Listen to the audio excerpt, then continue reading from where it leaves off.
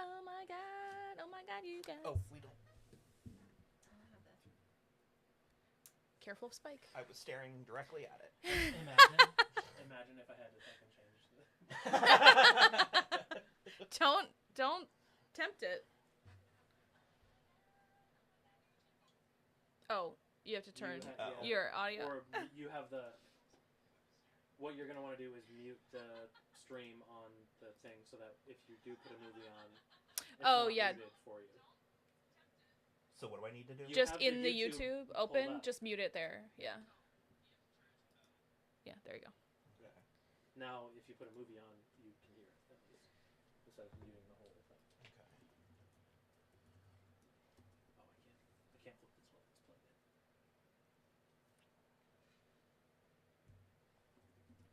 There you go. Yay! So excited. That's my husband.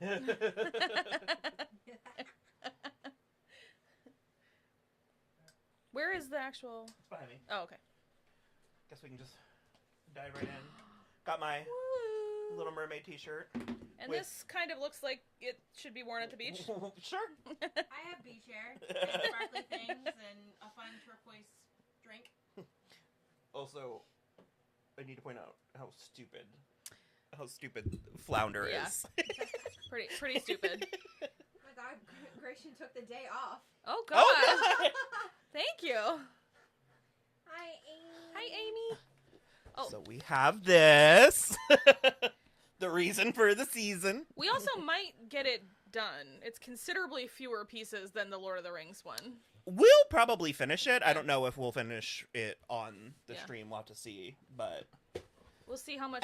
And I do have a bin full of dolls over here.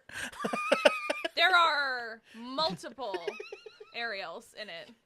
Multiple Halle Baileys. To quote husband editor Will, he saw the bed and just went, William. Let's just dump it.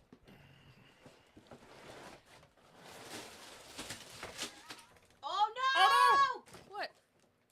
Oh, it's fine. I didn't know if I changed No. the... Okay.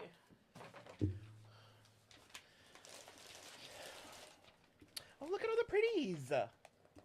What, here? All the pretty pictures that you just blew past. All right. Well, you haven't already looked through every single page of this. Give me a break. I haven't. Look, you get to make Ariel first. Oh, where's one? Where's one?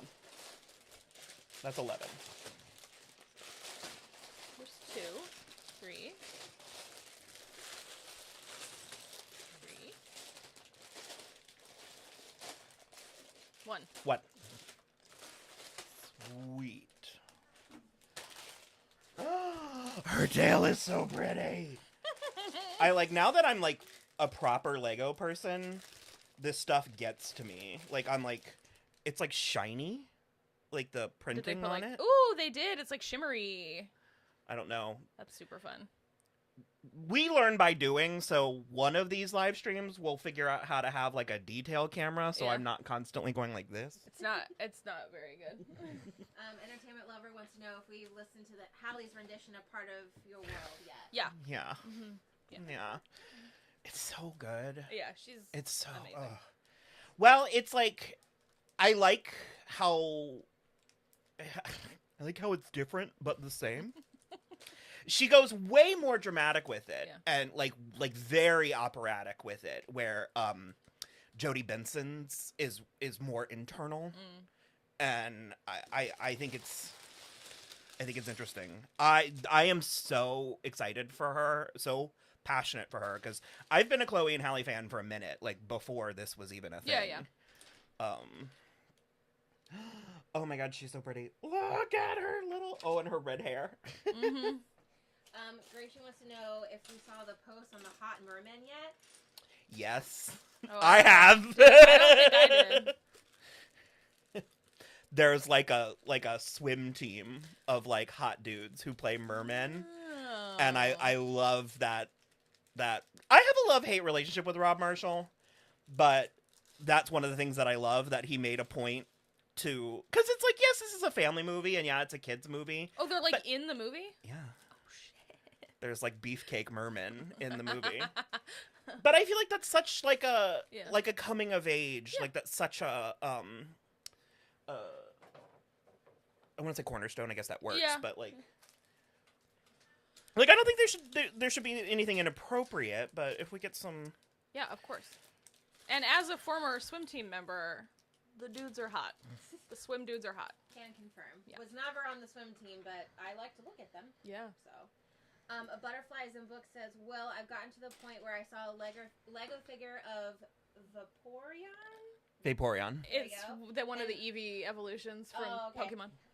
And I was like, Will would love that. She's your favorite, right? I like The water one? Yeah, Yeah. Vaporeon. I have a T-shirt with all the Eevee evolutions.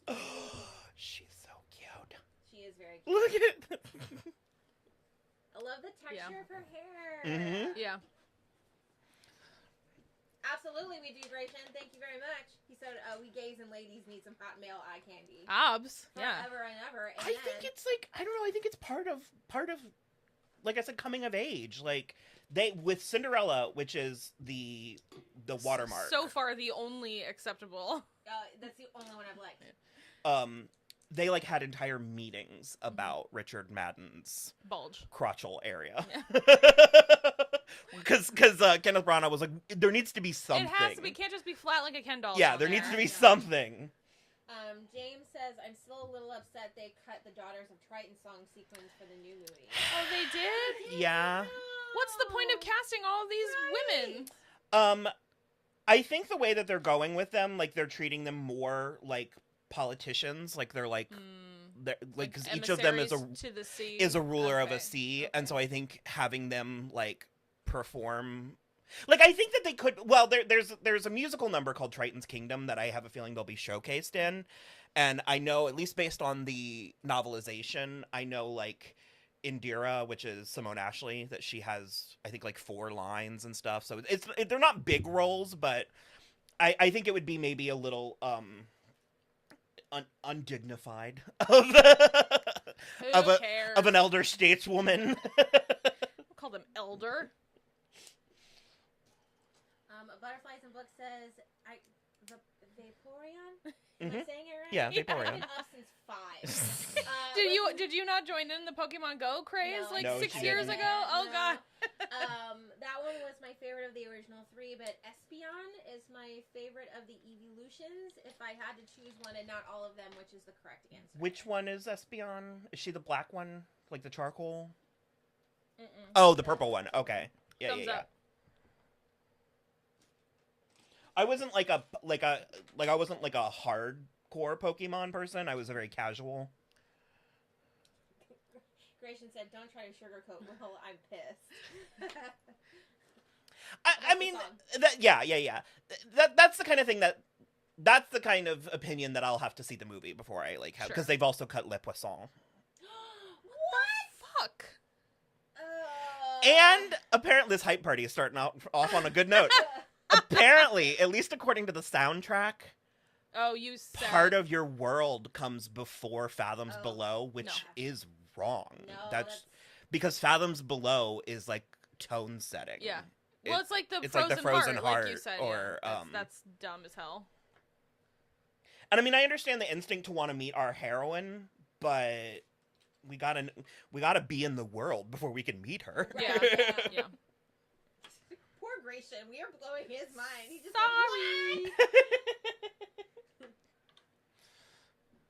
Like, Well, now everyone's like, how? Why? well, the good news is that there's a new song for Aquafina to sing and rap called Scuttlebutt. Look, I even like Aquafina, and I'm not. I'm actually she's the one I'm the most excited for. I think her Scuttle is going to be good. Sure, yeah, but I'm not sure we need a rap. I mean, it's Lin-Manuel Miranda. You're getting it. Getting Yeah. it whether you want it or not. That's what. Just put on. I love Lin-Manuel Miranda, but Just put on 3.5 hours of Hamilton while we're in here. Ooh, the Lego Titanic. I'm jealous.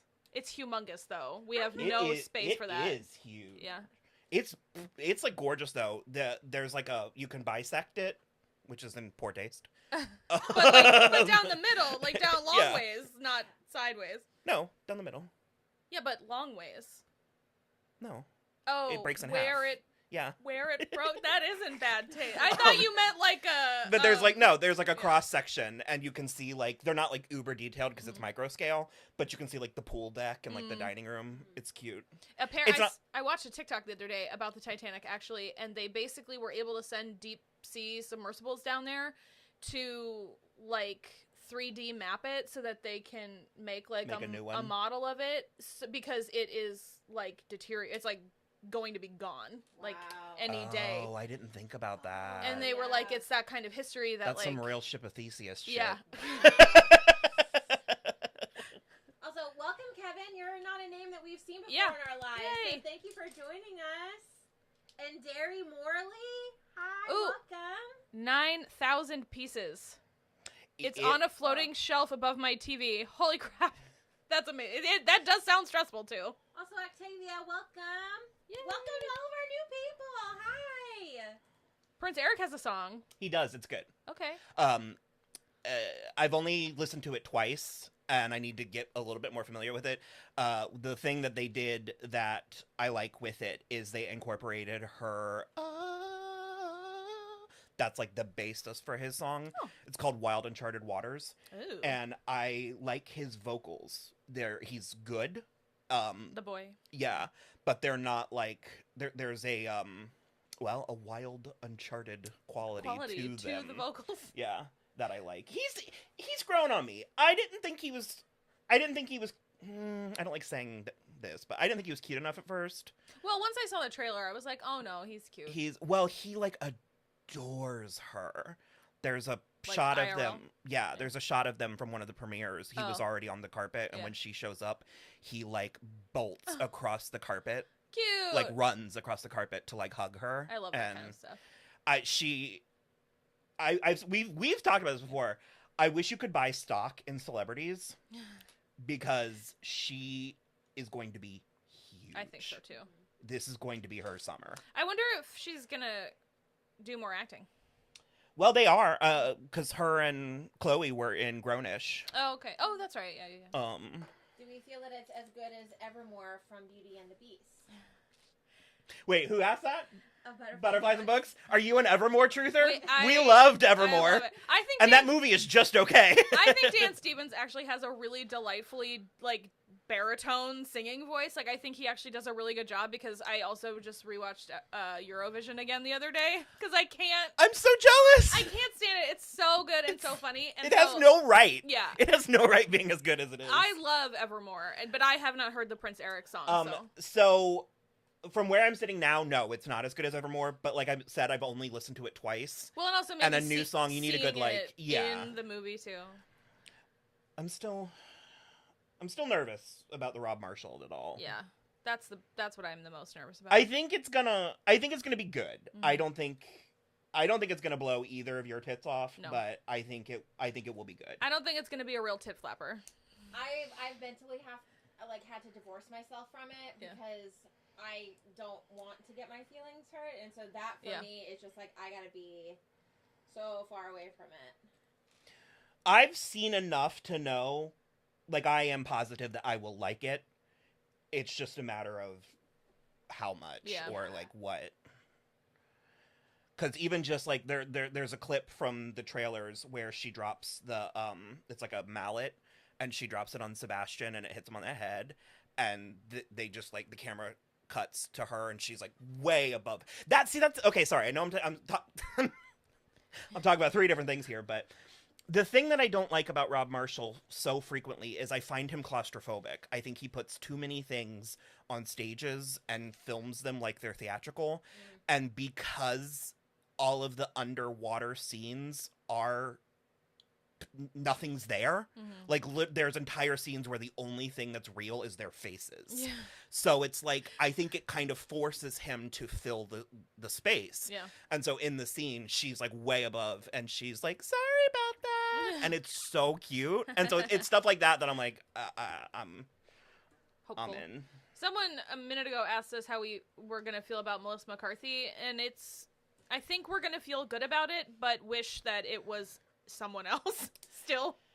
Based on what I've seen and what I've heard, because I listened to Poor Unfortunate Souls, I think she's going to do a great job, and I think she's going to do, because we are actually pretty big Melissa McCarthy fans. Yeah. I think she's going to do as good as she possibly can, having been, in my opinion, miscast. Yeah. Like, I think she's a safe bet, and I think she's going to be great. Yeah. I still think it probably should have been someone else. I think it should have been a drag queen. I second that. And I know why not. I understand. I get it. It should have been a drag queen, and it should have been a black drag queen. And that's my 2 cents. Yep, absolutely. But again, I think for sure, Melissa's gonna do great. I've loved her forever, all the way back since Gilmore Girls. So I'm not anti Melissa McCarthy, but I don't think she's right. Again, we haven't seen the movie yet, but based on what I've seen, I think where she's going to be the best is where she's not shackled to Pat Carroll's original performance. For sure, because absolutely. the one clip where she delivers the "Life's full of tough choices, isn't it?" Yeah. Pat Carroll delivers that so outwardly, so like, and the way Melissa does it is you can really see the con. Like, Melissa's the con woman. Sure. And the way she says "isn't it," she's looking at Hallie, but like pretending at her nail. That's the thing, is like there is also a huge difference between acting it as a human person and acting it with just your voice. And so I do think that Melissa's going to bring the nuances of it in, because I also think she's I can't wait to see her with Javier Bardem. Oh my god! Because they're making it clear in this version that they're brother and sister.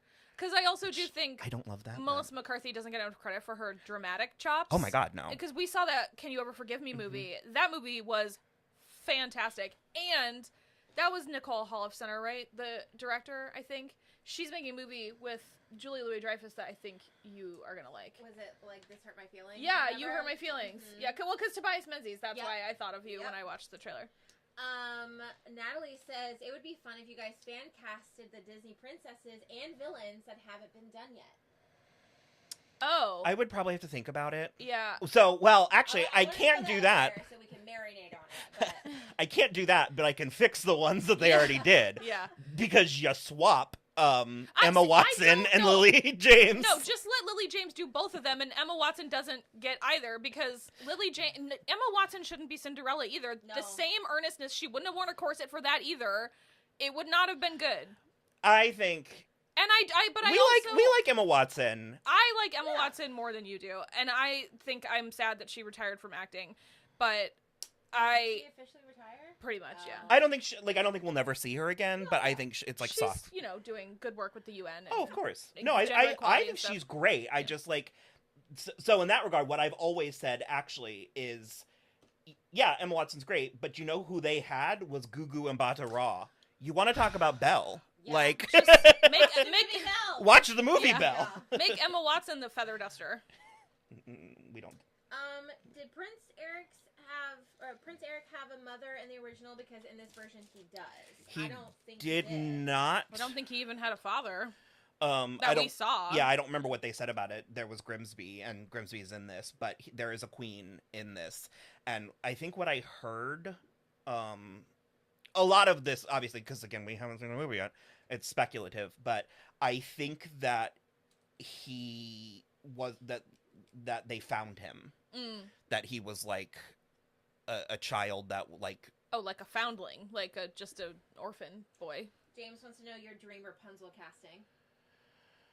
She's too old at this point, but Amanda Seyfried that would be good. Would have been really good. I mean, if it, again, with too old, but if it ain't broke, Mandy Moore. Yeah. Also, I really wish that Mandy Moore would have done it on Once Upon a Time. Sure. Also too old, and more casting for your Rapunzel, but Esme Bianco would be incredible. Mm-hmm. That would be super fun. Esme Bianco and Jared Leto. Oh wait, no. Jared Leto was the other. I mixed up my couples. Never mind. Yeah, I don't know what you're talking about. Which one was he? Penelope's?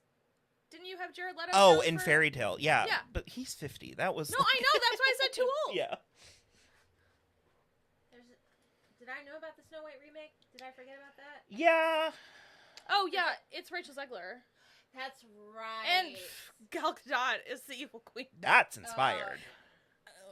She's not old enough. What about Tiana? Who would we cast as Tiana? Oh, it ain't broke. Anika Noni Rose. Anika's right there. I cannot remember her name, but the girl who played her on that 7th season of Once Upon a Time was wonderful. She was good, wasn't loved she? Her. She was pretty good. I cannot. Yeah. She was so pretty. I cannot see. remember her name. Sarah, who are you suggesting Maud Apatow for? I'm very curious. Oh, she could probably pull off Rapunzel. Also, Entertainment Lover asked if you guys have seen Scream 6. We have. It's coming. We did a full proper reaction to it. It's right behind this window on the computer right here. I'm finishing editing it. So you should be seeing that within the week.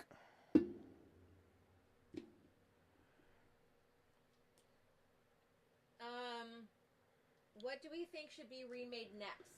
Hercules. Mark would love a Black Cauldron or Atlantis remake. Makia Cox. Yes. No. Is that her? Yeah, that's her. Okay, yeah. Yeah, she's super cute. I agree. She's cute.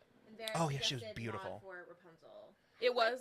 I do kind of like that. vibe. Well, she could also, if they are keeping it like Tangled, if they're doing these like kind of, specifically take the animated and make it live action, she could pull off the kind of like snarky kind of like edginess or whatever. Absolutely. But we're gonna have to pick somebody besides Zachary Levi. No, 100%. He's not allowed anymore. No, he's goodbye. We don't talk about the Goose Goblin. No. Do we think that if they remade Tiana, they would keep her as a human longer than in the movie? I hope so. That is our friend Monique's biggest gripe with that movie, is that it's the first Black princess and she is on screen for like 12 minutes or something. I completely understand that issue. Yeah. I just also, sorry, I don't really want them to live action The Princess and the Frog, because then it's gonna be like The Lion King, where it's just like photo real frogs and an alligator, a terrifying alligator. I don't want that. For like 90 minutes of movie. I don't want that. I think that's a bad idea. No, I was going to say, I absolutely understand that criticism of the movie, but I also think it's part of the story. Like, I don't think it's a flaw. I think it's a flaw in our culture. For sure. that, we had to get to this point to have a Black princess. Mm-hmm. But I think if we isolate it as just what it is, I adore that movie. It's great. Mm-hmm. No, like, it's wonderful. And it's one of the ones that... Also, Dr. Facilier is, like, scary. Yeah. But it grows on you. Like, I weirdly watch it for St. Patrick's Day because it came out around that time. And, like, my whole family watched it this most recent. And my mom was like, this is better than I remembered. And I was like, it's just... it's so pretty. It just grows and breathes. Because I have Tiana. Tiana's god tier for me. I have her there. And the Lego. Yeah. I don't know if you can see. We have a little Lego Tiana and Dr. Facilier. He is also god tier amongst the Disney villains. Yeah. And, like, scary. He's super scary. I just said that. Did you? Yeah. I was thinking about, like, live action casting for that, and I was like, Keith Stanfield. Well, for sure. But I was thinking of, I always forget, it's like James Michael Tyler. What's Everybody Hates Chris? The guy that's on Abbott Elementary now. But then I found out that he is only 5'8". And now I can't unsee it. For Dr. Facilier. No. It's just because Quinta Brunson is so tiny that he towers over her, even though he's 1 inch taller than me. This is already such an interesting build. It seems weird. I know that you're on the fence with this altogether, but I think you're going to end up liking it more than you think you will. I already like it more than I thought I was going to, but it is a lot of people bizarre. hate it, and I understand. It's like a swing. Like, it's weird, but I also want to encourage that from Lego. Weirdness. Just to do more out-of-the-box stuff. Excuse me. Husband will co-signs the Atlantis remake. Oh, yeah. Both. Okay, so Atlantis would be fantastic because it's not... The animated film is not as ingrained in the cultural psyche. That's true. And it already felt more, and I haven't seen it since I was probably like 17 or I've 18. never seen it. It's on the short list of things to do for the channel. Yeah. But from what I remember, it's more mature anyways, in a way that I think the live action would suit it. And I did say Hercules, which apparently Anthony Guy and Ritchie is doing it. no, Hercules? no, well, Yeah. Well, he Natalie- biffed Aladdin. Natalie said, "Isn't Hercules already being made by Guy Ritchie?" I thought it was the Russos. I thought it was Anthony and Joe Russo. Well, it's like not on. But I feel similarly about Hercules, that it's because it's got good bones. Like Hercules, I love Hercules. I think that might have just been rumors. It's not on Guy Ritchie's IMDb yet. So let's all do a quick prayer. Well, okay, that does not come to pass. if they make it an action movie, but how are you going to take the music out of Hercules? Like the muses, They would find a way. no. Also, you said something about the action. They biffed the action in Aladdin. That Guy Ritchie would have been perfect for Aladdin, but Disney didn't let him be Guy Ritchie. So okay, my issue with Why hire Guy Ritchie? someone and be like, and then completely neuter them? He makes some of the best action movies around, even if they're weird, like King Arthur. Like the action in King Arthur was not the problem, and also Charlie Hunnam has never looked hotter. my issue with so many of the live because I am for them conceptually in concept, but my issue is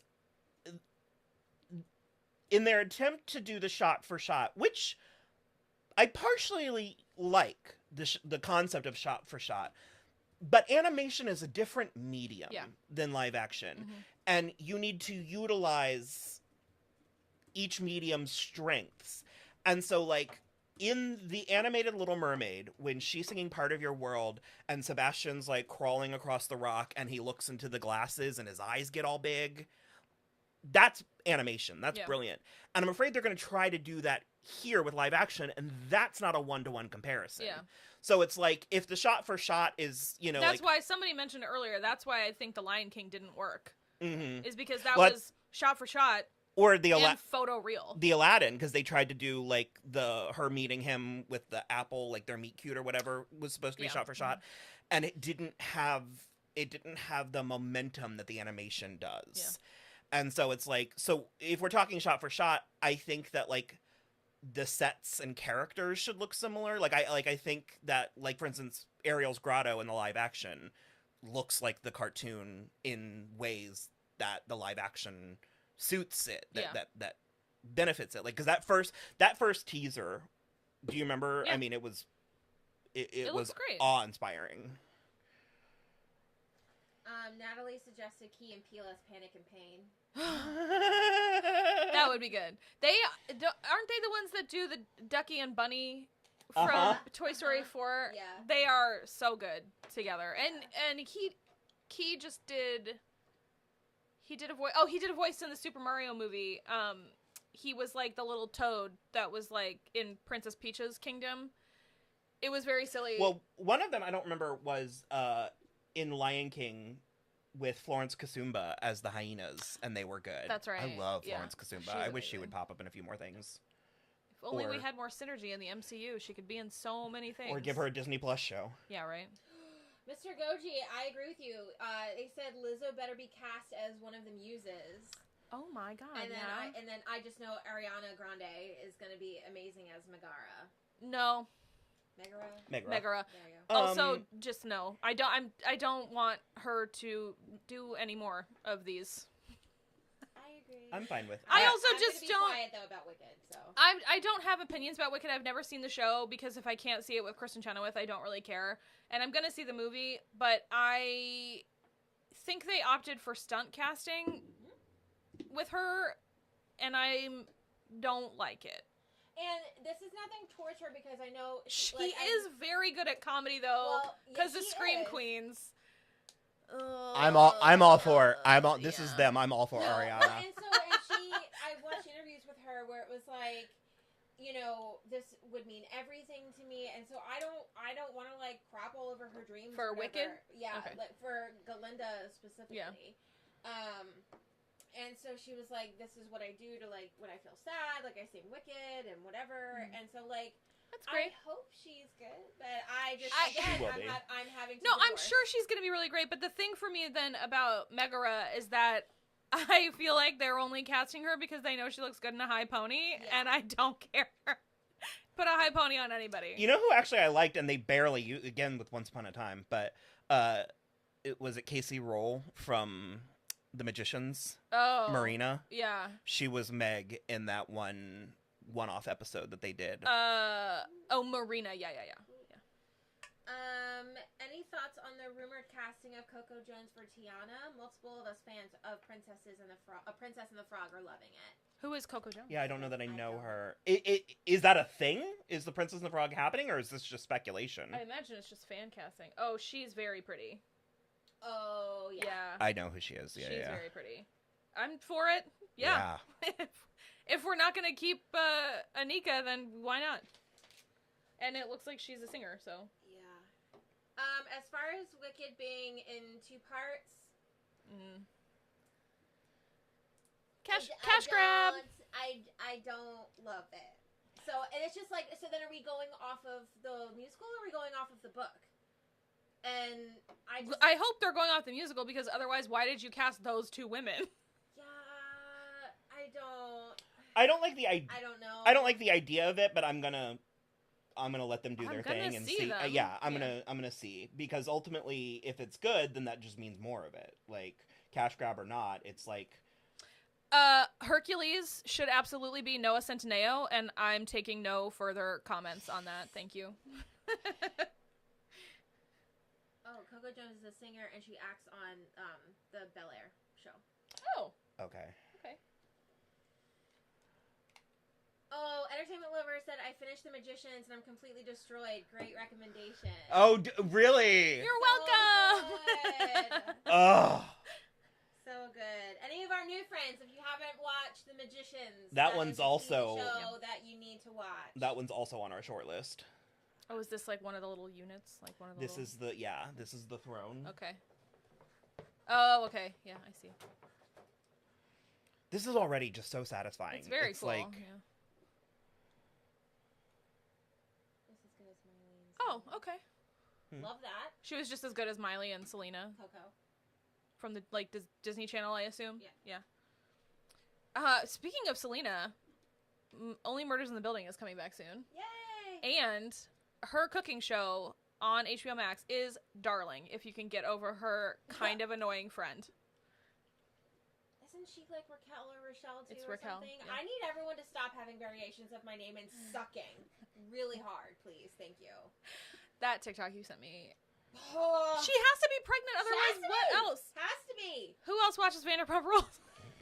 I've watched two total episodes, Well, and I am hooked. And then I asked Will, after we're done with this, we can like temperature check, but Yeah. what if we watch the finale? We could easily watch the finale.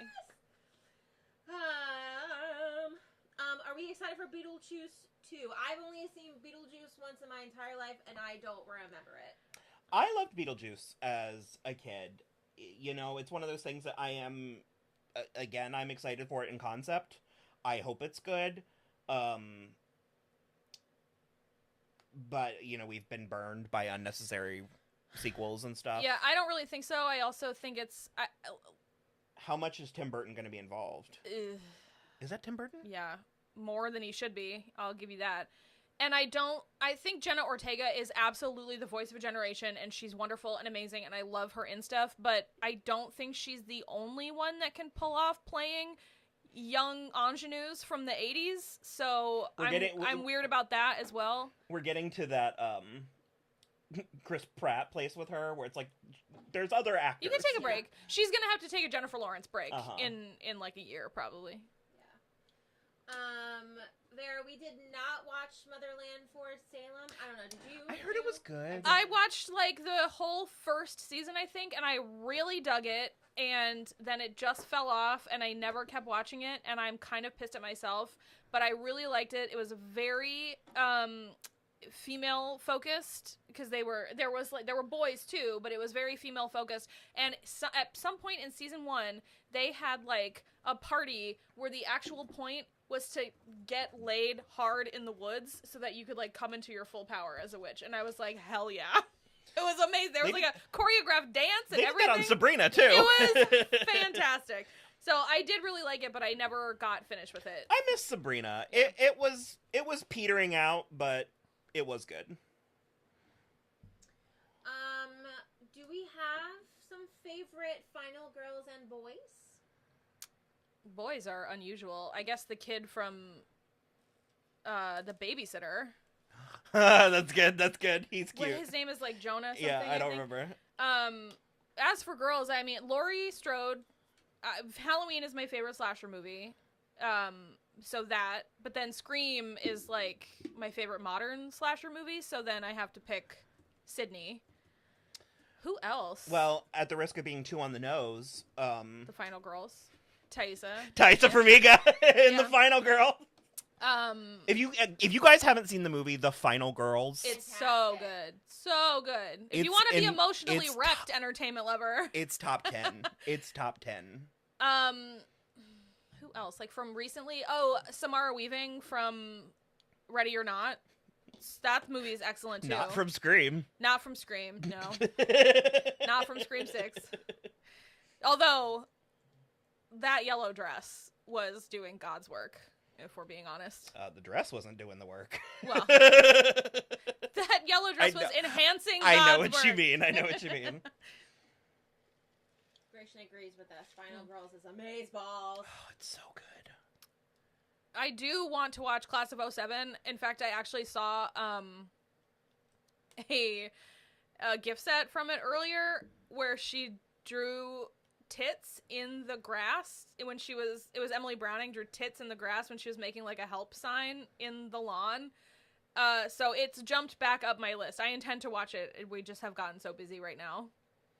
This is so cool. This is the case with most Lego builds, but the like little details that you don't like always... that's a little urchin. Yeah, but it's like you don't always see them. Well, you definitely don't see them in the pictures, and then you don't always see them in the final build. It's part of why the building process is so. Yeah. Also, to that point, I do actually kind of want to watch Class of 09 also because I really like Kate Mara, but that's for another day. Too many pieces left over. Because I didn't. No, we didn't. I want to. I love Freddie Highmore and Vera Farmiga too. And I think casting Rihanna as Marion Crane was a stroke of genius. Yeah. And do your TLDR about Melissa's version of Poor Unfortunate Souls. What? You like it, right? Yeah. Mr. Goji Productions said, any thoughts on Melissa's version of Poor Unfortunate Souls? I feel like the snippet of the scene we've gotten feels so low emotion compared to the actual recording of the song she did. You talked about it a little bit earlier, so I was asking for a short version. Yeah, I don't know. I'm trying to remember what I said. Well, for me, I think that it's going to play differently when we actually see it because we're going to see her face doing the work. So I think even if it sounds low emotion, I think it's gonna. Well, I was saying because I was saying that I think that she's very good, like she's delivering it, but I just not convinced that she was necessarily the right choice. And I think she really bodies the song. I've listened to it, I get that, but I think I prefer her more low. Did you say low key? It's a low energy, I think. Well, I prefer low some emotions. Yeah, she seems more manipulative in her acting choices than the animation and Pat Carroll's very in your face, like okay, I'm remembering now because I said the life's full of tough choices, isn't it? Like animated Ursa really gets gets in there. Well, there's also so much more you can do with an animated face than you can do with an actual human face. So I don't know. I think the nuance is gonna save Melissa. Mm-hmm. The nuance of film.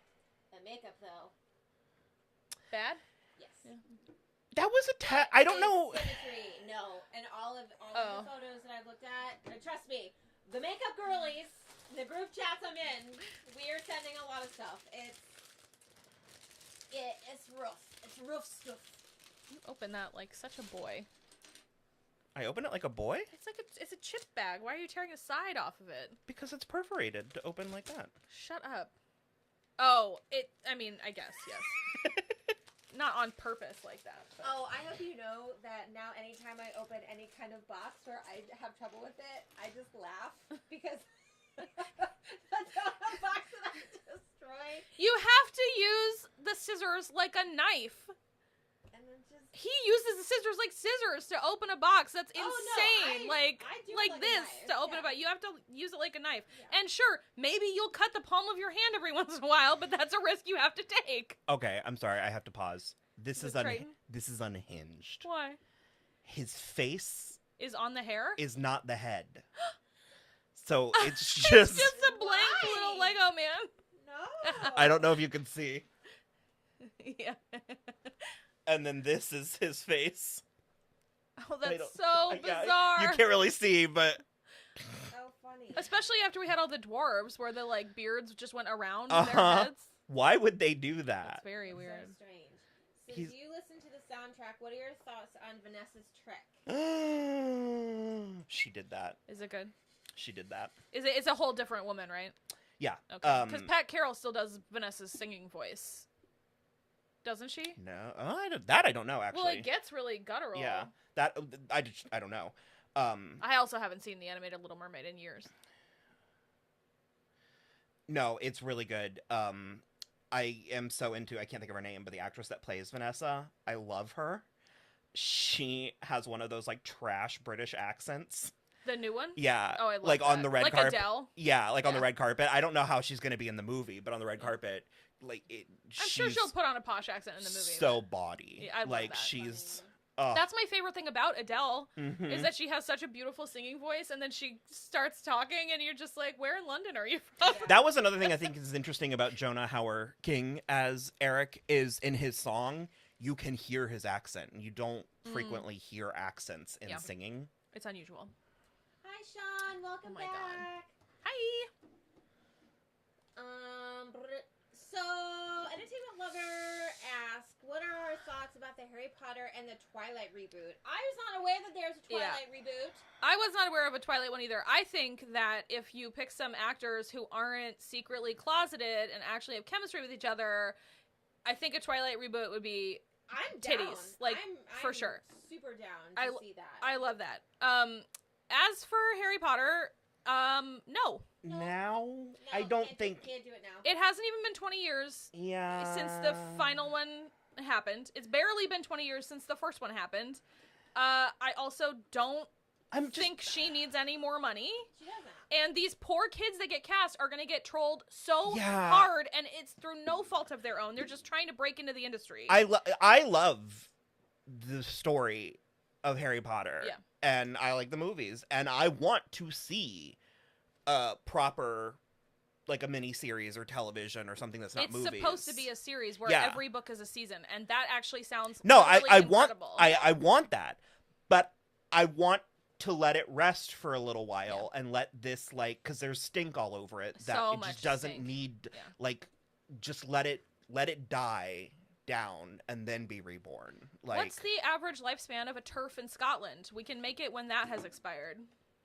That was aggressive. I said average lifespan. I didn't suggest any action. No, it was... You said what you said. I said exactly what I said, and I meant it. And also, I just feel like no matter what happens, because I'm all here also for a Black Hermione, and I just think that's not going to be great for anyone involved right now, especially, and I don't know. Is that a thing? Is that a requisite or She's Black and the Cursed Child, and so they are oh, right, right. Mm-hmm. And I also, there's people everywhere that are Hermione is Black just based on stuff she said in the book. Because of how she goes away for the south of France with her family in between one of the books, and she comes back and her skin is described as nut brown because she got tan on the beaches in France. And I get it, and I'm here for it, but that poor little black girl that gets cast as 11-year-old Hermione is going to go through it, and I don't think that's appropriate. It's just not worth it. I mean, we saw what people did with the freaking video game. Yeah. And I just, why? Yeah. I don't know.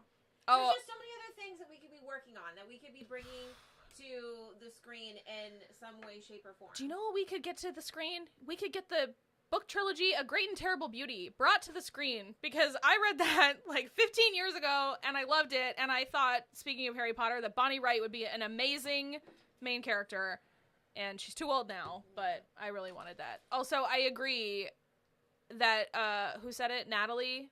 It's definitely because of Percy Jackson, because of the Percy Jackson series. However, Rick Riordan has done nothing wrong in his entire life that I'm aware of, and he is very pro the diversity in the casting, and he is very involved, and I think that's good. Mm-hmm. Kevin thinks that J.K. Rowling should have committed to her being black in the book instead of trying to have it both ways. Yeah. I think she should have done a lot of things. You It said also- it, I mean, it also was the 90s when she was... Can I fix this? Yeah, what's happening? Oh, is it? Did I get... It's just a little too wide. Yeah. And I just keep looking at it. I tried. No, you're good. I couldn't get the right angle on it early. Thank you. See, we help each other with our color blending. Absolutely. The Showgirls reference. Yeah. We should watch that again. We haven't watched that in ages. Forever. We were a little bit at risk of overdoing it.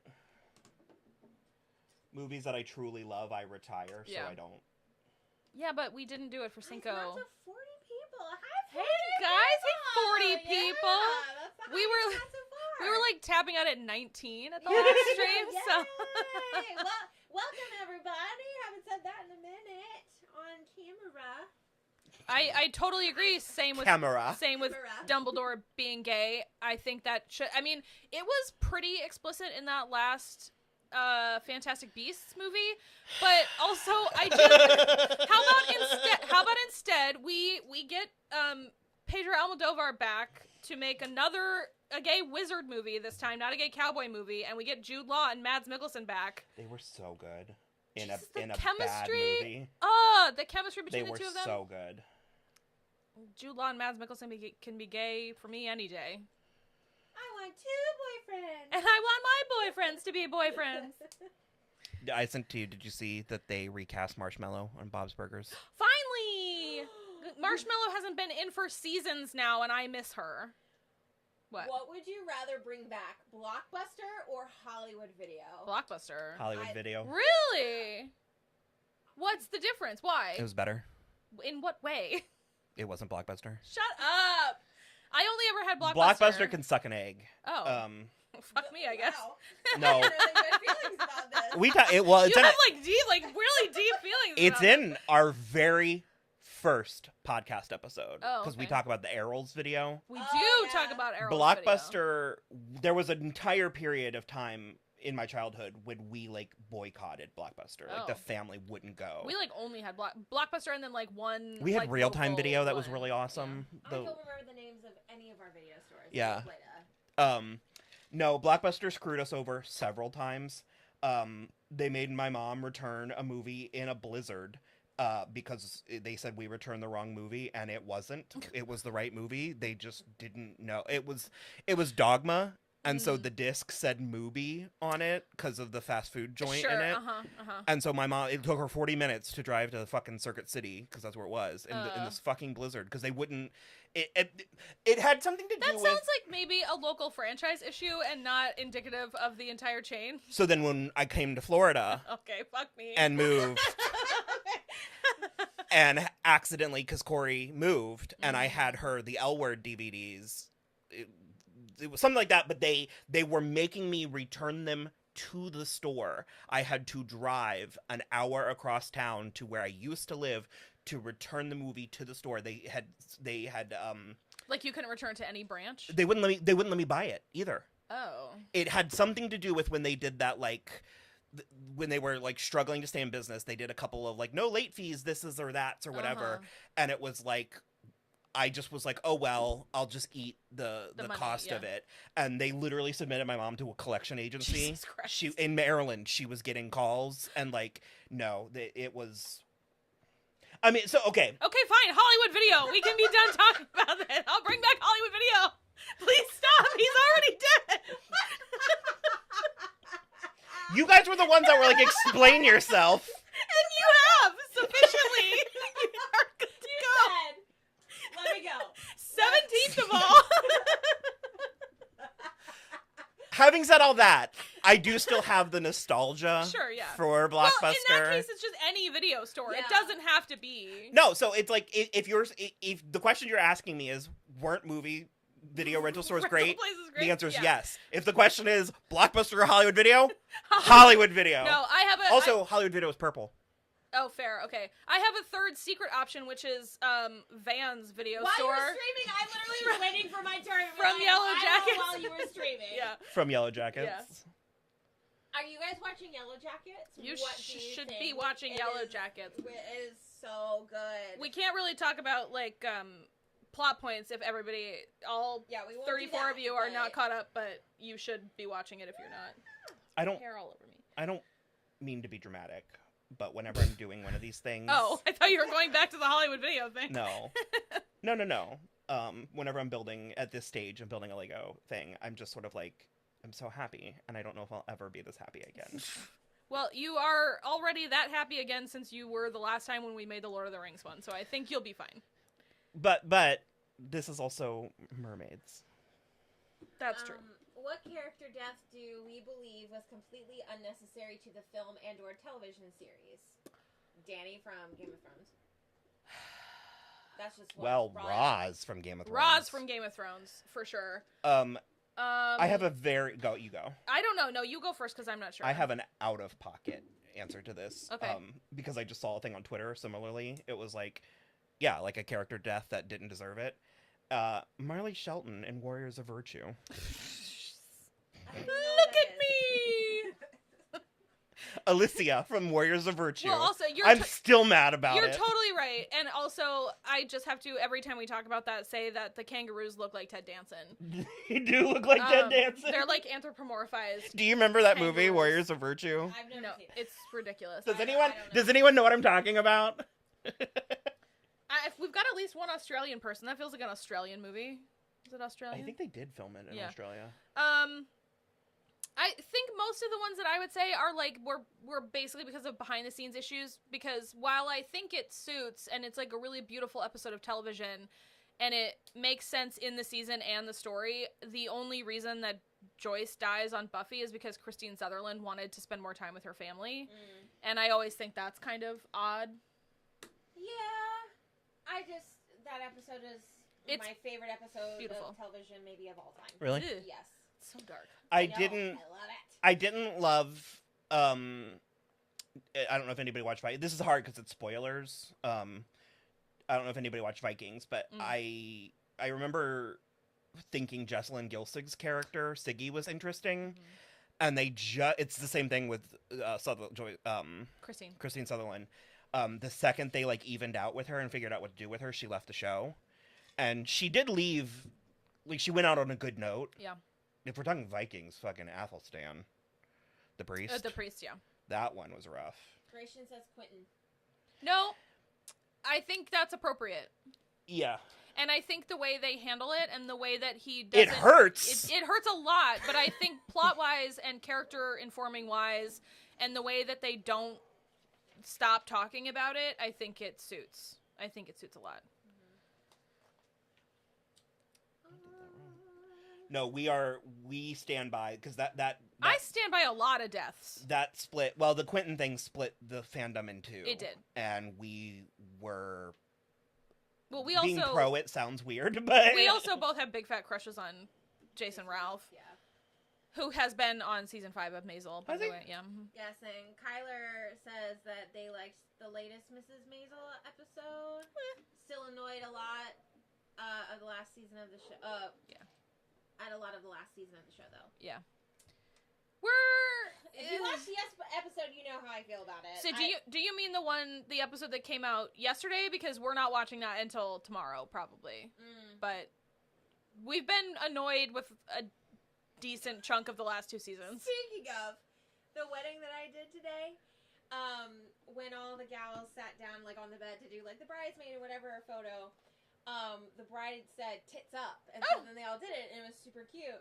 And then one of the photographers was like, "Oh my God, are you watching this season?" They're like, "No, we haven't watched it yet. She was like, "Oh my God, it's so good." And I literally, I'm over in the corner, and I was like, "What?" And I was like, "No, I'm on my phone."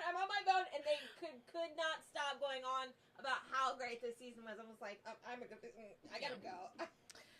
Also, Octavia, I could do a dissertation on the character of Cole from Charmed. I don't hate all of that storyline, and I love Julian McMahon, but he and Phoebe are just so toxic, and I don't know. I would have to watch it again too, because it's been like since college since I regularly watched that show. But wow, yeah, I have feelings about Cole from Charmed.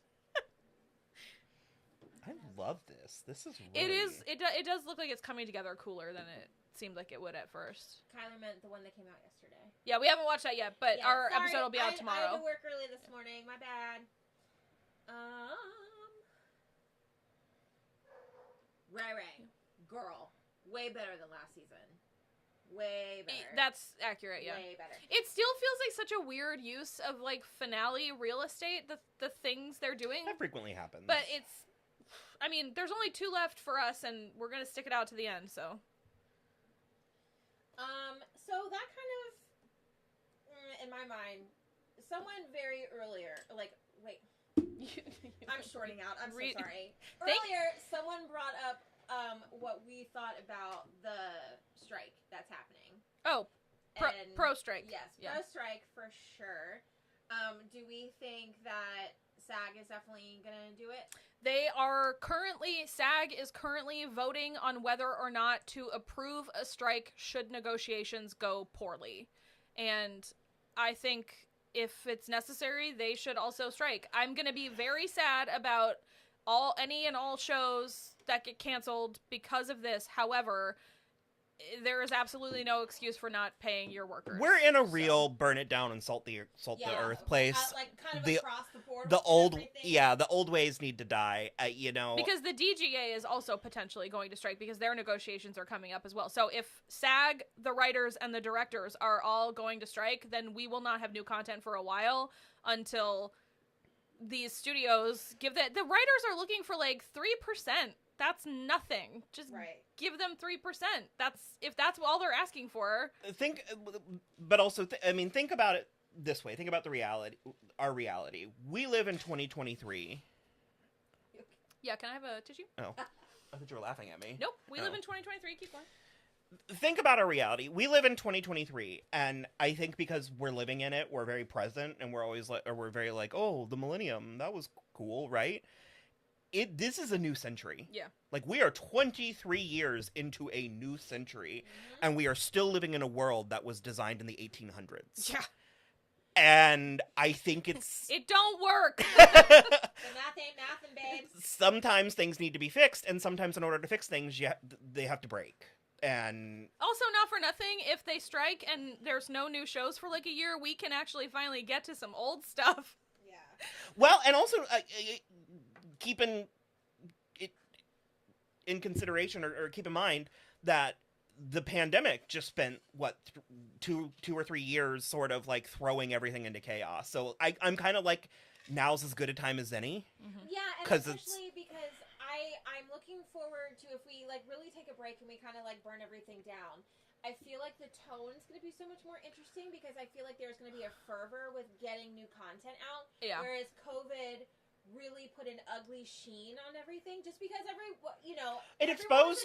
it exposed some really ugly realities of our world. It did, and everyone's traumatized, everyone's depressed, and that was a lot of the stuff that Kristen and I watched, that was our biggest complaint because we could all tell. Maisel and Outlander specifically last year, we both were like, this is so grim and dark, and like, sure, yes, the Outlander books get grim and dark, but part of the things that are amazing is the hope and the humor and the like actual love between Jamie and Claire, which was like shockingly missing last season. Yeah. And then it was like such a huge focus on Roger and Bree, who I think are like, they're fine, but like if they were a spice, they'd be flour. Yes. And so I just like I agree. I think if we got an actual legit strike and from everybody and this went on for long enough that we really disrupted everything, the stuff we would get back at the end of it would be more akin to, like, The Good Place. It also wouldn't hurt my feelings if actual, like, artists were getting paid instead of like business people. Yeah. Because they've got enough money. And I'm all for money. I want to be rich, but things are... We are ready to be rich. You gotta change the vernacular. Yeah. We're gonna be rich, and you guys are helping. Okay, Butterflies and Books. Speaking of what are some tropes, like the female cop with the French braid, which we have kind of coined, do you think writers and studios need to leave in the past? That's definitely one. I think every once in a while, she has a place, the female cop with the French braid. Oh, sure. But, in addition to that, the strong female character, like from the 90s, that could go away. Yeah. For sure. And then, having a character go through a rape. Yeah, well, okay. To further their character, prove that they're strong. That they're strong, 100%. Yeah. So, like, basically any trope that is written by men... I mean, they just fundamentally don't understand. They don't get it. They don't get it. I had that conversation with my brother last weekend, and I was like, oh no. Yeah. I also hate the concept of the Mary Sue. Like, I don't really buy that in general. I get. No, we were watching something. Will and I were watching something just recently, and I leaned over to him, and I was like, so what you're telling me is that this character is a Mary Sue, but it was a boy character, and he was good at it immediately, and I was like, is that what I'm supposed to be getting from this? So good. While you're doing that, Octavia Williams says, what do you think about Disney suing Ron DeSantis? We love it. Love to see it. We are in Florida. Hold on, question. Disney they are countersuing him.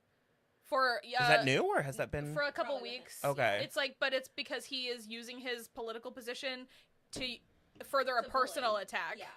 So I was actually, my family was conservative growing up, so I was raised with a lot of the conservative principles and ideals, and so many things happen in modern politics and modern conservative politics. And, like, quite literally, the first thing that goes to my mind is, man, when the Republicans hear about this, they're going to be pissed. Yeah. And then I'm like, oh, no, wait. No, it's them. They're the one, like, they... The call is coming from inside the house. so fundamentally, the current conservative crop so fundamentally does not understand their own platform, 100%. Their own party. Mm-hmm. I cannot put into words how little thought, care, respect I have for Ron DeSantis. I hate him. Nobody that resides in this house voted for him. So. I hate him so much. Yeah. I Flames. Yeah. He's because he's just such a little bitch. Yeah. Like he masquerades. I don't know. We should probably not get into like a huge political thing.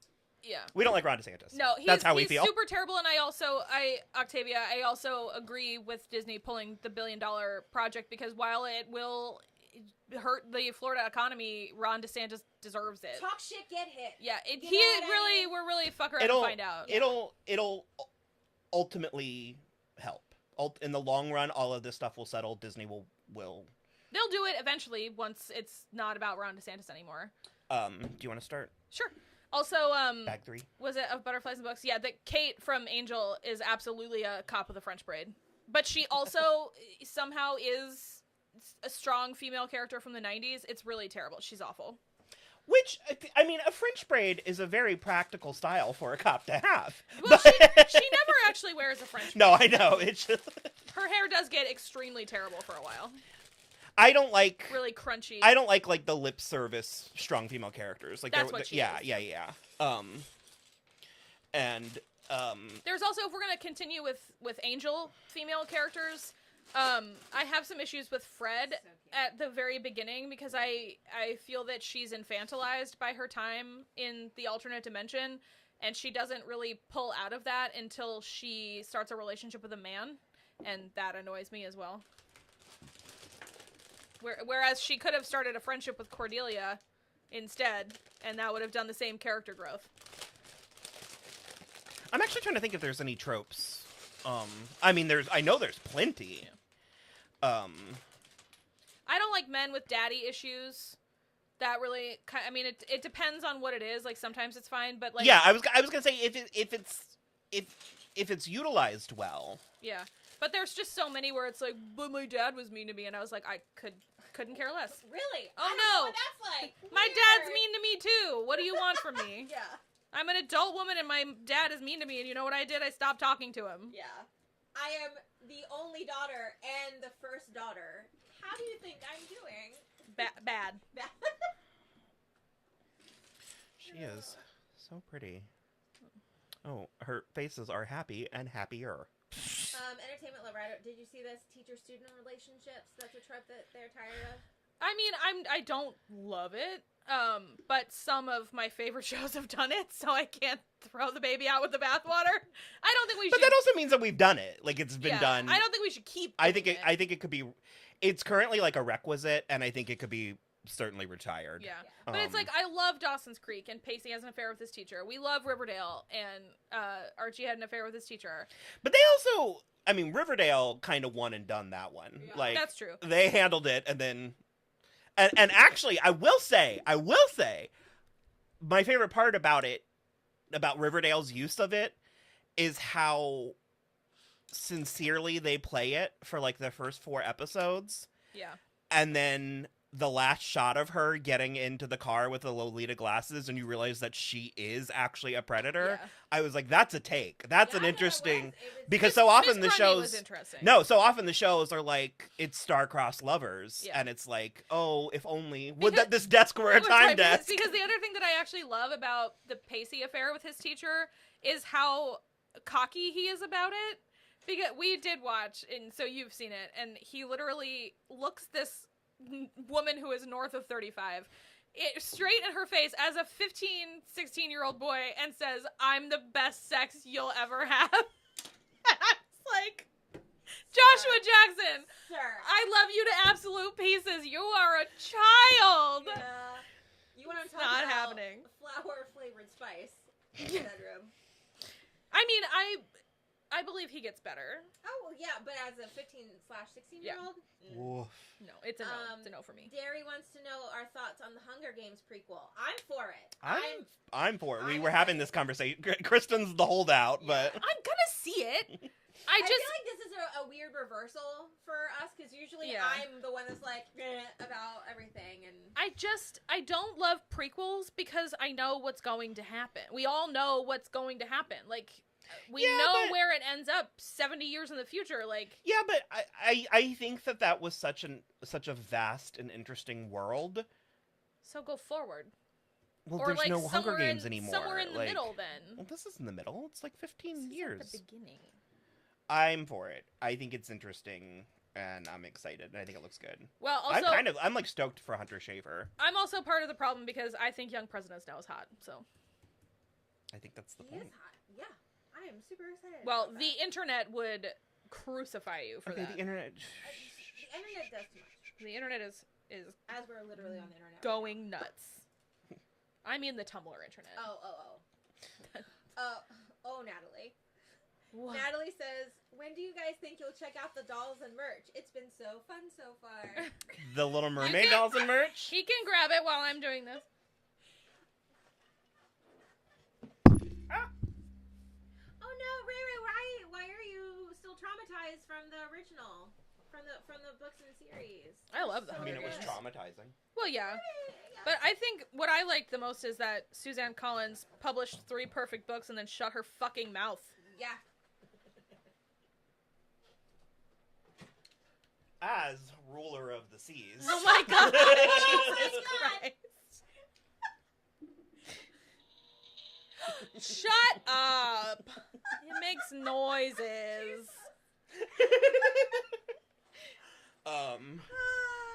I just carry this around my house when. Yeah, I know. You have another trident too. Emotional support. My Trident. emotional Yeah. support trident. Yeah. It's not the only one he has. No, the other one that I had that I made got broken. My stupid brother. We love brothers be Andrew. brothering, that's for sure. Okay. Are you gonna pull out more? Well, I was trying to decide. No. They're asking for it. Okay. There's like 15 more bags over there. We're not going to be... Yeah, I was trying to pace it out. Oh, well. So, this is an adorable book. It's The Guide to Merfolk. I didn't read it. I mean, I paged through it. New? Oh, yeah. Yeah. Yeah, okay. It is... Don't give me that look like you don't have other merfolk books. Oh, I have that one there that you got me. That's actually the best mermaid book I've ever gotten. You're welcome. Oh, I don't know these names. Eric Guerin and Ariana Rea and Denise Shima Bu- Bukuro? Yeah. Bukuro? And Max. Narciso. Well, the author and artist did a fantastic job. It's called The Guide to Merfolk, and it's like presented like it's Eric's, or like it's a textbook from Eric's library that fun. he annotated. So That's really fun. there's like, well, the illustrations are gorgeous. If you're even remotely Oh, wow. a mermaid person, they're Oh, yeah. beautiful. That's cool. But yeah, there's like little notes from Eric, and there's like a map. I mean, you gotta love anything that has a map in the front. Do you know what this is kind of like? Is that that fairy book with the smashed fairies? Yeah. Mm-hmm. I forgot about that. Yeah, my Aunt Megan loved those. I'm gonna butcher your name. I'm so sorry. Bladi.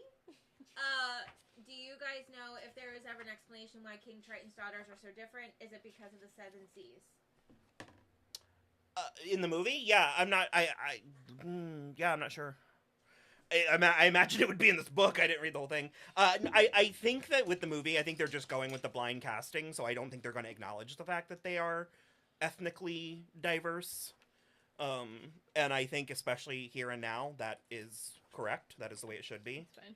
Yeah, there's all kinds of things about moons, like the coral moon, the clam moon. There's like super fun. merfolk suns. Oh, here's a hot merman.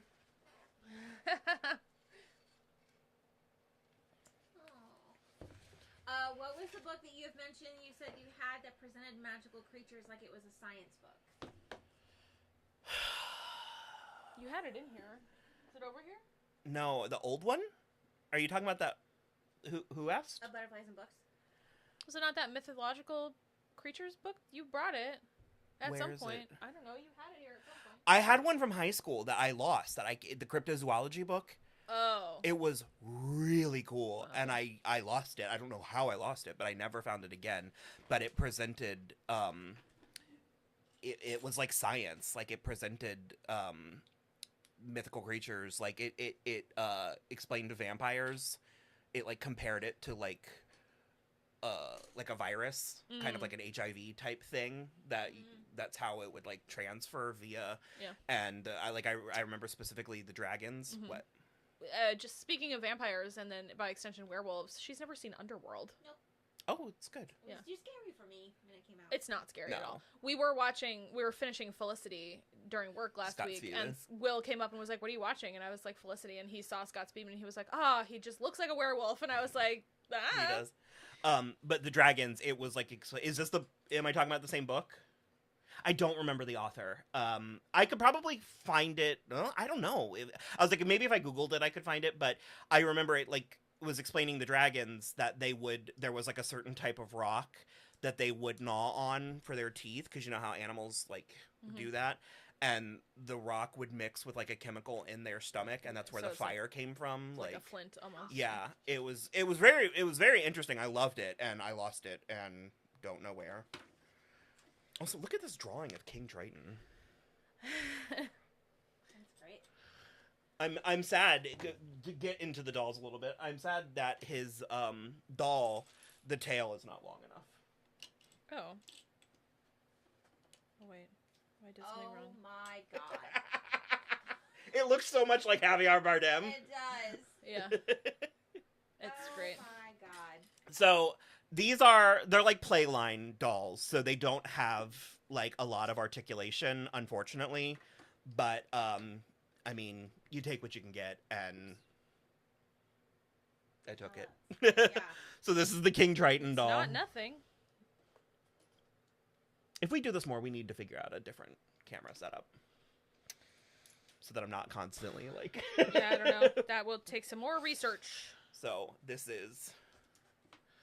I am so excited for King Triton. I'm like such a huge King Triton stan. And I was as a child. A lot of us little gay boys have memories of King Triton. Brittany wants to know if we've seen the trailer for Mer People. I didn't even know. No, movie? I don't know. Do we try to watch films that win awards, and do we believe awards are good indicators of a film's quality? Of course. I try to watch all the Oscar nominees every year. I don't usually make it, but I try just because I like to watch a variety of things. I think the awards shows are more political than anything, so more often than not, the like performance or the movie that I think should get the most recognition doesn't get anything because it's like a comedy or a horror movie or some kind of genre movie that doesn't get recognized, and I think that sucks. But for the last, with the exception of Green Book, for the last like 5 years, 5 or 6, when did Moonlight win? 17. So like since 2017, I think the awards have been like largely amazing. Like Best Picture, like the Oscars specifically. I think like movies that win awards deserve the awards and are good, and I think the awards are proof of that. However, I don't think a movie... I think so many movies worthy of praise and deserving of praise don't get it, and a movie not having awards. So I kind of feel the opposite. I think, yes, of course, awards are indicative of a good movie, but not having an award doesn't mean it's a bad movie. It's not the only indicator. Oh yeah, like this was really cool. Apparently his crown is like shark teeth with fishing rope and then like covered in molten gold. Ooh. It's like... Yeah. I really love that sort of creativity, that sort of world building, that sort of like mythos and stuff. Well, it's also making me think of cause we just watched Brad Evans watch Game of Thrones last night. Is this meant to go like straight in the middle, like in the holes like that? No. Well, it doesn't fit evenly another way. Oh, it's all the way in the corner that way. Okay, my bad. The Mer People show, we think it's a reality show or documentary about Mer people. Yeah, I've seen it. I'm aware of it. What was the question? Just if we had seen the trailer for it. I've seen the trailer for it. And Sean, she watched Eurovision a couple of days ago. I did. We've all seen it, though. The movie or the actual Eurovision? Because the actual thing's happening right now. No, it's over. I didn't watch it. Sean, I can't even talk about Scandal right now. I can't. So we're gonna watch. We're gonna watch the finale episode after we're done with this. Yes, because me and Kristen watched it live. I'm fully in it. I've watched Vanderpump Rules since day one. I'm a day one girly. And so she got me. Yeah, and then so we're gonna loop Will in, and so because I need them to be a part of the reunion because. Oh, I'm here. I'm watching the reunion. It was out of control. Yeah, I can't. Out of control. The fake crying, the fake panic attack, trying to manipulate Lisa Vanderpump. Are you out of your mind? In her own home? Well, and then this is the extent of what you've seen about her. And you're like, I wasn't born yesterday. Like, get the fuck out of here. She has swans and glass front doors. There were just ducks in her swimming pool. Her clothes are made. You think she was born yesterday? Her clothes are made for her. As they should be. Her seamstress comes to her house. Yeah. She also, when we were watching it, I was like, I love that she seems to be like a side character in her own show. Oh yeah, she's. I mean, that's the dream, is it not? It's the dream. It's the dream. That it's your show, but you don't have to do anything. Yeah, no, it is. It's incredible. And then there was a TikTok that I saw. I don't know if you guys like pay any attention to Stassi. So she was in town because she's doing her like. Oh, is that who you sent me? Mm-hmm. Okay. No, that is not who I sent you. Oh, okay. So she was in Orlando a couple days ago, and she was like talking about it. And so Bo came out on stage, her husband. Oh, it's like your cat. Was like, right? Spelled the same. Because they were talking about Sandoval like crying and all that, and he had to come out, and he was like, you know, I work in casting, and I just have to tell you, the whole time I was watching that, all I kept thinking was, do less. You're doing too much. Like, he goes, I wanted to stop him and be like, you need to start over. And he was like, it's just acting the entire way. And when he was, like, doing, like, his whole hyperventilating, like, ventilating thing, going, like, whatever, and then Lisa comes over, and she's like, stop it. He goes, okay, and then goes and walks over. And then he was like, just that's fine. That's not how a panic attack works. And you moved to LA to be an actor. Did he really? Yes! Panic attacks are kind of like, I need to be away from here. He does. Okay, he does, though, look like Billy Crudup. Yeah, Somebody said he looked like Ben Feldman, and I thought that was really mean to Ben Feldman, but it's also not true, so.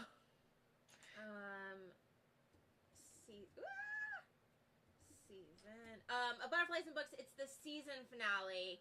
There is... when I tell you I'm in it, I am in it right now. It was bananas. So, there apparently is information that is coming out at the reunion, because they have not reached out to the cast to re-sign their contracts for next season. And so there's information that's supposed to come out during the reunion that they filmed separately that not all of the cast knows. And so production has come out and said that everyone needs to watch the reunion, and then they will give it a beat, and then they will come back to them and ask them if they want to re-sign contracts and moving forward. I think that I'm still calling her Raquel. I can't call her Rachel. I can't, because she also spells it correctly, and no. I think she's pregnant because no one has seen her, and because, like, why else? I don't know. It's just, it's so good and insane. I think she's pregnant, too. Otherwise, it can't, I don't know what else it could be. That's really gonna change the, like, who can, like, record with who and film with who. Also, the way it's going right now, I think Ariana has a good case to be like, it's me or them. Oh, 100%. Yeah. Well, because 98% of the cast is on her done team with them. Yeah. And it's like really only Sandoval and Schwartz are the only two islands left, because I don't think Raquel's going to come back. If I were her, I wouldn't. She's apparently, with that TikTok you sent me, she's hiding at her grandma's house in Tucson. I think she's hit rock bottom. Yeah. At your grandma's house in Tucson? I'm really sorry. My cousin's from Tucson. It's lovely, but well, and my whole thing is she has not shown any... She is so smug the whole time, and that's what everyone has said, because she's played like this doe-eyed Bambi idiot for so many seasons. She's not an idiot. She knows exactly what she's doing. Exactly what she's doing. And I mean, if you were willing to participate in a fair at this level, and then you're just gonna disappear off the face of the planet, own it. Make T-shirts, wear a crown. I mean, be like, yeah, I did it. And I'm going to do it again. And I'll do it again. I'm going to have sex with you, too. Like, you know what I mean? I can't. Oh, it's so good. It's my Super Bowl. This is 10 seasons worth of work. You putting it somewhere else? I'm going to put it in the doorway. Okay. I was like, I don't want it off forever. You were like... It's been nice. Oh, it was just... Oh. Not Karina! What I was anticipating. Entertainment Lover, we actually did a reaction to It Follows. We did. Oh, yes. Rachel and Will. Me and Will, because they are insisting that I watch scary movies and react to them for you. Because we're mean. No, it's because we love you guys. So we reacted and talked about it, and it actually was my speed. It was not nearly as scary as I was expecting. It was more creepy. It was building it so this way. If you are not a scary movie person, I think you'd be okay with it. Because I am not a scary movie person at all. I will not watch Scream with them. Will forced me when we were young, and he gave me a heart attack, and I had to take a break from watching it. It just was spooky. It was so good. Scream is so good. It is. Okay, so... because we did get questions, and I reached the part of the book about the sisters, we can go over, because, I bought the sister dolls. So, and I actually have 2 of each. Not of each doll, but I have a small one. Oh. She cute. This part is so bad. We need, like, a second camera to show stuff. But this is Princess Mala. Do I need to get up and just, like, put things in the front of the camera? Maybe. Oh my gosh. So these little ones, these were actually great. This was the first. It's a set of the sisters that are little. This was the first merch that I got, and they're so cute, and they're so pretty. The tails are so pretty, and I love the hair on the little ones because each of their hair. Swoopy. Yeah, hers is like. Which one is your next? Have you seen that? I have not seen. I have not seen it. Okay. Well, A Butterflies and Books wants me to watch it. I don't think she can do that one. Really? I haven't watched it yet. We're I would have to. very picky about the horror that we show to Rachel. It's Home Invasion. Oh. Right? It's Home Invasion. I don't think she can do that one. Cue the Daughters of Triton. Yeah, because you're not going to hear it in the movie, so. Yeah, when the Davison family comes under attack during their wedding anniversary getaway, the gang of mysterious killers soon learns that one of the victims harbors a secret talent for fighting back. I've heard it's good. Yeah, I think it's kind of like Ready or Not. Is that the one with the blind guy? Ready or Not? No. You're next. You're next? I don't think so. Hi, Laura! No, but I know the one you're talking about, and I don't remember what it's called. Yeah, that it has what's her that face from one, Suburgatory. That specific guy, yeah.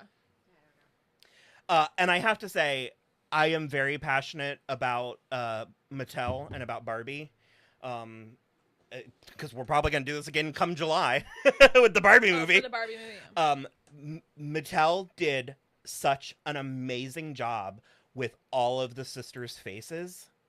These Sorry, the blind guys don't breathe. Sorry. These face sculpts on the sisters are like... Ooh. They're gorgeous. Yeah, It really looks good. just like them, and Mattel has such a they're so skilled at capturing the likeness of the actress and not having it be an uncanny disaster, a la that Belle doll from a few years back. Is she still in here? No, that one's great. Oh, The Hot Toys is Toy? great. She's too tan. That's a Hot Toys thing. So this is Should work on Mala. that.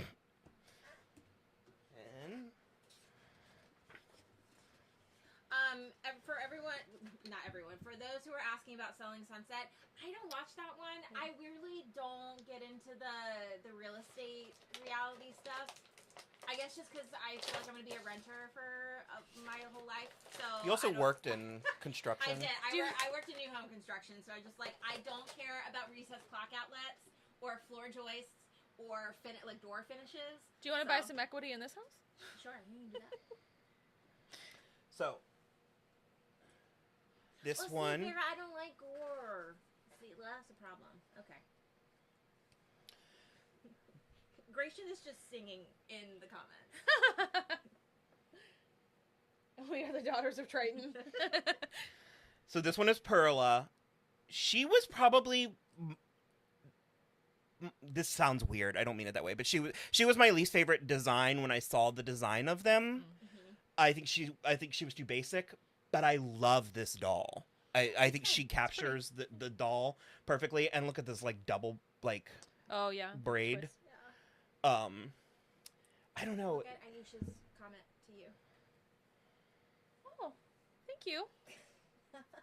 I did my best. Oh my god. I curled it today, and it's gonna be minutes until I can cut the rest of the green out, and then I think I'm gonna go red again. So watch this space if you like my hair. And again, there's the face sculpts, and actually these. They are printed. They do have the pixelation. I can't tell. On the There's two different ways that they apply the painting, and one of them the fans like better than the others. And considering what a doll person I am, I'm not fully sure the differences. I think they did a really good job with the printing on these, with the tops and stuff, because they're in the movie and in the designs. Their tops are scales, which I have conflicting feelings about. Why? I find it a little offensive that because it's they can't take their tops off. Oh. It's scales, and I just sort of I miss the shells, and I think it's how are they meant to feed their young? Kind of, yeah. I think it's a little bit sexist, but it's a children's movie, so I'm not gonna get free the nipple. I mean, kind of. Nothing about a nipple is gonna hurt your kids. Nope. And if you think so, you should go to therapy. Oh, I talked about today with one of my people about the nude lip and how I would get really frustrated because people don't know what nude means, and then I would be like, just whip your tit out because it's the color of your nipple is your perfect nude lip color. And she was like, you didn't just do it. And I was like, no, I would have gotten in trouble, but like I can't tell you how many times I was just like, just professionally whip your tit out, please. Yeah. I need to see it. Which then she gave me the lipstick colored twig, and it's perfect. There's a fun fact. Now you all know what color my nipples are. This is why I shouldn't drink margaritas on camera. No, I love it. Ask me anything. This one is Karina. Ooh, is she from the north? I think so. The She's one of the cheekbones work that they're doing. Like, this one is a little, I was like, that's kind of masculine, but I dig it. The actress is. I She kinda looks dig it. she looks like that. Like they look like them. And so obviously you can see like they had to simplify the design. I think they did as good a job as they can, you know, given the limitations. But Disney, if you're listening, don't do this because I don't have the money, but I would like to see designer dolls of all of the sisters.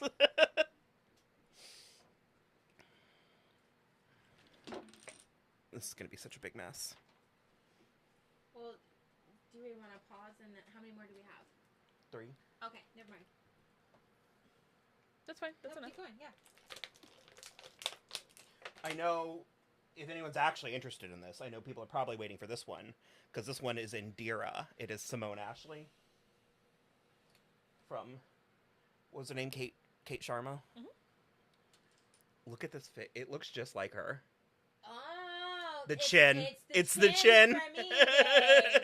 It's the chin for me. Oh yeah, for sure the chin.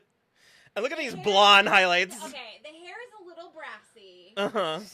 but We need a little bit of toner. yeah, we're a little too cool tone, but it's okay. The little one's got the chin too. Yeah. What are the little ones for? Just for funsies? Yeah. Okay. There's like little play sets and stuff. Shimmery. Uh-huh. That's fun. But yeah, it's It's just, I move back there. You can't see me anymore, and then the Barbies just swim on the screen.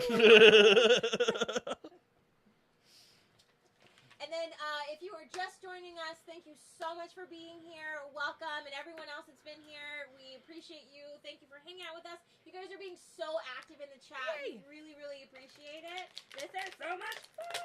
Oh, did they change their names? Gratian says they changed their names. Oh, okay. in the I'm not sure why. I'm mostly fine with it, but in the animated, they're all A names. It's like Arista, Aquata, Adina. I remember that now.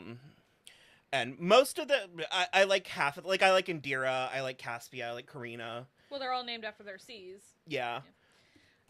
Okay. If I were ranking the Scream movies, okay, from worst to best, in my subjective opinion, so please don't hurt me, I would say 4, 5, 6. You like 6 better than 5? I think so. Oh, I like 5 better. 4, 5, 6. I did like 5 a lot. It's just 5 is so dreadful. So okay. It's so good though. Okay, 4, 5, 6, and then 2, 3, 1. That's what I'm doing, I think. It's a hot take. Yeah. We have a very soft spot for the third 3. one because it's funny. I love it. It's so funny. Parker Posey, like, She wants to come back cost of admission. because we don't see We her don't expire. see her expire. That's true. Man, my typing face is very serious. And then I saw also predictions for next week's Yellow Jackets. I have no clue. We're not watching it that way. How did they even begin to predict anything? Yeah. They always zig when I think they're gonna zag, and so I have stopped trying to like legitimately guess what is happening but it's one of my favorite shows that's ever happened. Yeah, and I really hope it's not going to be a victim of the strikes, which I feel like it's too strong for that. Like, I feel it depends on how much Showtime is willing to wait, and like if they're willing to extend all these actors' contracts for however long it takes. Well, so when you guys talked about it in your coverage, about like it not being canceled, I feel like because it's great that it's on Showtime, because who the fuck is Showtime? Like, I mean, you don't really hear a ton about Showtime. Not anymore. They used to be just as big as HBO for a while. So I feel like that bodes well, because if people are actually tuning into the channel because of this show, I hope so. I really hope so. Right now, this is like their star child. Yeah. So, this is there's two sisters left. They're my favorites. This is my second favorite one. It's Cassia. Is it because she has bubblegum pink hair? I was going to say, and I feel like that's a hot take that I like her as much as I do. Most people that I've seen don't like her all that much. But look at her pink hair. She's cute. And I actually like the pale yellow and like the blue. Yeah. The layer. And the actual design for her, the blue is like around her neck. Ooh. It's like, because you can see on this one. Uh-huh. Oh, that's fun. But yeah, I love her. She's just so pink and yellow. And then my favorite one, my favorite sister.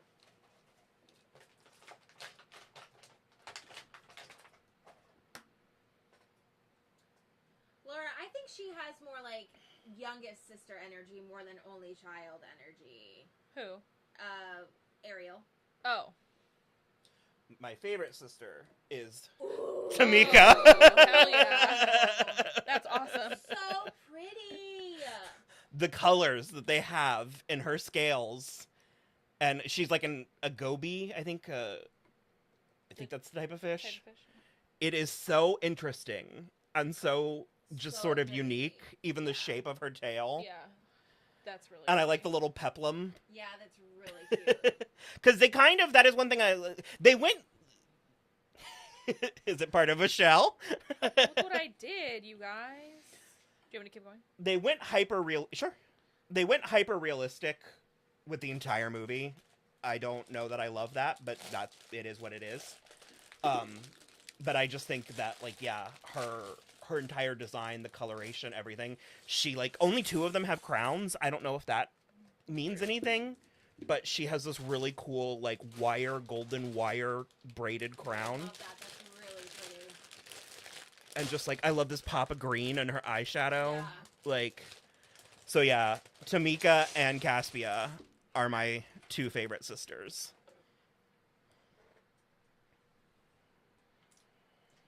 Sean had a porcelain Ariel doll when he was younger. Like an actual, like, porcelain doll? That's cool. I had a porcelain Barbie doll that had, like, spun 14-karat gold dress and then, like, jewelry. My dad made me sell it.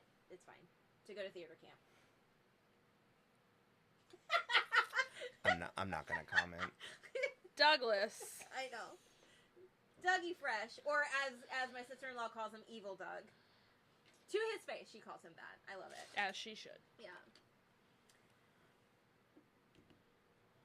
Grayson said, I want them all. I can hear my bank account screaming in agony. He's like, girl.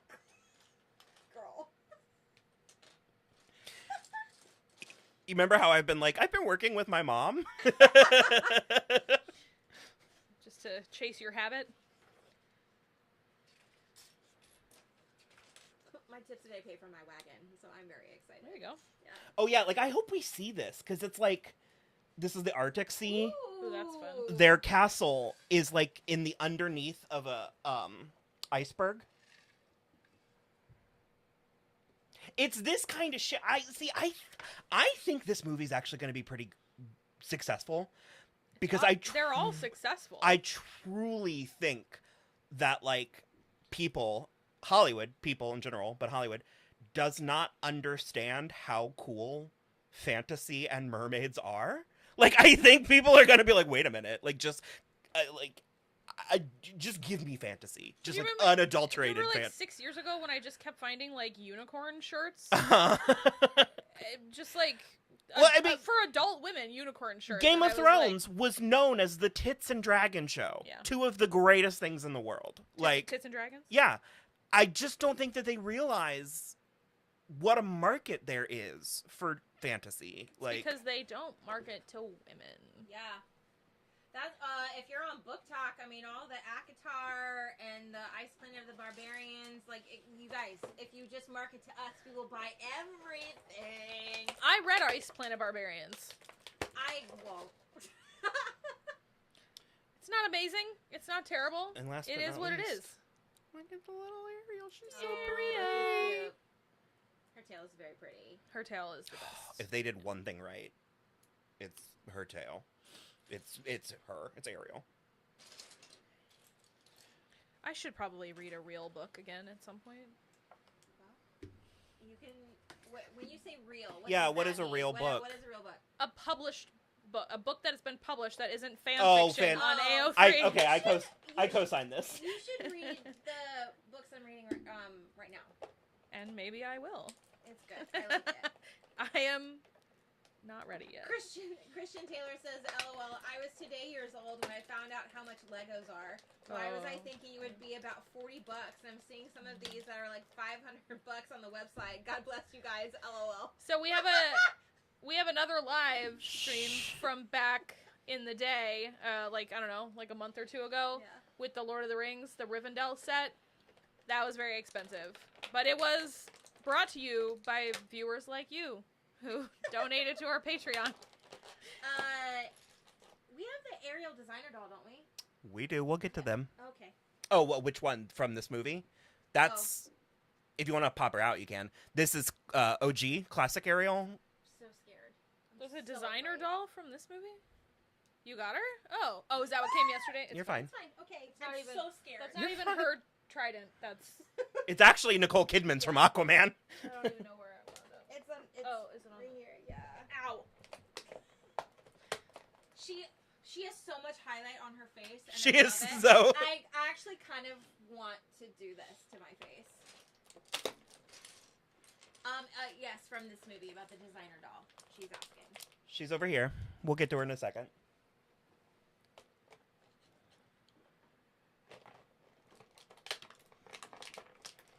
She was a little bit controversial. A lot of people, myself included, thought she was too plain. I think, and I stand by. I think they could have done more with her, but having her in hand, she's gorgeous. I absolutely would do it. Would do again. Of Butterflies and Books asked, what kind of books do you like to read and or listen to? I don't really discriminate by genre, except I don't read a lot of nonfiction. That's mostly the only thing I like. But even I have read some. Yeah. I like John Grisham books. I was in a essayist place a couple of years ago, during 2020. So there's a couple. Oh my god, her name just left my brain. I can put it in the chat once I remember. But I am fully in. Brene Brown? No. Oh, okay. But I was doing a lot of self-help too. But I'm fully in the ACOTAR universe. I am still chasing that high because I'm fiending really, really badly. And so I just finished a Crowns of Ashes or Serpents something or other. I'm doing horrible. Again, I say I've been awake since 5 o'clock. They also all have the same name. They really do.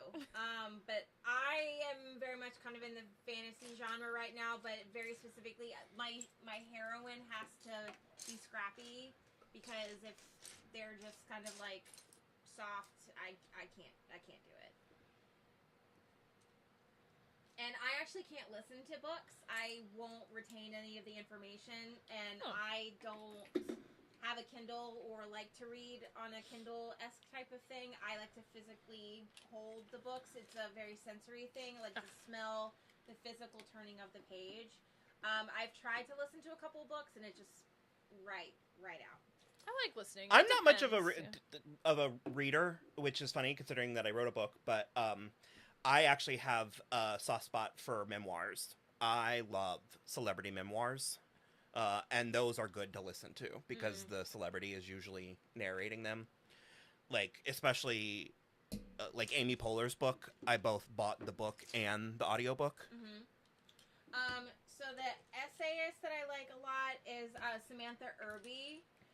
So one of her books is called Meaty. One is called We Are Never Meeting in Real Life. She is hilarious, and I had her sign one of my books. She shared a meme of a raccoon, and underneath it it's like, "Give me the garbage," and I had her write that in my book, and I love it. She did it, and she just wrote "Yes, bitch" underneath it. She's wonderful. It's very and funny. then Wow's, or one of them's called "Wow, no thank you." She's wonderful. And then the other one's Catherine Broadbent. What the fuck are the books called?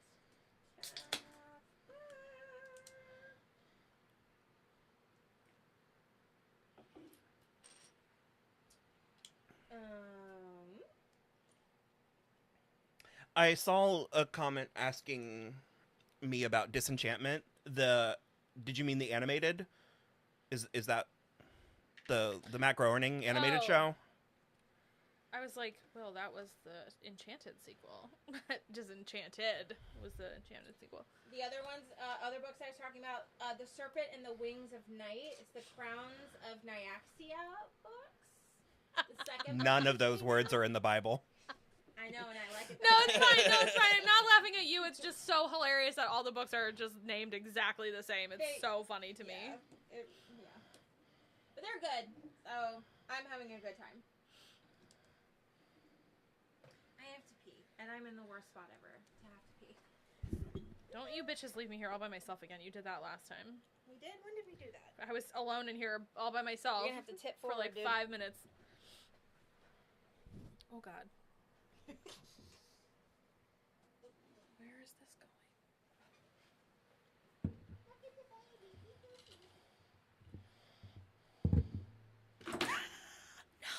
What did you do? Nothing. I could fix it. It's just a little airborne. It's still good.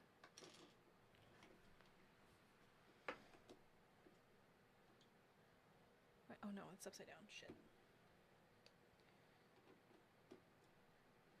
Okay. I'm probably gonna go. Taylor said, "How many times do you think you'll see Little Mermaid?" You'll see it twice at least. I think it'll be one and done for Kristen, but I could see Will going a few times. Yeah. It depends on how much is actually just like underwater mermaid stuff.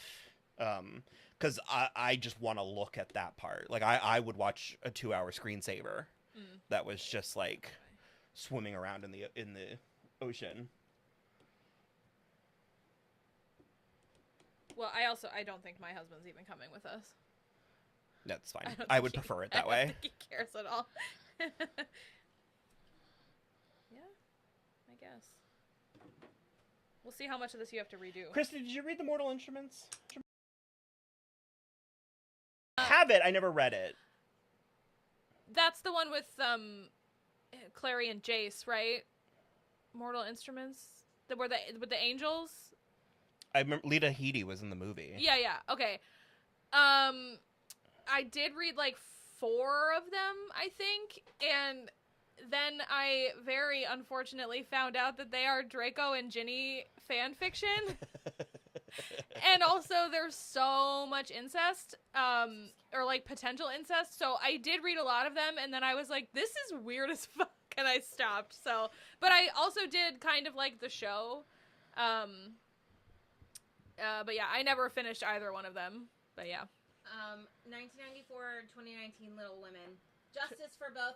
2019 is now my favorite movie ever, but I have the 1994. 2019 for sure, but the same as what Rachel said. Yeah.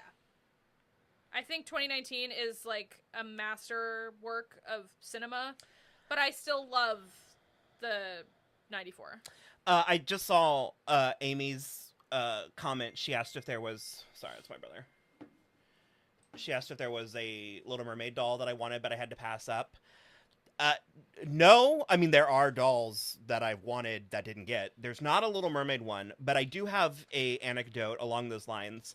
There was in the late 90s, there was an Ariel doll that they made a prototype of, and they even, like, advertised it, and then they didn't release it.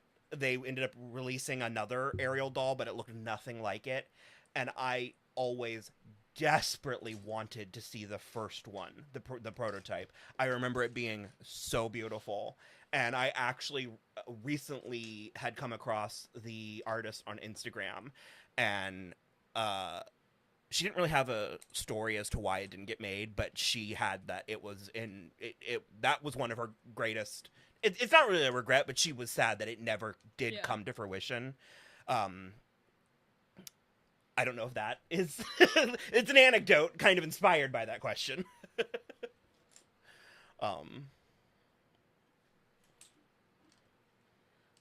Gratian asked, have we gotten any Barbie movie merchandise for the movie? I got a pink Barbie shirt and a hat with beach off button for opening night. Not yet. I don't have anything yet. You have your Greta Gerwig shirt. I have my Greta Gerwig one. Super yucky. Yeah. If anything that I'm going to throw, like, my entire vag at, it's going to be the Barbie movie. As it should be. I am a Barbie girl. I really want a pink Barbie heel tattoo. Like, I've been talking about this since college. That's a good... Let's go. Yeah. I want another tattoo, too. Okay, I got this one. What's best? That one and this one. When Rachel got her little moon. Yeah, man. I am itching for another one. I saw a question pop up. Kim Kardashian as an actress. Is that based on her being in American Horror Story? Yes. Okay. Yeah. I am at a okay place with the Kardashians. I actually could wax poetic about them. Like? They're doing too much, and I need them to just take a minute. She's already a lawyer. Like, I feel like she's trying to be Barbie, and that she wants to have every job ever. I have mad respect for her for the lawyer thing. No, absolutely, girl, be a lawyer, but like, take a second before you're like gonna be an actress too. So what I want to say, she did a really good job on Saturday Night Live, and that is a huge litmus test for me. Is it? I always say that wrong. Litmus test for me. LITMUS. Real quick, say bye to Amy. Amy's gotta go. Oh, bye, Amy. Thank you so much. We love you so much. Always so fun. Super appreciate you. Anyway, keep going. She was really good on SNL. She made fun of herself really well. She handled the monologue completely. She was funny. They wrote good material for her, but it's one of the things, and this is actually direct opposite of what Rachel said, but I like those types of people when they stay in their lane. And for my money, I think she largely stays in her lane. I don't know. And then she ruined a priceless piece of fashion history. No, she is in... Yeah, but who gave that to her? Ripley's Believe It or Not. Why did they have it also? Yeah, no, she's strong-armed. I'm not a fan. I don't want to hate on it because she turned a really shit situation into something good. But at the same time, decisions are made, and my opinion is largely coming from the beauty industry aspect of it because I'm so fucking tired of everyone showing me Kim Kardashian and being like, I want natural, just like Kim Kardashian. Babe, you're going to be here for 3 hours, right? So much makeup. I'm tired of that. I am tired of Kylie. Don't even get me started on Kylie. I don't like Kylie. Kylie. There is only one Kylie in this house. She is behind Kristen. Yeah. Miss Minogue. I like mad respect to Kim for co-parenting with Kanye because he is crazy pants and we should probably try to nip that in the bud if we're being honest. But her being in those kids don't deserve that. No, they don't. But her trying her hand at acting, it's like, why? I don't know. They're just people that are... Well, American Horror Story, if she belongs anywhere, it's there. Yeah. And it depends... But also, I would slow your roll a real lot if you think that's coming anytime soon. Well, it was supposed to be more... It was going to be more of a summer than fall, and it's not. So... That was already pushing it. They had only barely cast her. And Sean, we did watch the Met Gala this year. We wanted to live stream it, but we're in a not necessarily a transitional period. We're but... taking a little bit of a break in June. Yeah. So there'll still be some stuff coming out, but we're taking a little bit of a break. Also, I will make good on my threat about Teen Wolf. What about it? We keep getting comments about when the next Teen Wolf is coming, and It's I'm like, coming.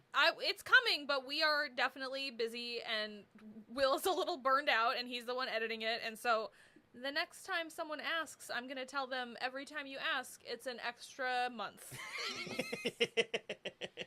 It's filmed. It's filmed. It's Yeah. filmed. I'm putting the unedited over on the Patreon. And it's coming. It's coming. Also, just suck it up. I don't know where to go from there. I tried to look at the screen when you were gone.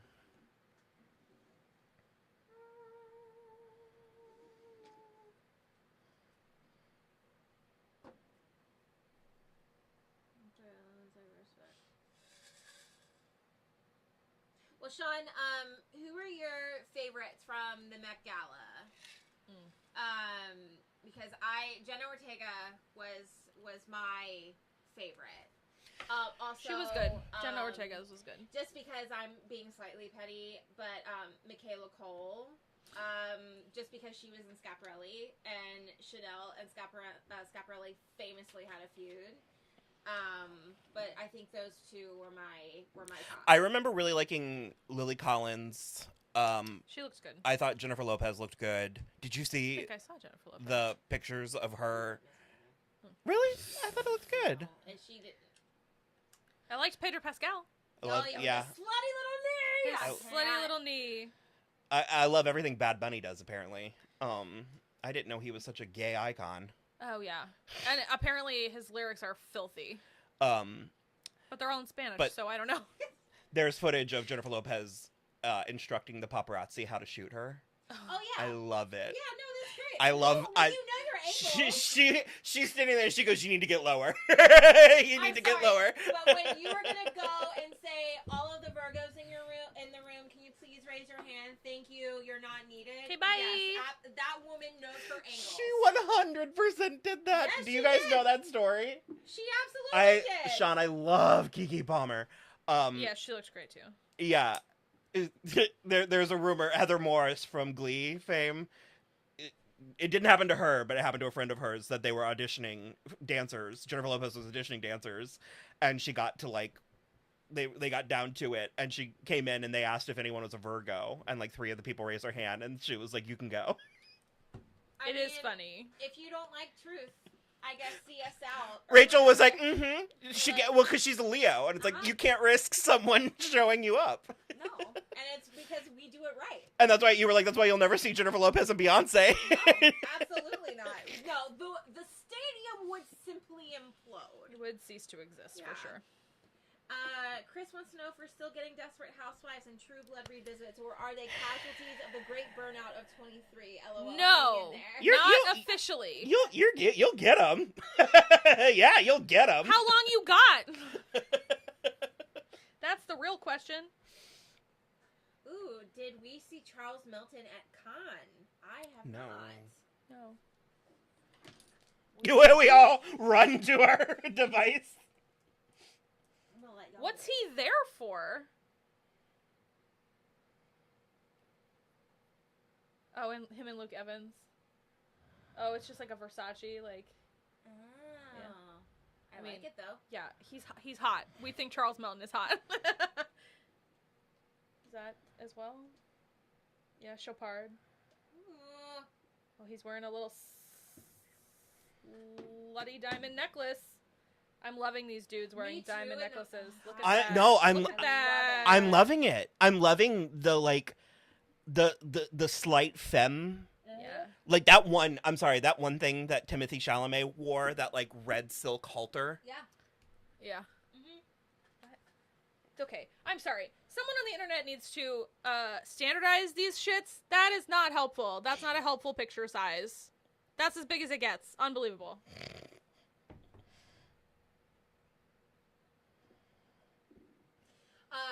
Sean, I saw a thing.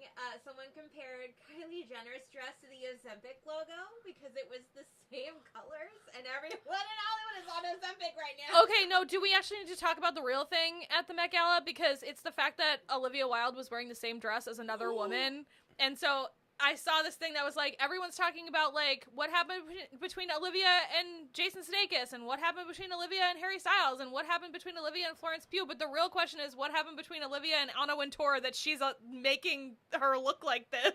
And I was she like... has to okay everyone's outfit, and she was like, I mean... Hilarious. That actually is amazing. That makes me think that Anna Wintour might have a sense of humor. Yeah. Okay.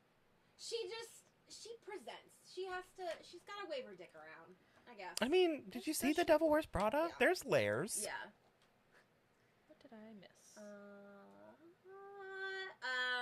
what I missed. Is the Once Upon a Time revisit out? We trust and love you guys. We will wait for all the rest. No, we're still. I think Desperate It's coming Housewives, too. It's coming too. I The think Once Upon a Time. Desperate Housewives is next, and then Once Upon a Time was meant to be after that. Mm-hmm. But we ended up getting lost in the weeds. So that took like a lot, and that season 1 is 25 episodes, which is crazy. That used to be how it. Yeah, she was out of her mind because she thought the end of season 3 of Felicity was the end of Felicity, and then I was like, no, there's another season. She goes, how many episodes is this one? And I was like, 22, and she goes, what the fuck? Well, you remember my brother's ex? We were watching. She was hanging out with me while I was watching a Buffy episode for one of our things, and she was liking it, and I was like, you should watch Buffy, it's great. And she was like, how long is it? And I was like, it's an hour long, like 42 minutes without commercials. And she was like, how many episodes? And I was like, there's like 27. She was like, no. She's 10 years younger, and she was like, nope, ain't gonna happen. Well, I'm very good at deciding which episodes are not necessary. Well, I could cut them all down. To which I told her, I was like, well, the first season's like 13, but it's also... the quality is inconsistent. Okay, for the most part I agree, but I actually love season 1 of Buffy. Yeah, but you're all in. I'm all in. The Puppet Show is like one of my favorite episodes of the entire series. Yes, we are V-hyped for Dune Part 2. Indeed, yes. V-hyped. We're mostly hyped. What? Why are you not hyped? I'm hyped. I'm not impressed with Florence Pugh's. Princess Irulan will have other outfits, you absolute goon. I was like, she's the literal princess of the universe, and she's wearing a cotton tunic and a gold skull cap. Are In you that out scene? of? Well, your husband was like, he was like, if they had Lady Jessica a concubine in a face chandelier, he was like, they'll have her in something. Fine. Agreed, Sean. Everyone needs to watch Buffy at some point in their life. For sure. What are some TV shows that we are watching on our own time? Okay, so we're watching Ted Lasso and we're not covering it. Rachel and my husband and I are watching 2 other shows on Apple Plus, one of which is called Drops of God. Oh, so good! Which is based on a manga. Manga, whatever. I'm sorry. really sorry, I don't read them. I know. I just like throwing it out there just in case. And it's really good. It's about wine, essentially. And then we are also watching the new show called Silo with Rebecca Ferguson. And she's kind of it at the moment. It's like Rebecca Ferguson's show right now. Mm-hmm. But I think that's what we're watching together. All the network stuff is over. So like Abbott Elementary is over. Ghosts is over for the summer. I have my Bravo lineup. Reality, so Summer House on Mondays. New Jersey Housewives, Vanderpump Rules, Top Chef, and then I'll have like random documentary stuff that I will watch. I watched Lady Chatterley's Lover recently. I think that's pretty much it. I saw 2 good comments. Our theater experiences have evened out a little bit. Yeah. It's still a little bit. I think that there is still plenty to be desired. That kind of goes a little bit with what I was saying earlier about like being 23 years into a new century. I think movie theaters need to evolve or die, which is kind of what's happening. I think the Megaplex needs to not go away, but I think we need to go back to slightly smaller The boutique theaters. Yeah. Which is why I am launching my own version of the Babylonium from Riverdale. Literally my dream come true. And then I saw Laura, you were talking about Teen Wolf. I have a theory about the Teen Wolf fandom. What? I have a lot of theories about the Teen Wolf fandom. I was a proper adult watching Teen Wolf. I was like 28. And so my opinion is I think that I was largely watching it for what it is. I think a lot of people that were watching it when they were younger as teenagers, I think they thought it was more serious. I think they thought it was more like real. And so I think they've kind of grown out of it. So when something like the movie comes out, which, the movie was medium. It wasn't fantastic, but I liked it. We liked it. Yeah. And I saw a lot of chatter about people being betrayed by the like poor writing and like the cringy plotting and stuff. And I was like, did y'all not watch the TV show? Oh, it's always been like that. Were you 16? Because it might not have, like, if you were a teenager, you might not have noticed or might not have picked up on some of it. No, I think that there's fandoms in general. I think that there can get to be a lot of toxicity and a lot of entitlement. And I get it. I understand where a lot of it comes from, but I hear you there, and I echo your sentiments that, yeah, sometimes if you love a show or a thing, the fandom is not where you need to be. It's true.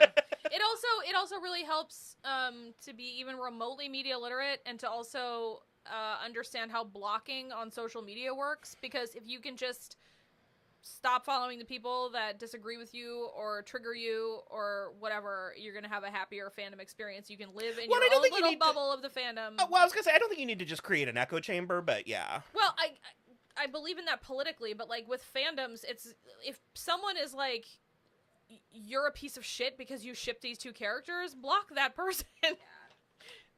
I get that, Laura. I don't know. Because too many fandoms have hurt my feelings, I just don't really participate. I kind of just exist in my own bubble, and then I find moments where I kind of like reach out, but other than that, I just kind of stay in my own lane. Oh, Sean, really? I think Danielle, absolutely. Okay, me and Sean have to talk offline about Bravo stuff. Okay.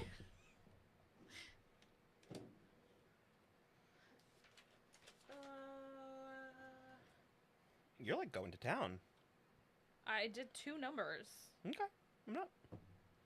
Good job. Thank you. Very proud of myself. Do we want to watch Queen Charlotte? We do. We do want to watch it. We do. What we're thinking about possibly doing, I shouldn't say this. We're thinking about going ahead and watching a couple shows and then just talking about them when they're done. Like one episode. Because I'm 2 episodes into The Great, and I love that show. It is, in fact, great. It's going to be a victim of the strike. I think even just based on the first 2 episodes, I think 3 seasons is a fantastic, a stellar run for a show like that. There we go. Thank God. I was like, I did something wrong because I have 3 of these left. And I was like, there's no possible way I have 3 of these little hinge pieces left. Will's going to be so mad at me. Does anybody want to see Ursula? This is such a weird doll. She is weird. It's like, it's what you need. It's correct. But yeah, it's just this like giant chunk of plastic.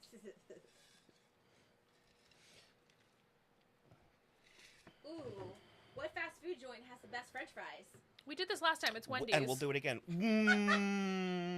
Yeah.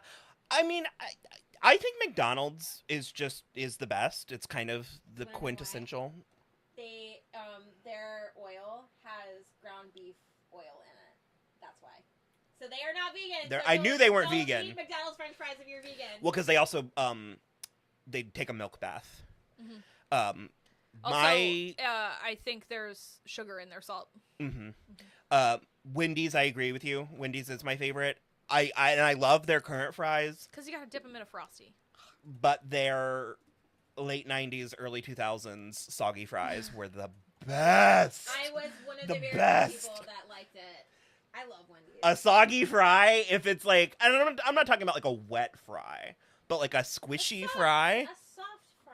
Oh, I do love. Fries are really good. They are very good. That's essentially boardwalk fries. Yeah. I don't love Five Guys fries. I think that they're undercooked and somehow they also taste burnt. They do taste a little bit burnt, but yeah. I don't know. I like skin on French fries though. Five Guys fries are a vessel to get malt vinegar into your mouth. I'll allow that. Yes. I do love Checkers fries, but I kind of consider them something different because they're spiced. And I do love Arby's curly fries. Yeah. Christian said Checkers fries are the best fries. Fight me. Checkers fries are great. I'll give you that. Top 3 for me. I'm trying to think. Do you want me to keep going? You don't do Lego. No. I'm just here. She's only here for the food. Yeah, and it's 50 minutes away.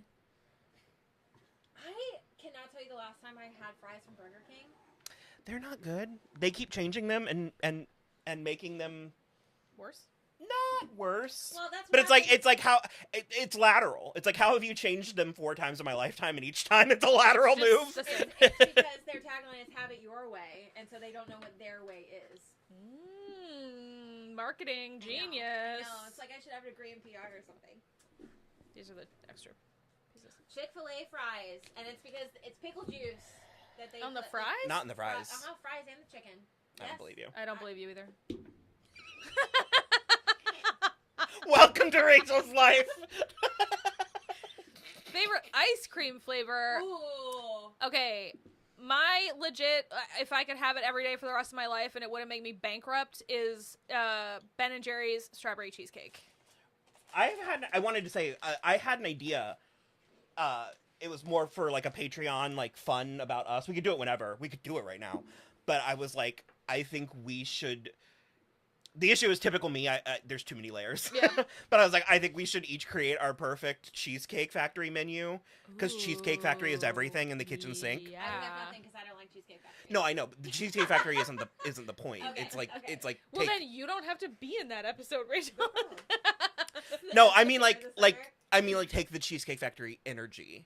Like it's all made up and the points don't matter. Okay. So it's just total chaos. Just whatever I want to eat. Just like final meal. Yeah. Okay. Well, no, that's different. It's like if you had to pick 10 items to go on your cheesecake or your like thing. Well, because that's the Because if we're picking 10 sandwiches, that's different. If we're Okay. picking different French Sure. and so I just thought that would be funny is like if you had to pick 10 foods.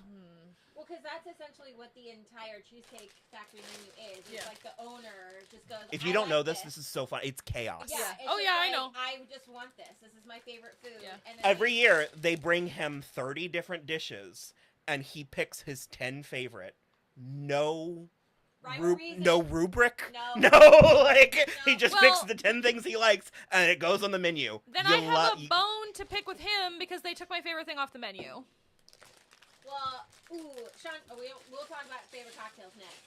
But as far as ice cream flavor goes, I don't remember the name, but it's Ben & Jerry's, and it was a nod to Monty Python and the Holy Grail, and there were fudge cows in it, and it was like Cute. Some kind of like Bailey's liqueur ice cream or something like that, and had like fudge crunchies in there, and then the cows. Then you'll like the Dublin mudslide, Good, I'm glad. which is okay. If anybody went to college also in the early 2000s, I'm nervous about these 2 pieces. there were a ton of them. Okay. It's even. Okay. Regardless, there was a Ben & Jerry's flavor called Dublin mudslide, which is basically like a mudslide cocktail. It tastes like Bailey's with like chocolate and fudge and brownie pieces and stuff in it, and it was limited edition, and it is back for real, and you can buy it in the store, and it doesn't say limited edition anymore. I have a funny ice cream story that could go in. It's not my favorite flavor, but Kristen and I love ice cream. I'm not a big sweet person, and ice cream is cold. You're like, you are kind of like Ross on Friends sometimes. We'd had this ongoing conversation because I didn't understand how pistachio ice cream would work, and Kristen just kind of kept being like, it's good, it's like pistachios. And I'm like, but pistachios are salty, how does it work?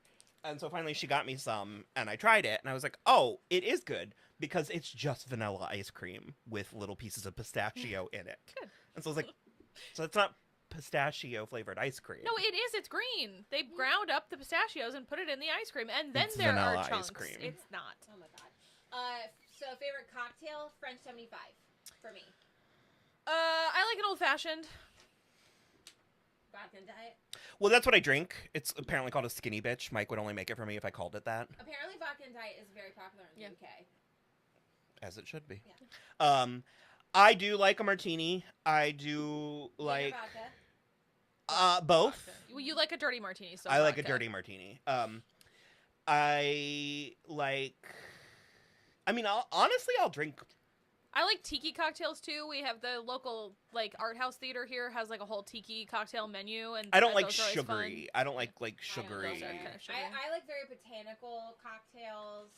Anything that has like champagne in it. There is a restaurant here that we go to for like special occasions, and they had a cocktail called the Long Voyage Home, and it had like fig infused brandy and tobacco bitters, and they served it in a humongous snifter and it with a round ice cube, and it was the best cocktail I've ever had, and they took it off the menu, and I'm furious about it. And then Pepsi or Coke. I'm a Coke till the day I die. Pepsi, wild cherry Pepsi. I think nothing beats a like can of Diet Coke, but I am more of a Pepsi person in branding, and I'm a Pepsi bitch. my grandfather used to work for Pepsi, so that it's like in the family. Oh, when I'm hungover, Why are you a fountain slick? Coke, because Laura can't see me typing. Oh. Butterflies and Books. American Dream is very good. The piece of waffle. That's my in it. husband's favorite. Yeah. Oh, I also love both ice cream and cookies. Moose Tracks. Oh, yeah. Very, We have very moose tracks good. in the freezer right now. Do you? Yeah. Favorite snack? Well, we all love French fries. Love a good French fry. Nachos. Nachos might be my favorite. I have a sickness, and I'm prepared to be brave. She's got a real problem. I do. So there is this stupid cheese dip from Publix called Gordo's. It's queso, and it's specifically the green top queso. That and tortilla chips. So good. And One sitting. yeah, I really. She can do that. The other day I looked at the container because I never have before, and I was like, Rachel, do you really want me to hurt your feelings? And she goes, I don't care about how many calories. And I was like, no, but do you want to know how many servings are in this container? And she said, sure. And I said, 16. I only live once, whatever. And I'm aware. And I took a break. She talks about it. We're all gonna die regardless. She talks about it, and this is so our relationship, where she was like, don't judge me. I'm like, Rachel, I would literally never judge you. I was like, that's insane. And then I picked it up and I was like, Rachel, this was new. I was like, oh my God. This was full 30 minutes ago, Rachel. It's crack. No, literally. It's so good. So good. There's a chemical in cheese that like makes your brain react the same way when you have drugs. And so that's what I'm saying. I'm aware that I have a sickness. I do truly have a problem. And I know that. And I took like a 3-month break. You did. You took a break for a minute. Yeah, and mostly because we couldn't find it at the grocery store. Okay, so the grocery store up the road from us, they like did a whole thing where they remodeled. They remodeled the whole store, and everything's in the wrong place now. And so the cheese is on the backside of produce as opposed to with the rest of dairy at the end of the thing. And so it's like underneath the feta and the shredded cheese, and so it's very hard to find now. Yeah. Thank you for the support of Butterflies and Books. I really appreciate it. What'd she say? We're here for you. DK says gelato is a superior frozen delivery system for nut flavors. Try some pistachio, almond, or hazelnut gelato from a shop. Yeah. You will taste that pistachio for sure. I like almond. That was one of the flavors my mom used to put in Christmas cookie, icing stuff. So I've always really liked almond flavored. I could also, next time Talenti is on sale, I could get you some pistachio Talenti. Oh yeah, you should definitely do that. Well, I don't know that we actually have like a good gelato shop around here. There's one. There's got to be in Winter Park. Florida Mall. There's a really cute gelato shop. All right, we can try it. I have had gelato in Italy. Samesies. And it was dope. Your hazelnut was on the money because also it was really hot when I was in Rome, and so I had a lot of fruit. I would get like pineapple and like strawberry and coconut. What is the worst movie that you have believed or the worst movie we believe we've ever seen? Thank you. Holding on by a thread. Joker. I think I did this last time. Guardians. You didn't finish it. I don't. You're right, because it was terrible. It wasn't. Okay. No, it was terrible. For me, it was terrible. I don't think it's a bad movie. No, it's a bad movie. No. I think it was too It was much. not for you. Making a tiny raccoon say hurt. No, I know. It was bad. It was really egregious. I couldn't stomach Joker, and most of it was because of the fans. But I don't know. Other than I just try not to hold on to stuff like that because I think it makes life worse to just be thinking about things you hate all the time. I don't know. But I hated Joker. I feel like out of the three of us, I'm probably the most negative like. You're the most I'm discerning. The one that's like, I don't like this. You're the most discerning. Raise your hand if you're the Virgo in the group. Yeah. I'm a Sagittarius. I like all adventures. You really, yeah. Yeah, no, if it doesn't hit, it doesn't hit for me, and I'm like, no harm, no foul, I'll move on, no problem. Yeah.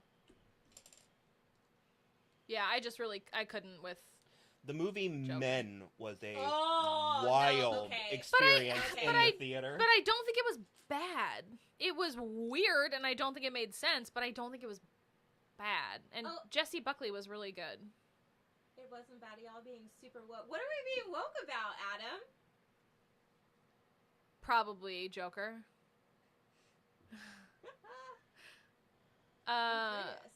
Refused to watch the third Guardians movie, yeah. We also have all seen Easy A, and we love it. We did an episode about it. Yeah. Like, about just the movie. It's in our back catalog. Was it on the show or on the podcast? I think it's on the show. On the show. Was it the podcast? I don't remember. I thought it was the show. I think that's one of the reasons why I really like Penn Badgley so much. Because of that movie, too. Because, like, Dan Humphrey sucks. Joker movie was received the same. I mean, I'll stop talking about it. I mean, I don't think it was a level of, like, I don't think it was a matter of wokeness. The Joker movie, the wokeness is not a thing. The Joker movie was an answer to a question we weren't asking. Yeah. It was not for us. Yeah, no, it's a well-made movie. Yeah, no, absolutely. Share your opinion, my love. It's just, I just wanted clarity about the wokeness. That's all. If a book has been made into a movie, which do you prefer first? I always prefer to read the book first, but I don't often get that done. So I did that once and I hated it. I like it because I like to imagine it in my head, and the issue for me is if I read a book after I've seen the movie, I have a hard time finishing it because I already know what's going to happen. That's how I feel about watching a movie. That's fine. That's fine. I don't know.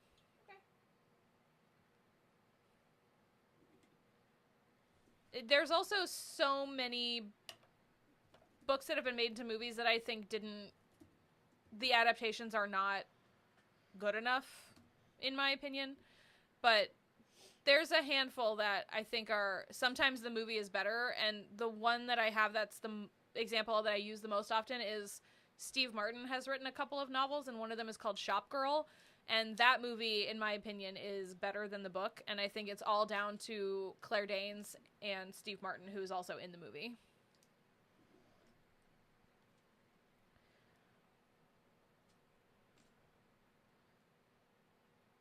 Oh, see, I still haven't read Six of Crows, but I want to.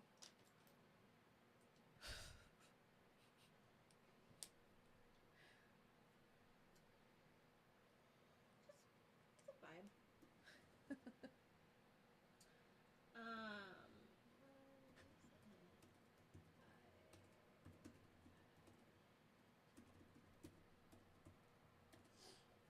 This, like, shell build is really interesting. Oh, are you getting the actual shell part? Well, I'm, like, getting... Yeah, it's really interesting. What are our summer plans? Italy, Paris, anything fun? I would love it. Martha's Vineyard. No, more of just this for the most part. Her cousin's coming to visit us, which we're all very excited next about. Week, I have a bunch of weddings that I'm doing this summer, so I'm gonna be working all summer. I don't really have anything. We don't have anything planned this summer. We're getting the pool rescreened, which is more expensive than you'd think. But that's mostly it. Next year... Getting caught up with all the things we've promised to do for you guys. Yeah. Next year is going to be busier, I think. Because it's my husband's 40th birthday next year. And I am also potentially doing something very fun that is the result of the Buffy podcast that I co-host with our friend Trevor. So nothing is official yet, but if it becomes official, you will know. What are our thoughts on DreamWorks animation films? Mostly fine and whatever, but Laura, who thinks that the kids from Narnia are ugly? Because they're wrong. And also, that's weird. And I think that those movies are actually pretty great, except for the third one. Which is my favorite of the books, and I think they just didn't do a very good job adapting it. But, like, what the hell weird reason that is to dislike the movies? Also, all those kids are adorable. Oh, I'm doing this wrong. Yes. Yeah, no, I don't... Also, that's where Will Poulter got his start. So, like... Really? He's Eustace Clarence Scrub. Oh. And he almost deserved it. You've never read those? No. I have them all. You should read them. Okay. Yeah. And I put them in the correct order. Oh. They come in the order that they come in the set. It's chronological in Narnia time, but the way that he wrote them is not chronological in Narnia time. Oh, and that's how you're supposed to read them. Everyone wants a hint about your Buffy thing. Convention. There might be a convention. Yeah. But only if you like Spike and Buffy together. Otherwise, please don't. We're not here for Angel and Buffy. And Derry, I see your question. We feel similarly about the Lady Gaga casting for Harley Quinn. The Joker. It's just kind of like... I will almost definitely not be paying to see the second Joker movie. Yeah. So don't... Maybe Will do something on his own. But don't be on the lookout for my commentary on that movie. I think she's the correct casting for sure. I just don't know if that's the energy of something that I want to watch. The universe of that movie, Lady Gaga is the correct choice for Harley Quinn. Absolutely. Absolutely. I can't wait for the press tour. And Adam, we love you too. Adam, we do love you too. I just want to say it out loud now, because I said in the chat, it's just like we absolutely welcome discourse, and that I disagree with you guys all the time. No one's happy that I love Guardians, but I did, and I have my feelings about it. That you hate it. Yeah, I do. I hate it. But no, it is absolutely, there is place for discourse here for absolute sure. So. Oh, also, Laura, if anybody's interested in a second dissertation from me, I could write another one about Susan Pevensey, because I think she is a fundamentally misunderstood character in literature. It's very annoying to me. How do we think that Coach Ben is going to fare in Yellow Jackets? I don't know. No clue. No idea. I think it could go either way. I think he could easily die and get eaten, or he is like back at home, he moved to New York with his boyfriend, and he is living life. Like, either way. If anything, if he makes it out, him and that boyfriend move to the other side of the Seattle. country. They, like, make it to Seattle. And they're, like, raising bees. Yeah, or, it's just, like growing wine total gay Oregon utopia. Yeah, Portland. They're absolutely in Portland. The boyfriend is still lecturing him on how to be gay. It could really, it's one end or the other. I don't think there's a middle ground for Coach Ben. Yeah. I just, when he asked, or like, I don't know, I was kind of expecting that when Misty walked away, or he like would force Misty to walk away and then jump anyway, but yeah. You made a good point when you were like, there's so much snow that anything that would have killed him would have been too soft. 6 feet of fresh snow? I don't know about you guys. Probably not you guys, but being raised with all boys in my neighborhood, one winter we got a shit ton of snow, and so we had in our backyard this like playset thing that my dad never finished, so we had the area to have a slide, and we never got the slide, so we just took turns falling backwards off of the top really high part into like the fluffy snow. Amazing. And it didn't hurt. So Gratian, we saw somebody else said that in our comment, unless it was you, and I just don't remember. Somebody else said that in our comments on our video from yesterday, that Coach Ben is just, like, in the cave, and the girls get rescued, and he's just still there in the cave, and I think that's actually hilarious. That would be really funny. If true, hilarious.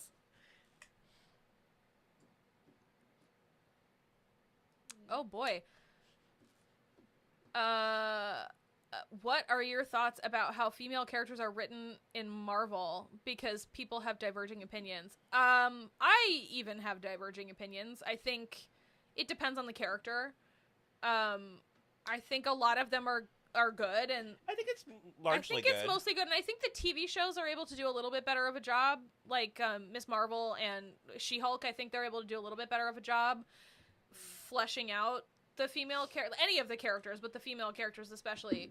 But I mean, I have some issues. Largely like, I mean, Pepper Potts is unironically. It was you, Gratian. I'm sorry. One of my favorite Marvel characters, like top 5, probably even top 3. Yeah. And that was largely thanks to how she was written in the first Iron Man movie. Well, and I think also Gwyneth Paltrow's performance, too. Yeah. And that kind of goes a little bit to what was it? Butterflies and Books was asking about tropes, like the cop with the French braid and stuff. Mm-hmm. I think she's an example of what am I trying to say?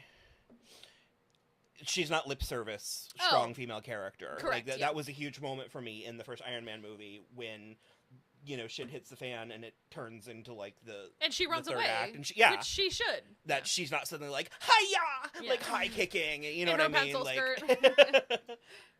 I'm a little bit of. I understand its problematic nature, but I'm a little bit a fan of the damsel in distress trope when done. It can be used well. Well, also because she's only in like a life or death situation is she a damsel. She runs the company. That's like a whole other thing. There was a question. Will, where do fawns rate in your love of mythological creatures? Or do you mainly like mermaids and werewolves? I personally love centaurs and fawns personally. That was from Taylor. I love a centaur. I love a good centaur. Yeah, fawns have a... And I am one of those girls from that SNL skit. I'm a Mr. Tumnus girl. Isn't there a fawn over here somewhere? I don't think so. There is not from a centaur. Oh, my Fantasia. Yeah. Fawns to me are more of a Greek mythology thing, which I mean that's under the umbrella of fantasy. No, I like fawns. They're usually, I think of them as more more sexual. Fawns, because like Pan and like the Greek mythology of it all. You can't sexualize Mr. Tumnus. Oh, I mean, but I did not in that way. No, I like it. As a matter of fact, I'm getting some of the Lego figures. I'm like filling in my backlog of some of the Lego figures that I missed that I want, and like the minifigures. Yeah, and a fawn is in my cart on Amazon right now. Also, Sean, regarding Black Panther, that I would argue is where like 80% of the best female characters in the MCU exist in the Black Panther universe. The first Black Panther movie was wall to wall. Yeah, because I remember being like, there are 5 named female characters with like distinct personalities in this movie. Both, Laura. She said Tumnus or James Although, McAvoy okay, my favorite James McAvoy though is Atonement James McAvoy. That is she business. Had me that one for sure is on the YouTube channel. It was one of our first videos. Or one of our early videos, she had me watch Atonement, and I loved that movie. So good. But I think Mr. Tumnus is just the cutest. And there is kind of an edge to him, because he is lying to Lucy for, like, a decent amount of it. So, both. Favorite myth of Butterflies and Books is Eros and Psyche. So, I love not gonna lie. That's my favorite When sculpture. she just said favorite myth, I was like, I like Cupid and Psyche. The issue for me with the myths is that there's so many different versions of most of them that it's like hard to choose. That's one of the reasons why we are slowing down a little bit is I'm desperate to write the next book, and it is called Mythos, and it's about mythology. And they said that they are very excited about your next book based on what you said about it. Cute.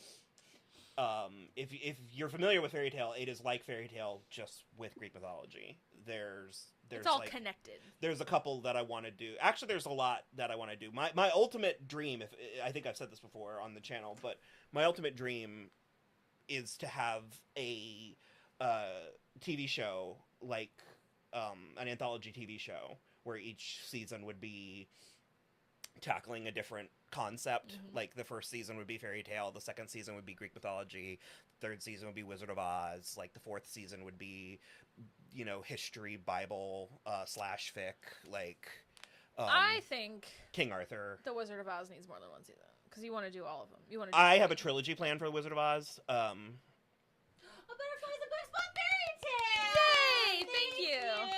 But have you read it? Is the real question. Don't.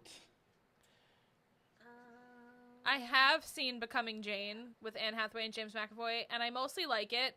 I'd like to watch it again because I think at the time I was very with the zeitgeist of the moment, and I was sort of shitty about Anne Hathaway.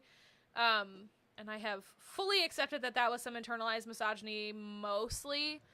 So I'd like to watch it again, but I didn't hate it. She's theater girl. Yeah. She's got big theater girl energy, which is a very strong flavor. Vanessa Bayer SNL character energy.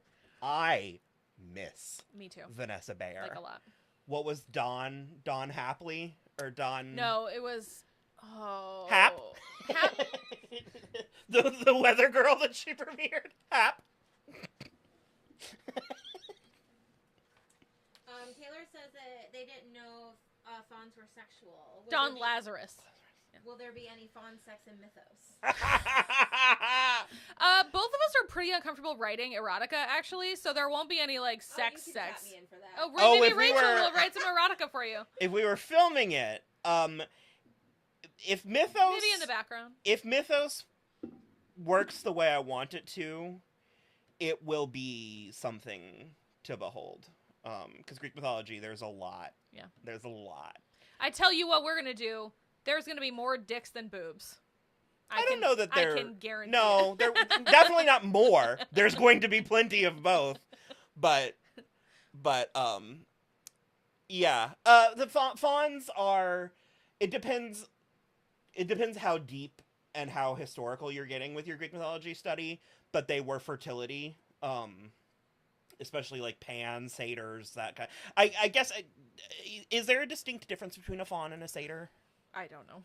I don't know if there is. I would ask you that question. Yeah, but if you look at some early statues of Pan, he has a prominent phallus. It's kind of a fertility thing. What about me? Oh, for the Wicked movie? I mean, I'll see it, and I'm sure I'll like it, but... I'm excited. Yeah. I think it'll be great. Oh, the theater person in this room that was like living the dream in 2004 with Wicked. I don't feel great about it, but it's fine. It's fine. It's going to be... Michelle Yeoh is Madame Morrible. It's going to be great. We'll see what we can do about the gay Jin sex scene from American Gods. We'll try. We'll see if... Oh! Maybe we can get Brian Fuller on board and get him to finish a series. Hold on. There is I can give you a little bit of a dish. There is a very interesting scene with Apollo and Ares. Apollo is trying to seduce Ares to his cause. Mythos is going to be, I'm going too deep. I don't know how to... You're good. I like the one with Hephaestus and Aphrodite. There is a Hephaestus and Aphrodite sex scene in Mythos that quite literally takes place in a vat of lava. Because they're gods, so they get into a fight, and it ends up... a sexy fight. Yeah, it ends up with, like... It's not hate sex, because it's like... It can be hate sex. No, it's... my Aphrodite and Hephaestus dynamic I'm very passionate about. It's largely about him learning his place in her life. Maybe it should be the other way around. She's a sex... She's a... Okay! My favorite character from the Magicians, I probably have to say Alice. And I liked the ending. We both liked the ending a lot. And his was Quentin. Margot for me. Yeah. I do love. It's an embarrassment of riches. No, it's an embarrassment of riches. I love all of them. If we're going for not necessarily my favorite, but a character that I loved, that I like squeed every time she was there, Marina. I loved Marina, especially when we got. It's been a hot minute, so I'm starting to forget stuff. I also liked the librarian. Oh, Magina Tova. Yeah. She's fantastic. Would you do a Willy Wonka season in your fantasy anthology? That's fantasy, right? Or is it not magical enough like Wizard of Oz?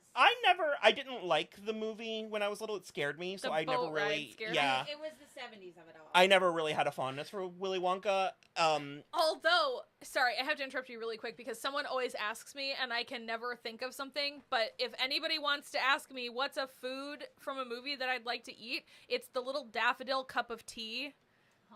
When he's singing, like, Pure Imagination, and he drinks the little tea from the daffodil and he chomps it. That's what I want to eat. So, sorry. A big thing for me is there's not really an opportunity for sex appeal in Willy Wonka. That's true. And... I don't know, I find Gene Wilder strangely sexy in that movie. Well, sure, but it's like... And then apparently Timothée Chalamet's Willy Wonka is oozing sexuality, and I was like, why? And also... Then I might be there. And also, is it getting in the chocolate? Was it in Ted Lasso when they made reference to Willy Wonka about the children being dead? Yeah, it was just in this last episode. Higgins was like, and then Rebecca was like, "That's not what that movie's about." And Higgins goes, "Oh, I hate to be the one to tell you, those children are dead." Yeah. Yeah, no, they're like hella dead. I was watching it as a child. It was so funny. Mouth agape. I was like, that child just like him getting stuck in that tube with chocolate. Yeah. I had claustrophobia stress dreams. Would you like to go get an MRI with my husband?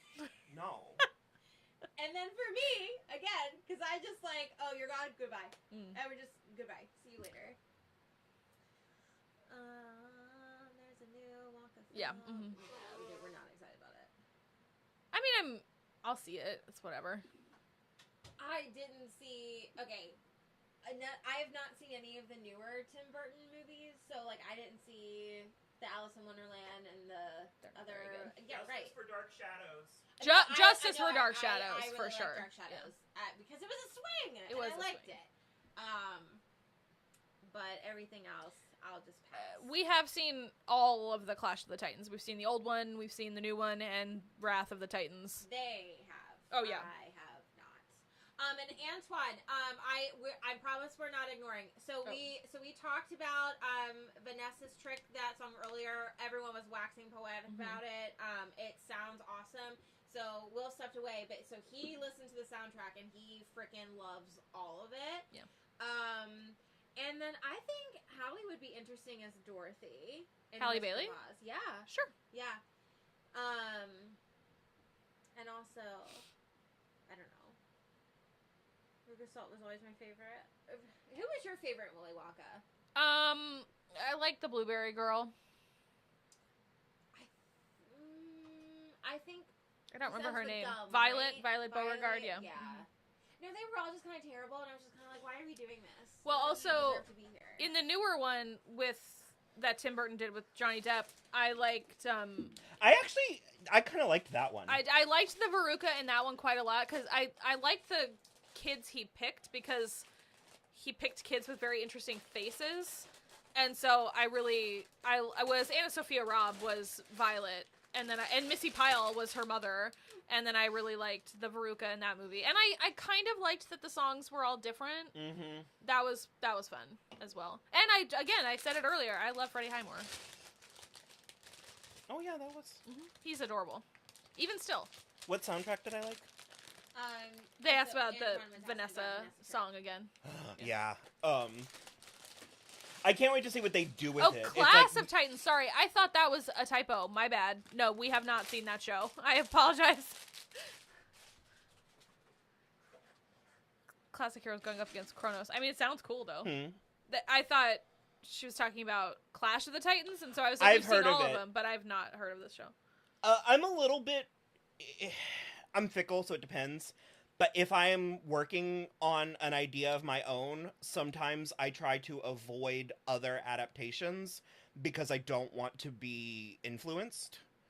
So, and then other times I just do it because I want to. Like,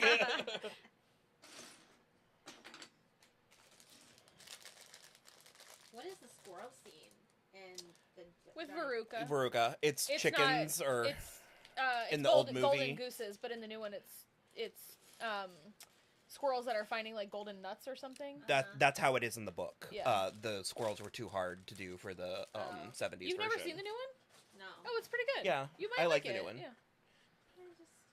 I liked his I actually liked Johnny Depp's kind of shell-shocked portrayal. Yeah. It was the teeth that turned me off. That I was like, I can't. Well, it's because his dad's a dentist. Yeah, I hate it. I don't like it. Just because they're so even and strange. It's upsetting. Rachel's like, I understand. I don't like it.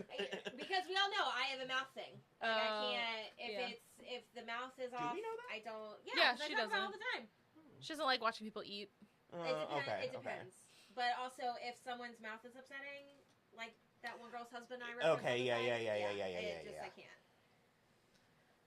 Favorite soundtrack? Right now, Yellow Jackets is doing it for me because every credit scene, I'm just like, yes, love the song. And if you watch the most recent episode, the song that played at the end is a band called Low. They are from Minnesota. They are great. It is a woman and man. I don't know if they're married. All of the songs sound like funeral dirges, and it's awesome. It's so good.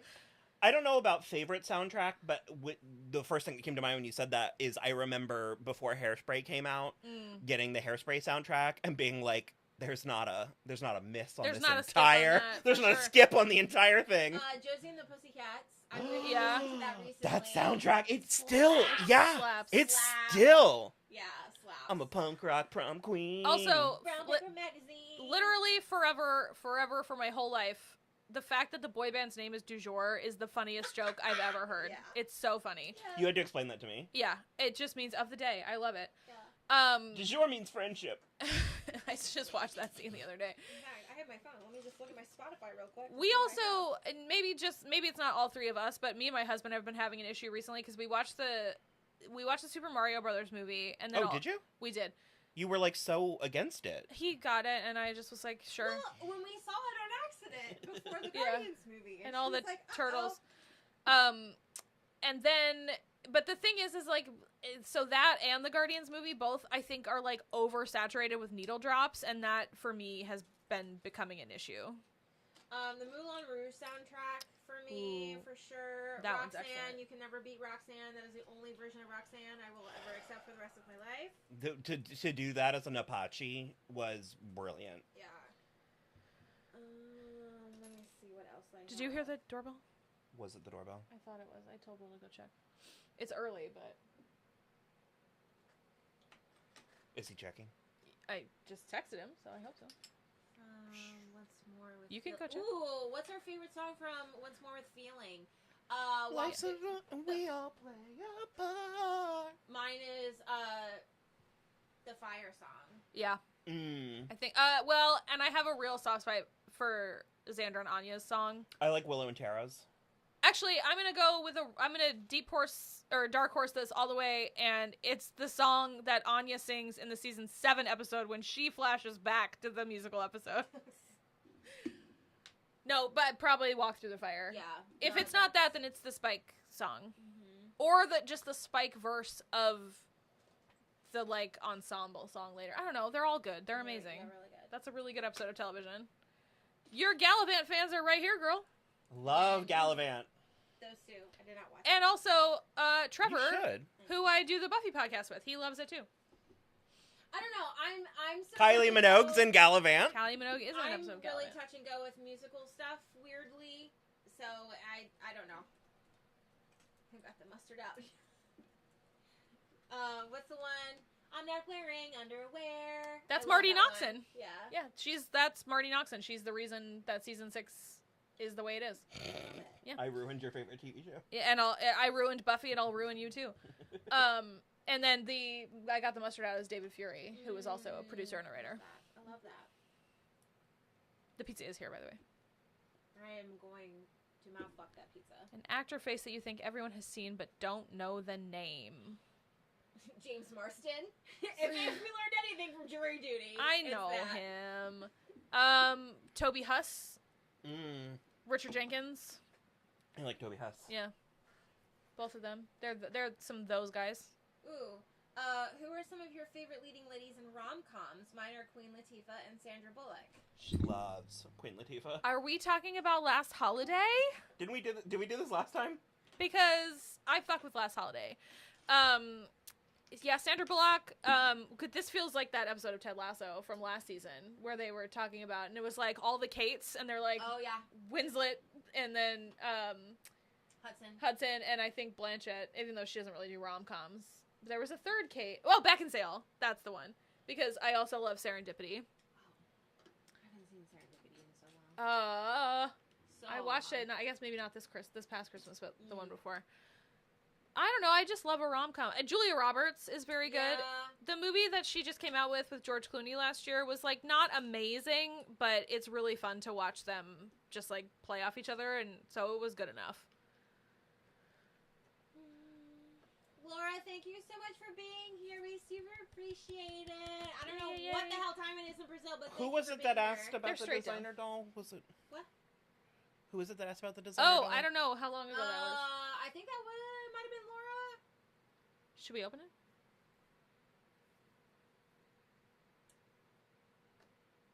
The blind side. So if you're gonna do it, she might have gone.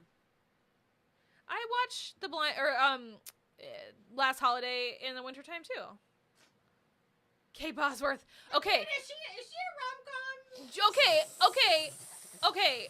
But Win a Date with Tad Hamilton is literally amazing. It is literally amazing, and I won't hear any slander. Have you seen it? No. We should watch Win a Date with Tad Hamilton. It's adorable. She has one of the most unhinged profiles in It's GQ true. magazine. She's also about to marry Justin Long. Is she really? Yeah. Not that late. Oh, okay. Then Laura, if you want to see the designer doll, open it. Was it Laura? I think it was Laura. Yeah, Brazil is down. I don't know. I like Nicole Just open Kidman. it anyway. She doesn't have Nicole Kidman doesn't have like a ton of rom-coms, but she's good at like romance. Yeah. No, Anastasia. Anastasia's good. Yep. Ooh, I don't like Rent, but I'm happy for you. Light My Candle is good. I think Rent is a very, very 90s Gen Z thing or Gen X thing. Yeah. And I can't. Yeah. Well, the cow that jumped over the moon. I was gonna say Bewitched. Diet Coke. So these are we'll take a break. These are the Ariel dolls. That's right, dolls. I have 4. He has way more. This than is the standard one. This is the. She cute. She only has one hinge. Articulation in the arms and the waist. This doll is gonna go in a lot of bathtubs. Mm-hmm. Yeah. Oh yeah. It's like kind of mint too. Yeah. There's like instructions that are like, make sure that you drain it.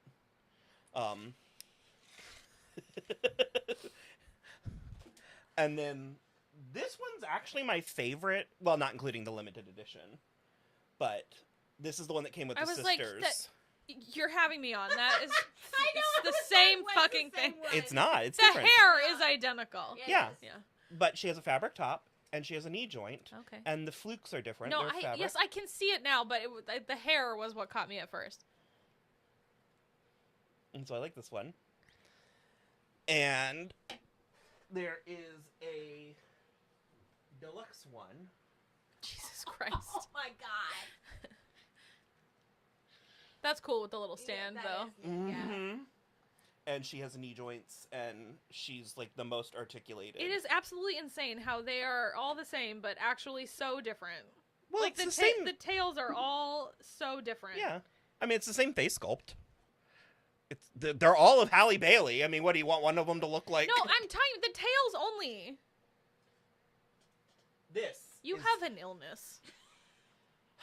This is your physical representation of Gordos. The cheese. This is the designer doll.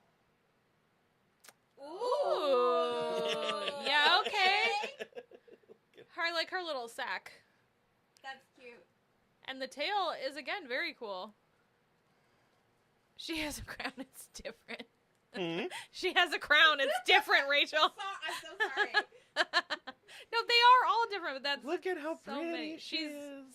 very pretty. I think, very actually, fun. I like her tail the best. No, yeah, that's very fun. Ooh, that's a hot take. Yeah, I like it. And she has the dingle hopper. It's about perspective. I think that one looks the most like her in the face, too. I think they could have fancied her up a little bit. I think that I'm probably going to put some gems on her bra. Mm-hmm. And I saw someone put some crystals, like, on the tail. So I might fancy her up a little bit. But, her locks are, like, that's just yarn. Yeah. But, like, these are actual. It's, like, actual kind of. That's cool. It's different material for sure, but it's definitely neat. done in a different way. And because she's bigger, I mean, obviously there's more to work with, but I love her. I also did this to the tail because the way they put her in the box, it was like folded up, and I couldn't get it to stop doing that. So I just put one of the little rubber bands around it. Oh, I think it looks great. Yeah, doesn't it look good? It looks great. I thought it came like that. I just assumed. Nope. So she will most likely be back here for. Yeah, a while. But I love her, and the back fins. Yeah. Considering that she's controversial, I ultimately love her. People just didn't think she was, like, fancy enough. For a designer doll, she could be fancier. Yeah. But I'm also, like, a little surprised they did her in the tail and not one of the dresses. I don't think that there's dresses. Oh. Like, she wears, like, a blue one. And it looks better in the movie than it does on the dolls and stuff. But, like, I don't think she has a pink dress, a pink ball gown. And I'm mad about it. If she does, we haven't seen it. Yeah, that's a bad decision. And she does have the dress at the end of the movie. I do not know how I think you will feel about it. I don't think you'll like it. Great. It's off the shoulder. It's not the Oh, the purpley. Yeah. No. Do we want to start wrapping up? We have 3 minutes. 3 minutes for what? Until 8 o'clock. Why are we wrapping up? Rachel's going to turn into a pumpkin at 8 o'clock. You can go eat. Rachel's going to turn into a pumpkin at 8 o'clock. You can go. I can do it. Okay. I was like, did we put a time limit on There's it? pizza. Well, go get pizza. I don't know about you guys, but I was going to eat right here. Unless you don't want to hear me chewing, and then I'm going to have to excuse myself for 5 minutes. I have seen Muriel's Wedding. It's been a really long time, but I liked it. How do we feel about non-handicapped actors playing roles in wheelchairs? I mean, I think it depends. Yeah, the actual physical. Because, like, I don't have any real problems with, what's his face from Glee or Garrett from Superstore. I don't know. I understand that. I understand a little bit more. It's one of the things that I think we should just be choosing to do the right thing, sure, of versus forcing certain outcomes. Yeah. Because I absolutely think that the exposure and, like, the people, because, like, I just don't want to set a precedent that an actor has to be everything that a character is. Sure. Because then you're losing the art of becoming a character. However, we don't agree with Richard Dreyfuss. But I think that now is the time for that kind of exposure, and generally, I think that. What am I trying to say? You've said it. You're good. Okay.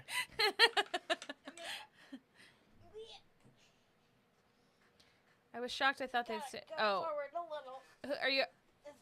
You're asking about Kim and Kanye's divorce? No, Kim from Housewives of Atlanta. Oh, okay. I was shocked. I thought they stayed together, but the divorce is about to get messy.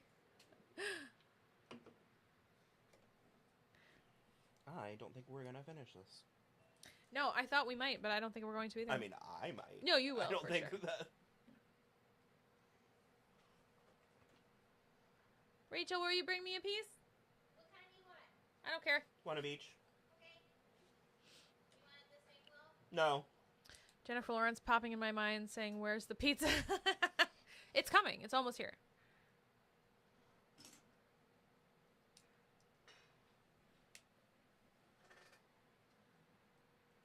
Yeah, that is mostly everything. All the toys. That is all the dolls. So many Halle Baileys.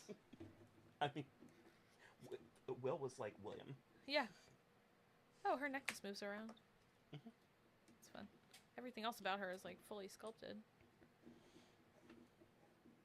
You pass. Yay, pizza! That was good. All right. Apologies in advance. I'm going to try not to chew right into the microphone.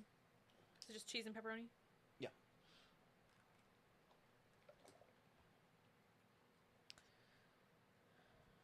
Yeah, I can't comment on any of this, unfortunately, because I don't watch this one.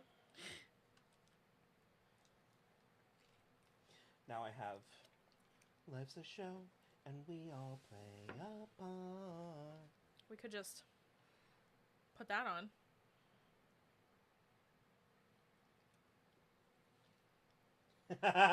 Well, I'm drinking beer. I'm drinking Natty Daddy. I was waiting for someone to make fun of me.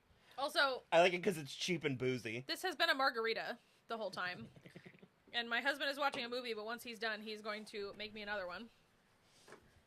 Because I'm in the actual worst place to get out of this room.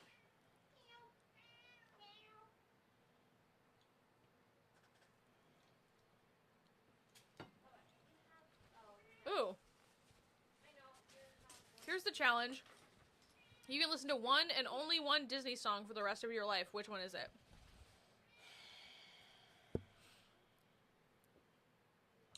I don't know that this is it, but honest to God, first place my mind went was First Time in Forever.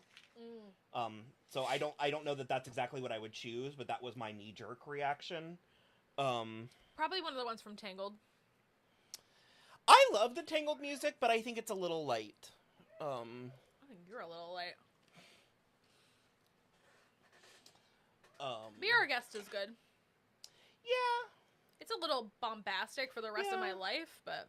Not gonna lie, listening to this Little Mermaid, the new soundtrack, helped me, because when you see something as a kid, sometimes you have a hard time separating it from the context in which you knew it.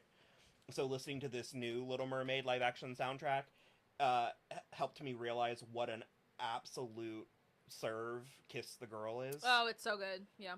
Like, I think it's like radio song good. Like, it could just be on the radio. If we're talking about Hercules, it's I Can Go the Distance. No. I Won't Say I'm in Love. That's fine. That's what a Butterflies and Books said. I Won't Say I'm in Love. That's not what I want. Hands down. It's the best Disney song ever. No chance. No way. Ah, it's so good. Colors of the Wind is amazing. The movie or Vanessa Williams? Ooh. I don't know. I do love Vanessa Williams.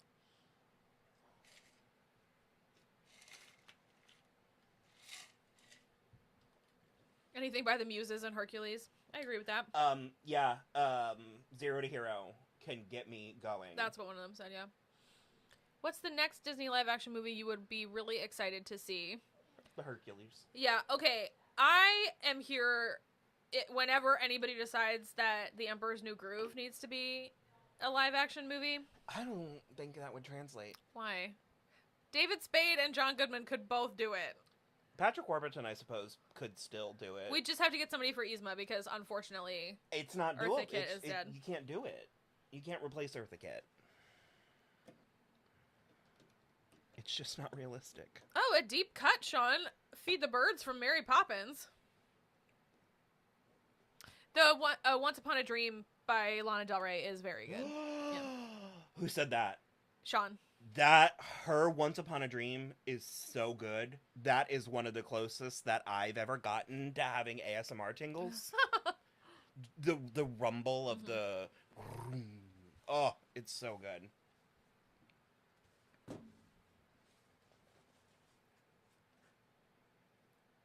Okay, Chris, I love The Sword in the Stone, and he does not. I would fuck with a Sword in the Stone live action. That's one. Rachel loves Sword in the Stone. That one I think would be good for live action because it's not quite as beloved. Because I think that's one of their issues. Wow. Mm-hmm. I mean, now would be the time to have the conversation, but... RW, we have seen Scream 6, and the reaction, we did a we did a proper reaction. And it is coming very soon. The unedited full-length reaction is on the Patreon. Mm-hmm. The edited one should be out this week. And we liked it. Mm-hmm.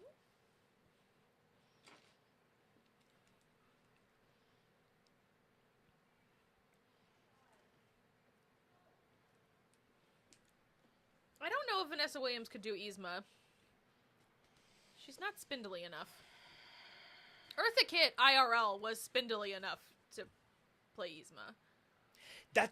It's just such a perfect performance. It's immaculate. And her chemistry with Patrick Warburton is out of this world. I love Eartha Kitt. I had the privilege of seeing her live in Cinderella. Mm. She was the fairy godmother. And she was... Was it the Rodgers and Hammerstein? Yeah.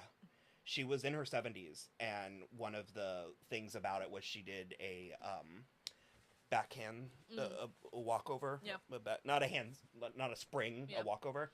And it was, I love her. Okay, top 5 Disney princess movies.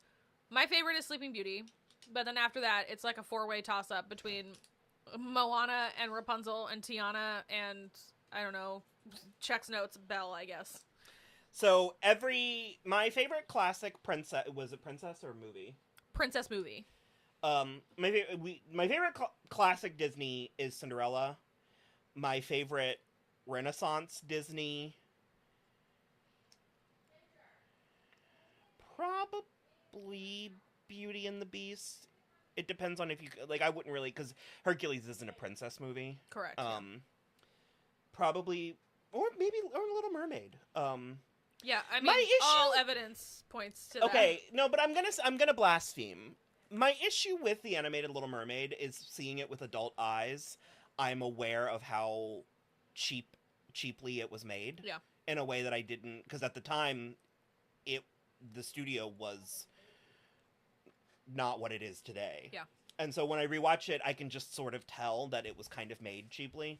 And then my favorite modern Disney. What do you hand this in? Just like I did. Just one serving, right? No, I did 4 ounces of tequila and 6 of the. So it's a double mix. Yeah. That's why that measuring cup's out. My favorite modern Disney would have to be Rapunzel. Would have to be Tangled. But I'm with you, where I'm like. But second place is a 4-way tie between Tiana, Elsa, Anna, and Moana. Yeah. I mean, it's all so good. Even Frozen 2, an objectively bad movie, is good. Yeah. Like, that was our review of Frozen 2. It was bad. But we liked it, yeah. All right, what else we got? I genuinely love Frozen. I know that it was overhyped, and that always does a disservice to a property, but no, I genuinely love Frozen. I don't think that The Emperor's New Groove should have been a musical. I think it's perfect the way it exists. And I don't know... 2 Tom Jones songs, and that's it. I don't know if I think Neve Campbell will be back in Scream 7. I hope... I think she will. I would love to have her, like, actually have, like, a curtain call. I didn't hate... I mean, I understand a person... I understand the fandom being like, it's not a Scream movie without Sydney. I totally get that. But when you consider... If you're actually looking at the reality of the plot... She deserves a rest. Like, she deserves to sit one. And I think, I think we'll see her again.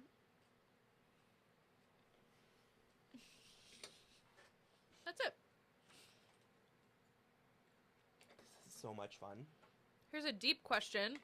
Best or least bad Disney sequel or direct-to-DVD movie? I didn't watch a lot of them. No, me neither. I've seen Frozen 2, and I've seen most of the Pixar. I remember ones, liking the Aladdin ones when I was a kid. Like, I remember that blowing my 8-year-old mind. I watched the Hercules TV show, animated Hercules TV show. That was talk about God tier.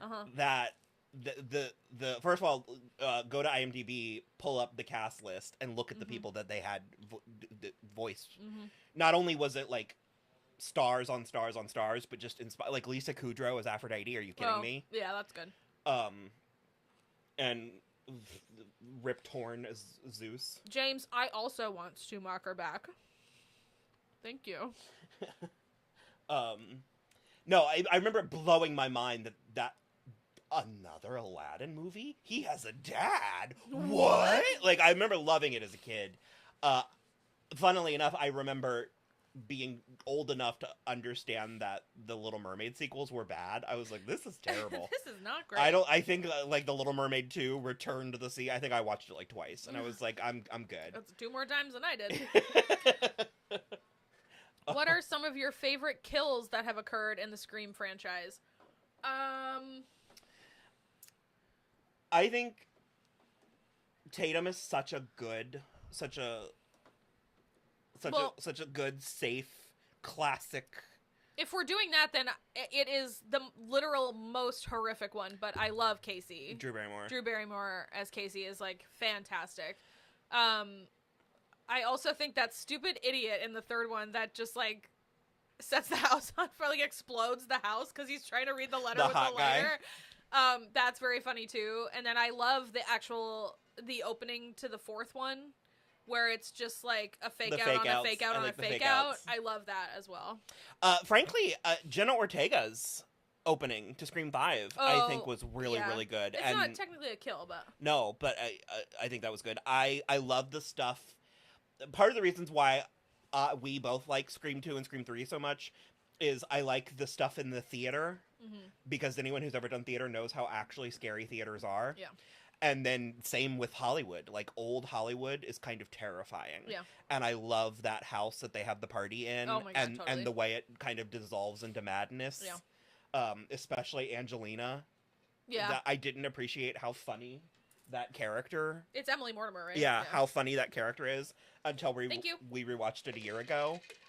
And she just like, I didn't fuck that pig, Milton! It's so funny. It's so good.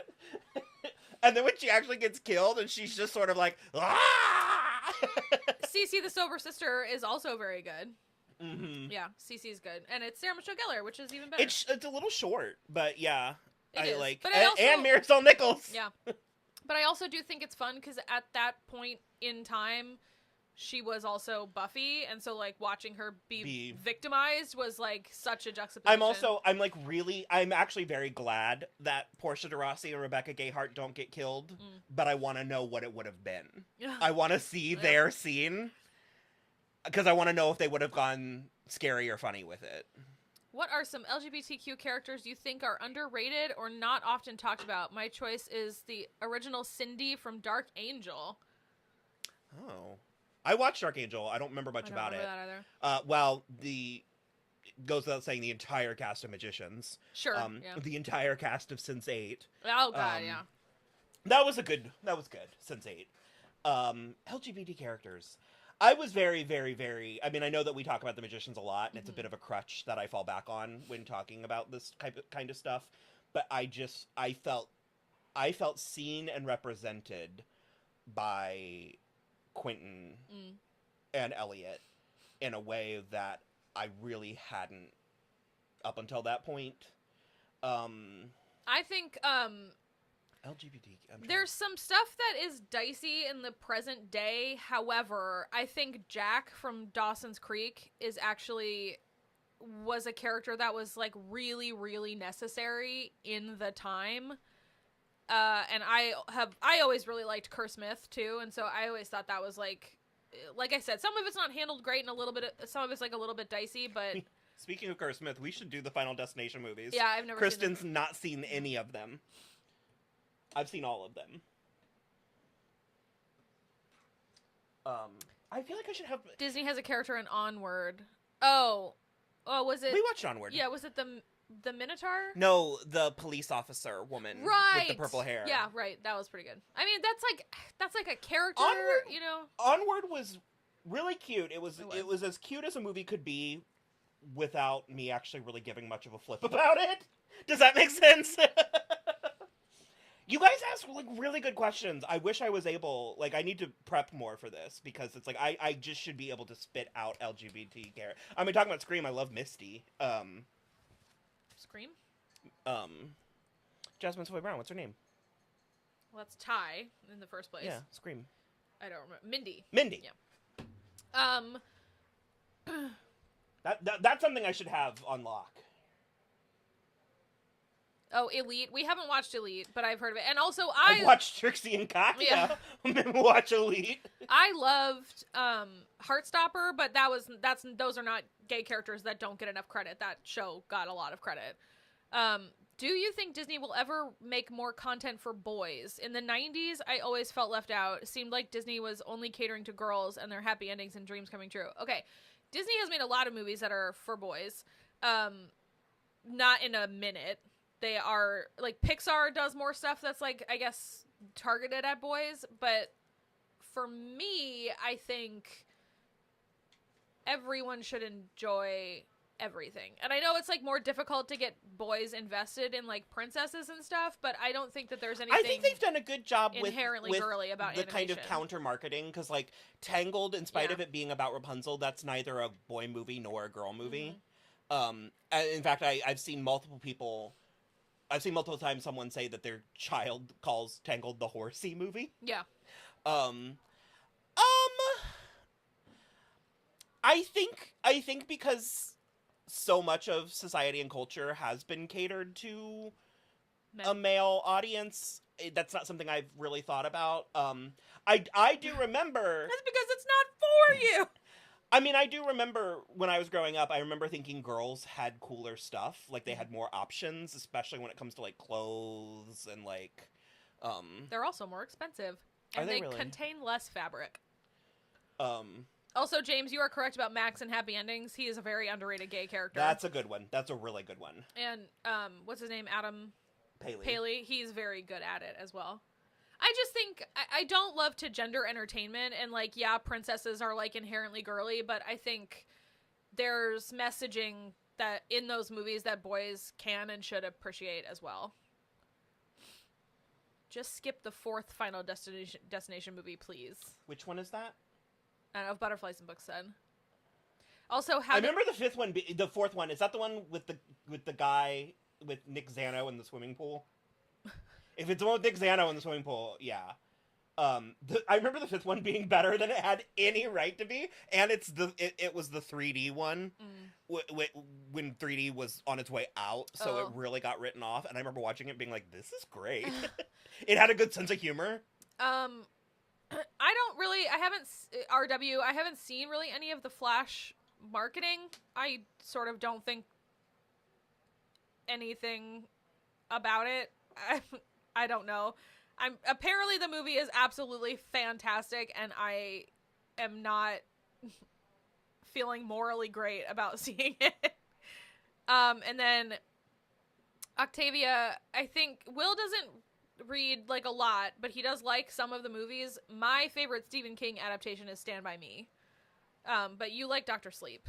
I loved well, that's Mike Flanagan, but as an adaptation, I'm not sure that I mean, I like The Green Mile as well, and I like The Shawshank Redemption. I actually resist a lot of his horror adaptations, although the new It movies are fantastic. I really liked those, too. But I have real problems with his human villains. I think they're cartoonishly evil in a way that doesn't suit the grounded reality of the rest of the universes, but those are my answers. Sean says... Oh, he liked the fourth Final Destination. I just completely lost the plot right there. What creative direction do you believe Riverdale should have taken from the beginning? What they're doing right now. We think they should be doing what they're doing right now. That's a very interesting question, and it's a difficult question to answer because, hand to God, at any given moment, for the most part. At any given moment, we kind of were loving it. So it's like, I have a hard time saying I think they shouldn't have done some of the things they did. Having said that, I don't think everything they did, especially with the benefit of hindsight, really worked out. I think if they made a mistake, it wasn't getting crazy. That wasn't it. I think if they made a mistake, it was losing sight of the humanity of the characters. I think that the characters and their relationships with each other needed to be more present and more prominent. I think all of the crazy stuff, because that's sort of a similar thing to what I was saying with Teen Wolf earlier, is I think that there's an entire generation that doesn't understand what Riverdale is. I think that they think that it thinks it's serious, and it is a pastiche. Like, it's a show about a show about a show. Like, it's very meta. It's a show about a comic strip. And it's like, because like the Edgar Evanever stuff is some of my favorites. It was so funny, and I think that some people equated that because a lot of the crazy stuff was happening at the same time that I think some of the character writing got weaker. So I think people equated the craziness with what was wrong, and I don't necessarily think that's always the case. But we are loving what they're doing now. I also, of Butterflies and Books, I don't think that Riverdale should have been doing what Scream Queens did in season 1. I think that's its whole own other thing, and I like this earnest thing that Riverdale is doing right now, which is something I never thought I would ever say. But I am so in love with it. I'm so in love with this version of Archie. I'm so in love with this version of Betty. I mean, Archie went from being the worst character on a show about him to being its like secret ingredient. I literally tweeted it the other day because I saw a headline. And it said it took 7 seasons for Archie to become the best part of Riverdale. And so I was is it not just us? No. That's a Collider article. And I just was like, you're right. And I just, like, I feel, I'm just happy for KJ that he gets to go out on this note. Oh my god, totally. But I also think, I feel that way for everybody. I feel like this is such good content for everybody this season. And so rarely do you get that.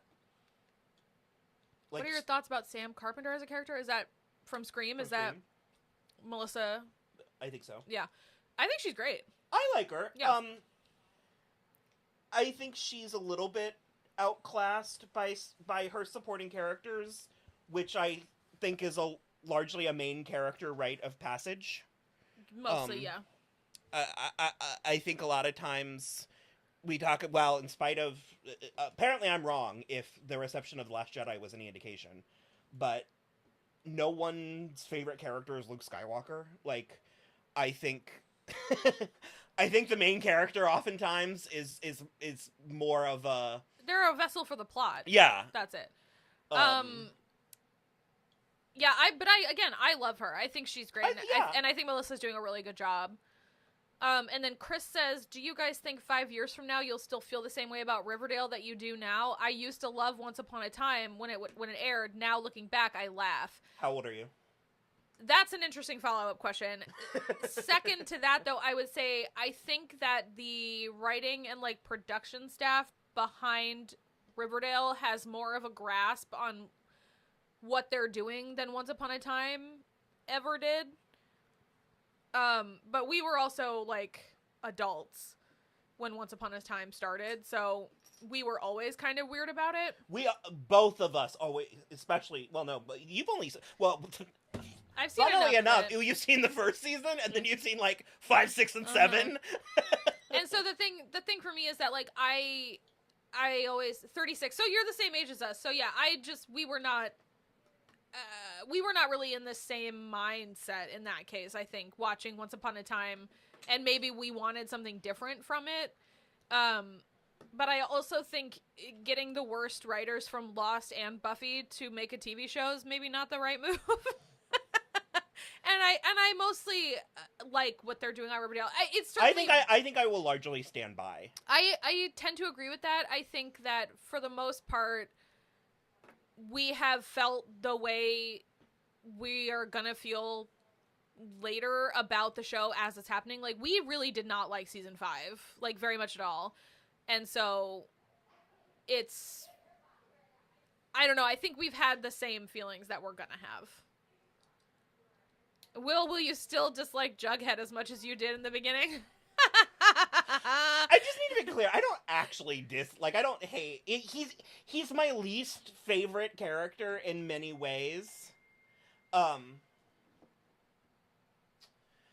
He's my least favorite character in many ways, but I don't actively dislike him all that much. It's more just sort of fun for me to pick on him.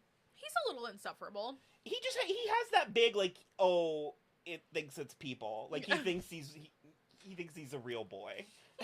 You know what I mean? And it's like, buddy. I mean, it especially coming from me, it's like, I was Jughead. You know what I mean? Like, as a teenager, so. Gratian says the Cole Sprouse is coming out in Jughead in the worst way. It's not true.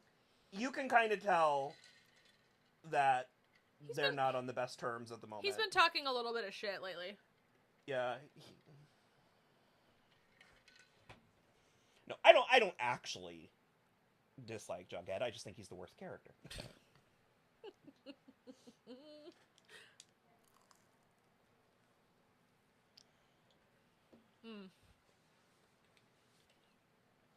What are some shows that you are worried about getting canceled in this new era of television, the writer's strike? Also, yes, Aisha, he is a weirdo. Me or Jughead? Jughead. I'm worried about Yellow Jackets, and then I'm worried about a couple of my network shows. Like, I'm worried about Abbott Elementary, and I'm worried about Ghosts, because those are the only things I'm really watching. Ghosts, absolutely. It's on CBS, though. Yeah. I got so burned by the pandemic that I'm not invested in anything. Well, and I got so burned by the last writer's strike that I'm not really invested in anything. The 1-2 punch of Glow and Society, coupled with losing Santa Clarita Diet and becoming a god in Central Florida, there was like a handful of things. Mm-hmm. Really interesting, weird, cool shows. Becoming a God in Central Florida was one of the weirdest shows I'd ever seen, and I just wanted to know what that was going to... Yeah. What season 3 of that show would be. I'm just not quite... And like I said, one of my favorite shows currently on TV is The Great, and if it ends this... I haven't finished season 3, but if it ends with season 3 seasons feels right to me for a show like that. Which, I mean, I don't know that it's exactly high concept, but for the purposes of this conversation, it is. Yeah, I don't know. I think I'm at a distance with so many things. Gratian, it was Pushing Daisies that broke me the first time. Pushing Daisies, and then that got canceled, and I was like, oh, well, that's it for me. And I try not to get super attached anymore. That's, like, always the show that if somebody asks me what I would bring back, if, like, time and money was no option, it's Pushing Daisies. At least to, like, finish season 2. That's a little... That show was a 3-season show, if ever. You got a lot of agreement with Becoming a God in Central Florida. Really? Yeah. Still not over it. Brittany, an entertainment lover. The Society was my villain origin story. I thought I was the only one watching it. It was so weird. It was such a... Did you ever end up watching any of it? Or a little bit. We also really wanted to see the gay storyline continue in The Society. Talk about underrated gay characters. You are correct, James. Mm-hmm. We loved that. We were both super invested in that. Grizz and I don't remember. Sean? Sam? I think it was the deaf one, right? Yeah. We absolutely loved that. And that was such a cliffhanger. Who was the one? I can't remember her name. Gracie, maybe? The redhead that they put in control. Or in the end of The Society, because remember the, like, hunting party came back? Uh-huh. And what's-his-face, the psycho one, had, like, staged a coup. Yeah. And he did it with the kind of, like, douchey popular guy. Uh-huh. And then the crazy redhead. Yeah. It was Grace something. I thought she was so funny. And, I mean, Justice for Prom Dress Girl. Do you remember? Vaguely. I love that show. The Great is on Hulu, but I don't think that means it's safe.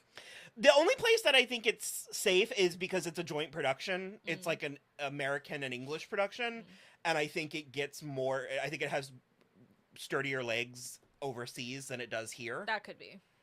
I have never, Aisha, like really rallied behind a show that was canceled and then came back. I don't think. I have a couple, but they were both Family Guy and Futurama, which is coming back this summer. That's like kind of animated, like so it's slightly different. Vibe, yeah. What's one that Cougar Town moved? Yeah. And I largely liked. I think we got some really good material from seasons 4 through 6. Yeah. This one's fun. Is there, Taylor James, is there no way Marvel can top Endgame at this point, or do you think they have a trick up their sleeves for future stages? I don't know. I do think they blew their Thanos wad a little fast. I mean, it was 20 movies, but... Yeah, I was gonna say, I don't know. But given the fact that we are already in Phase 5, and Phase 4 did absolutely nothing of any consequence. I think they could absolutely... They could top it. Absolutely, but they have to actually do it. They have allowed... So we love Disney, as evidenced by this table and room full of Disney shit. But let's call it what it is. Disney's the evil empire. So when Disney got their grubby hands on it, I think they lost what made Marvel different in the first place, which was when Phase 1 and 2 were happening, they understood that it was in their best interest to have a quality story first. Yeah.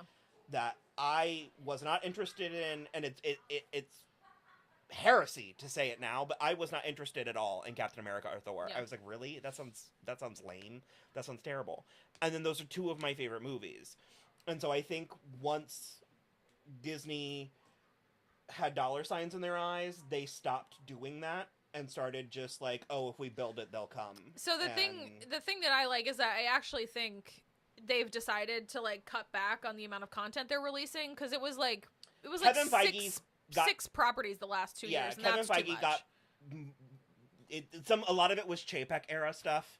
I think Kevin Feige got back in, like, I don't know that he's in total control again, but I think he's some control. I think Daddy's home, and I think it'll help. I think it'll benefit. I just hope they haven't tarnished the brand too much. I mean, that's a hell of a lot of goodwill. Yeah. Chris then says, I think Marvel is getting desperate when they resort to animal torture porn. I'm thinking end of an era. DC may have a chance now. I still don't think DC has a chance. I mean, is DC gonna give us not animal torture porn? I think at this point, well, with James Gunn at the helm, I think we're in the market for even more animal torture porn than we've had before.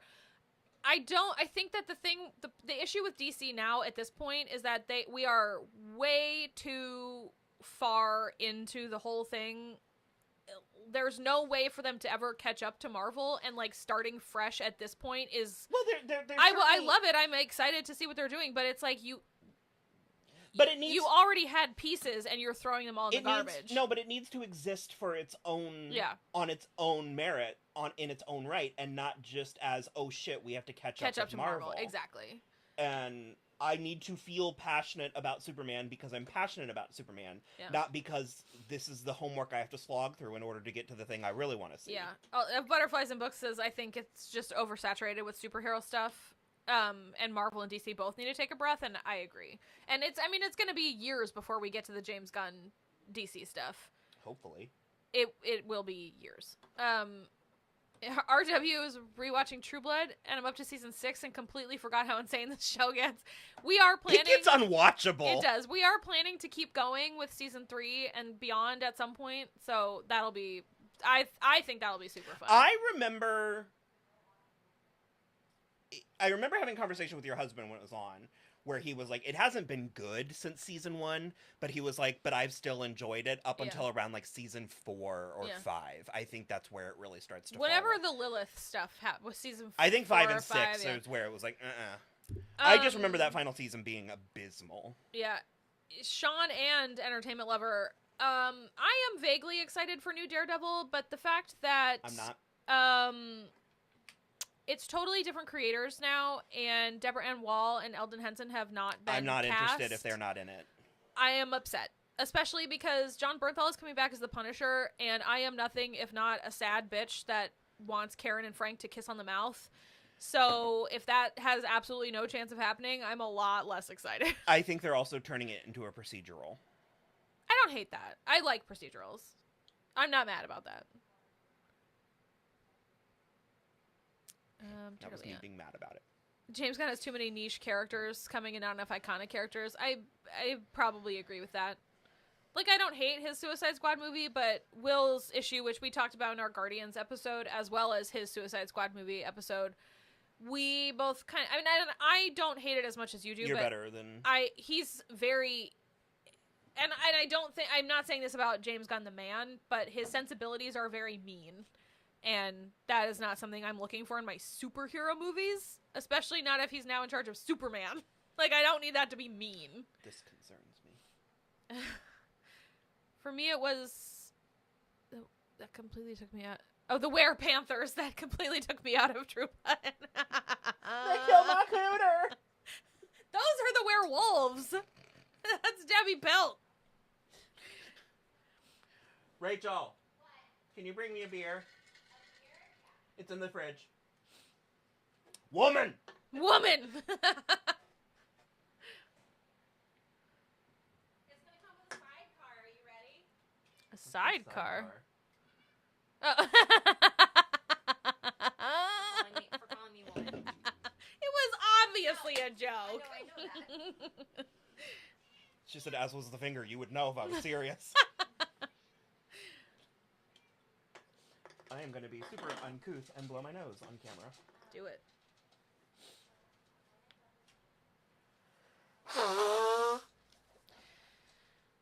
Have the DC we should have outside of Wonder Woman, Aquaman, and Shazam. What? Well, Will's not. Oh, okay.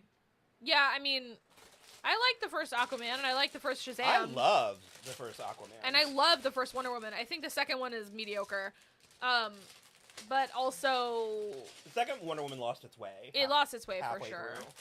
Through. Do you have any favorite UK beers? I don't know if you've ever had a UK beer. Yeah, I like Boddingtons. That's the only one I knew. I was going to be like, Boddington! And I like a Guinness, but having had one in Dublin, they are not as good in America. Oh, interesting. Yeah, they're better. They don't all taste like leather chocolate bog water? No. It tastes good. When Karen and I got to Dublin, we found a pub, and I got like some kind of pie, some kind of meat pie and a Guinness, and it was like the best thing I have ever had. It was so good. With Justice League and Justice League Unlimited, those were top tier storytelling. Yeah, we're also not like huge on comic books, so whatever we see in the movies is like what we know about the stuff. So, do you think the writer's strike will push back Stranger Things and Euphoria? Yes. Stranger Things has already ceased production. The Duffer Brothers are like standing in solidarity with the writers, which is, I mean, as they should, because they are also the writers on that show. And almost definitely Euphoria. Oh, absolutely. I was not expecting new Euphoria before like 2026 anyway. So I love Euphoria, honestly, in all honesty. And for like half a minute, I was about to be like, "Oh shit, we're gonna have to do The Idol in June," and then I don't know if our comments can handle that. I don't want to. Yeah. Oh, the animated shows. We have not watched any actually of the DC animated shows. My old roommate, Martin, used to watch them, and they seemed kind of interesting. Like, that would probably go on that list we talk about. Bye, Sean! Have a good day at work! Thank you for sticking around so long! That would probably go well on that list, Kristen, that you frequently talk about. If we had nothing but time and could just do this. Oh, the animated shows? Yeah, for sure. Because they're, like, mature. They're, like, PG-13. I would watch the Harley Quinn one. For sure. Mm-hmm. Entertainment Lover, what are your thoughts about a potential time jump for season 3 of Euphoria, and what would you like to see from it? Yeah, that's fine. I'm fine with it. I'm just like going down the lazy river of Euphoria. I don't really predict things about it. No. I don't know that Sam Levinson's brain can be predicted. I know that this is apparently controversial, but I do like Sam Levinson. I've never worked with him, so I don't have like a a hard opinion on his work practices, but he's indulgent in a way that resonates with me. I think I like his sensibilities as a creator. But I have no predictions for a season 3 or what a time jump would mean, except for that they would all have way less of an excuse to be acting that way if they're adults.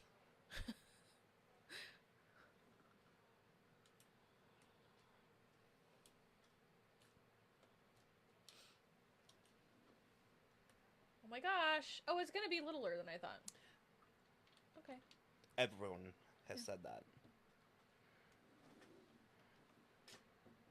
Interesting. It might not be stable enough yet. That's fine. It's cool.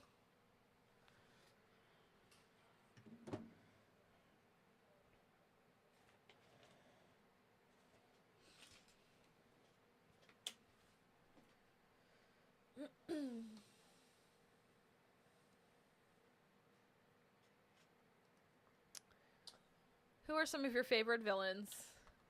Queen Cersei. Yeah, he loves Cersei. I love Cersei. I think she's a great villain. We're watching Brad Evans watch Game of Thrones right now. Yeah, and someone tag Brad Evans in this stream. Yeah. He's... Because we also love him watching Harry Potter. Precious. Brad Evans is something that can be so personal. So personal. Yeah, it's very... I think Cersei is a really good one for, like, semi-recent villains. What else? Well, if we're going back to Daredevil, Vincent D'Onofrio's Kingpin is absolutely incredible. Like, that, talk about someone that's perfectly cast. Who else? I mean, I'm the one. I love villains. We generally love villains. I love villains. Yeah. I think it's fun. I think they're fun. Oh, I was like, Grayson, what are you talking about? But yes, it's nice that Sam Levinson puts penises in his shows. That is appreciated. We need equal opportunity nudity. I should tell Grayson will appreciate this. It was an off-camera comment, but we were talking in here when Will was getting us set up one time, and I forget why it was on topic, but Will was like, "Isn't Sam Levinson gay?" And I was like, "No." I was like, "He like hard dated Ellen Barkin when he was like 22." Woof. And Will kind of smirked, and he was like, "Good work if you I don't know, that sounds like a gay guy to me." He's like, "If I know one thing." I am not currently watching All Stars 8, but Will has. I'm probably gonna like binge it later. I think we're gonna check in. I think we're gonna do like either two, like a midway point and a final one. I want Kristen to see Jimbo. I think because this is my introduction. I mean, I know of Jimbo, but who asked? Kilgrave from Jessica Jones, absolutely correct. Natalie asked about All Stars 8. I knew of Jimbo, but this is the first that I'm seeing, and he's just such this weird breath of fresh air, and I want Kristen to see. I don't think you'll actually like it. The challenge they did in episode 2, it was like RDR. So RDR Live, it was a parody of SNL. And so, like, they do a monologue and then, skits, and then we can update whatever. And the skit that Jimbo did, that's the one where I was like, he was channeling. It was like this combination of Jean Smart and Mayra Sorvino. Oh, yeah. It was really interesting. And I'm liking seeing some of them. I adore Heidi. I think she is so funny. And I like that she is still so her. She has gotten better. Yeah. I laughed out loud. So she said her style used to be poverty chic, and now it's oh shit, what did she say? She said something about how she would describe her style now. It was something like belligerent with a touch of restraint. And I laughed so hard at that. I did like Heidi. I'm also liking seeing Darian Lake because I think Darian got bad at it. I think that the edit was. I think the material was there. I don't know that it was just an edit. But I've been in situations where I overplayed my hand, and after the fact, I was like, "Yeah, that wasn't the best." And I think that's kind of what happened with Darian. Taylor, after seeing the Little Mermaid trailers so far, has Rob Marshall given you any hope in his underwater world building capabilities, or are you waiting until the credits to make an opinion?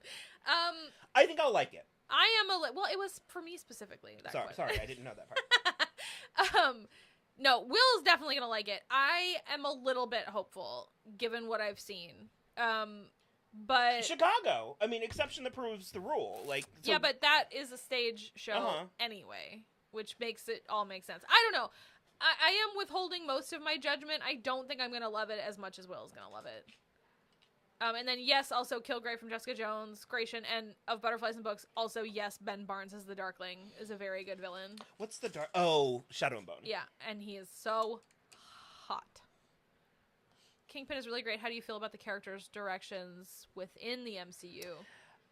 We were largely fine with it, but it has been pointed out to me via the internet that is wrong. About Kingpin? Mm-hmm, in Hawkeye. No, I thought that was great. Yeah. It's... The internet can go screw. I'm probably on the internet side with that one. It was... I'm fine with it. I don't think Disney... It's the same thing with, like... For me, Deadpool 3 is almost a non-starter. So we're going to get a couple of F words. The oomph is... I mean, Disney let James Gunn, so maybe they'll let... I mean, a little. They did give him a fuck. Yeah. In Guardians. I don't know. I'm not really... I don't know.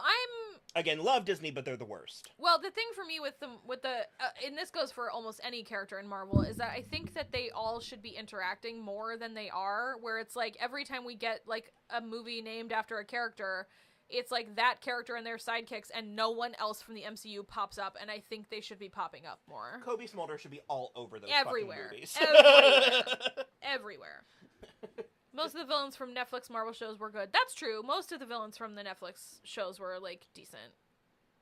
Like what, like Kilgrave from Jessica Jones. I loved Sigourney Weaver. Kingpin was, Wilson Fisk was really good. And then, Sigourney Weaver was great. I loved Fisk and Vanessa. I loved them. They recast her. Of course. Yeah, I'm not interested. I'm annoyed. She was so beautiful. What was her name? Eilert Zurer. Oh, she was gorgeous. Yeah. What do you like about Marvel? Doesn't seem on brand for you as far as fantasy and sex. That is true. That's fair. One of the funniest tweets I ever read, when Eternals was coming out, and someone said, "Imagine being the person that had to explain to a Marvel fan what sex is." Because there's a sex scene in that movie. I mean, it technically... Well, Iron Man sleeps with Leslie Bibb, and then... You don't see any of it. Nothing happens. It's just the aftermath. Fun. I think it's a lot of fun. Yeah. And I also think especially phases 1 through 3 felt like really, really well plotted, thought out stories that all connected in a way that I thought was appropriate and enough. I had no stakes, like, coming in... Like, I remember going to see Iron Man because it was a big movie. Like, I had no stakes whatsoever. And I was so charmed by Robert Downey Jr. and Gwyneth Paltrow. Yeah. That their chemistry, the two of them, I mean, not even to mention Jeff Bridges. And, like, I think the quality and the caliber, it was just... It reminded me of watching TV on Saturday mornings. Like, it made me feel... I agree with that. There was something kind of warm and cozy about it. Yeah. I think largely, if you take any Marvel movie in a vacuum, it's a good movie. But, like, my issues with Phase 4 and what's happened in Phase 5 so far is that none of it matters to the next movie or show or whatever. Okay, Entertainment Lover. Hey, Kristen. Hi. I would like to know about your opinions, what you believe they did right with Jack McPhee, and something that might not have aged well. So, who is Jack McPhee? Kerr Smith from Dawson's Creek. I think it's sort of about, like, his journey in figuring out that he's gay, and, like, that he dates Joey for, like, a little while, and that kind of thing, and, like, having it not be, like, immediately clear to him, I think was very interesting, and I think that's a vibe they don't always go with. And I also, even though I think his dad sucks, I think the stuff that they did with his dad was really interesting. And then the stuff that they did with him in relation to the rest of the characters is also very, like, how accepting certain characters are versus other ones. Like, Pacey, like, almost takes the heat for his poem in that English class, where that English teacher is so shitty. I always remember that scene. But yeah, I think some of it that hasn't aged well is maybe some of the, like, frat house stuff when they get to college. I think there's some stuff there that ends up getting kind of dicey, but for the most part, I think it's good, and I think it's largely on, like, based on Kevin Williamson, because he's, like, a very good writer for TV, and also Kerr Smith's performance. But that show came out in the 90s and early 2000s, so there's always going to be stuff that doesn't age well, especially about the gay stuff. What am I doing wrong? Will you guys do an episode reaction to the OG Little Mermaid before the live reaction? I'm not sure we'll have time. So, no, we didn't do... You asked something very specific. Reaction or just coverage? We can just do an episode. Well, we've already done it. We did. It. Yeah, I don't know if it's on the YouTube. It might be on the YouTube, podcast. But we did it before the Ali'i, the Little Mermaid live with Queen Latifah. Oh, okay. And actually, I think I remember being underwhelmed with with my performance in that. So maybe we need to do. Maybe we will. The interactions between characters was what was missing from Marvel Phase 4. I agree completely. It's like nothing. How do you have? None of the movies matter from one to the next. Like, nothing is interconnected. Nobody is in, like, they were interacting Wanda was with anybody. having such a moment that she was quite literally the most popular female. I don't know if ever, but she was huge, and then they just sort of dismissed her. I didn't love that the Doctor Strange and the Multiverse of Madness kind of was like a character assassination for her, and I didn't love that. And I wanted to like it so bad. Like, I wanted to be on the movie side. Yeah. Would you guys do a review of The Little Mermaid 2 for the heck of it? Drunk. Maybe drunk. And then Natalie says, have either of you guys watched One Tree Hill? I watched like 4 seasons of One Tree Hill. And I liked it enough. I really like Sophia Bush and Hilary Burton and Chad Michael Murray. And I guess I kind of like Bethany Joy. I don't remember her last name. But it was not my teen drama of choice. But I don't dislike it, but it's not my favorite. And they sent away the cute boy that had the baby that was into Peyton, and that made me sad. So this cannot be. Why? It doesn't fit. Oh.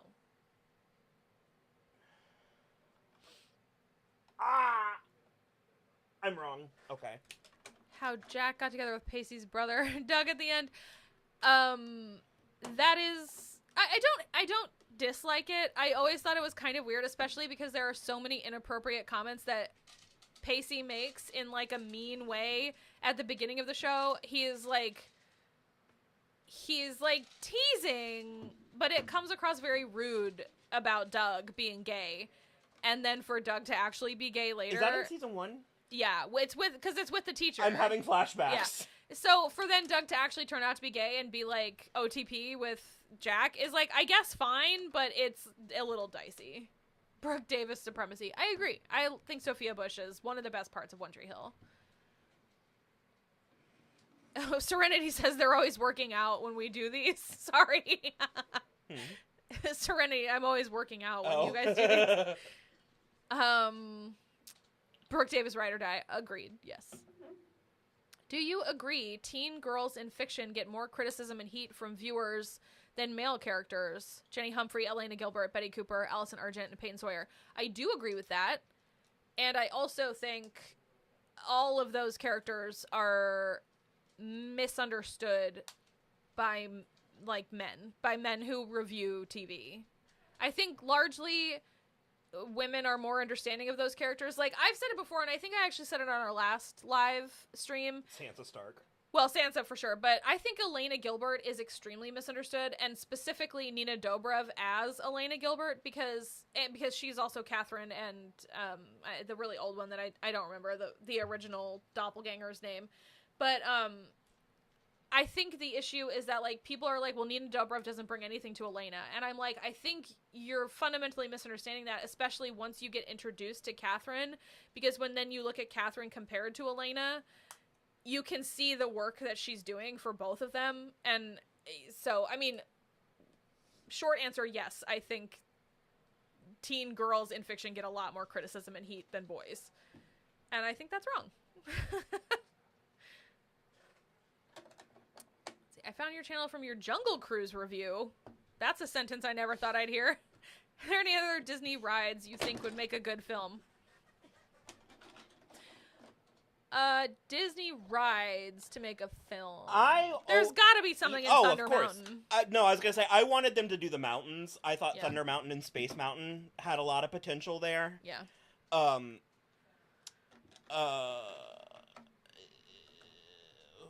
What's another one? The Wedway People Mover. The best ride in Disney World. I think Thunder Mountain. I think that's a good one. Now I'm blanking on literally all of the... I don't know, let's make something totally unhinged about the, It's a Small World. Just a really unhinged, weird movie. Around the world in 80 days type thing. Yeah. I'm having a hard time pulling... They did that Country Bear Jamboree movie. That's what I was gonna say, is I'm having a hard time pulling a movie that... or a ride that wasn't already based on a movie. I'm cautiously optimistic for the Haunted Mansion. Oh, yeah. In spite of several things. I think it could and probably will be fun. I think based on what I've seen, the trailers for the new one, I'm glad that it looks like they're actually going to make it a little bit scary. Yeah. I think it's still going to be family friendly and family accessible, but I think that like a scary, actually I don't know if it's PG or PG-13 because Pirates those were PG-13. I think so, yeah. I think that could be fun. Family friendly or like a moderately family friendly scary movie. I think that there's a lot that they could do with that. I'm also not against a remake of Swiss Family Robinson. There's that treehouse. Yeah, I suppose. Natalie, I didn't make it to season 6 or 7 of One Tree Hill, but I love that James Vanderbeek has a recurring role, and that sounds hilarious. And then Christmas says we should have played the original Little Mermaid in the background while we did this for ASMR. The Legos. Kristen wanted to. It's only like 90 minutes, so it wouldn't have been. I agree that Nina Dobrev is so underrated, especially in Vampire Diaries, because I think once you get the other two doppelgangers, it's so apparent what she's doing as Elena. And to go back to your thing of the hero of the property, she's boring, and that is on purpose, and that is fine. It's fine that she's boring and she kind of sucks. No, I am. It's a Small World. It's kind of giving me Five Nights at Freddy's vibes, or if Disney just went out of the box for its Small World and got Wes Anderson to direct it, that might be amazing. Who? Wes Anderson. No. Oh, Natalie said it.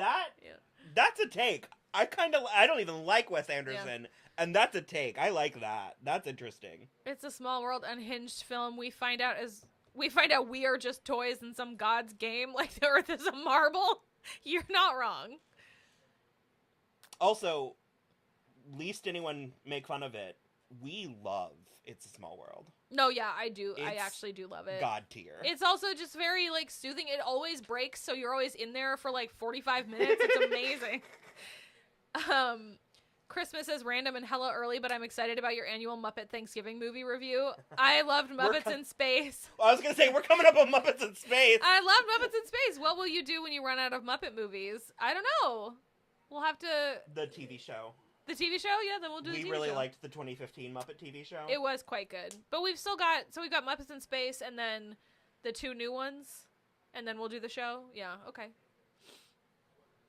It's fun for me, because they're movies that I had never seen before. I'm so sad, because we didn't do it on camera, but Rachel had never seen The Great Muppet Caper. Oh, yeah. And we watched it with her, and it was a tit flapper. It was She loved it. She liked it a lot. What are your thoughts on the X-Men films that were made in the early 2000s and how they developed over time? I loved them when they came out. I have not revisited them in a minute. I probably very formative. I mean, I was 15, 17, and 21. So a lot of my sensibilities from storytelling, movie, like I remember X2 kind of, it blew my mind. Yeah. Because like I remember when it came out, like even the reviews were like, it's just a good movie. Like, and that's such a balancing act. Because what does that movie have, like 15 key characters? So many, and I always loved with the first exception one. of maybe Rogue, I think everyone's handled really well. I actually, this is blasphemy. There's nothing wrong with us, said Johnny Two Dicks. I know this is blasphemy. I remember not hating X3 when I saw it. It was a little bit before I had sort of acquired taste. I'll tell you what, those movies are why I didn't like James Marsden for a long time. Because I was like, Cyclops blows, and like, obviously Jean should be with Famke Janssen Wolverine. Famke Janssen was such a good Jean Grey. Such a good Jean Grey. Yeah, I loved them when they came out, and it has been a minute, so that maybe that should go on the short list. There's also the Brian Fuller of it all. Brian Singer, my bad. which sucks because they were good because of him. Yeah. He's what made them good. I have a soft spot for Muppets Wizard of Oz with Ashanti. Oh, I didn't know that. Yeah, that's a deep cut. We could do that. Entertainment lover. I don't. Is it good? I don't. I saw it. Do you guys plan on doing a favorite music of 2022 video? And if not, could you shout out some albums and stuff now? Well, I liked Midnight's, but I'm a basic bitch. So and then Carly Rae Jepsen. Yeah, we planned really on good. it and we never did. So my two favorites were Loneliest Time, Carly Rae Jepsen, and Midnight's. Oh God, there was some good stuff. None of it's top of mind. Oh, there's a guy named Noah Khan that I found on TikTok, and he's Who wanted to know the music? Fantastic entertainment. Oh no, Natalie. Music is so hard to do on YouTube. That's kind of why we stopped. They flag it really bad. Everything. Yeah. I was the one that pushes music more, and I really would like to keep doing it. I guess it depends. Yeah. So that's interesting to me that there's someone that wants that. Kristen,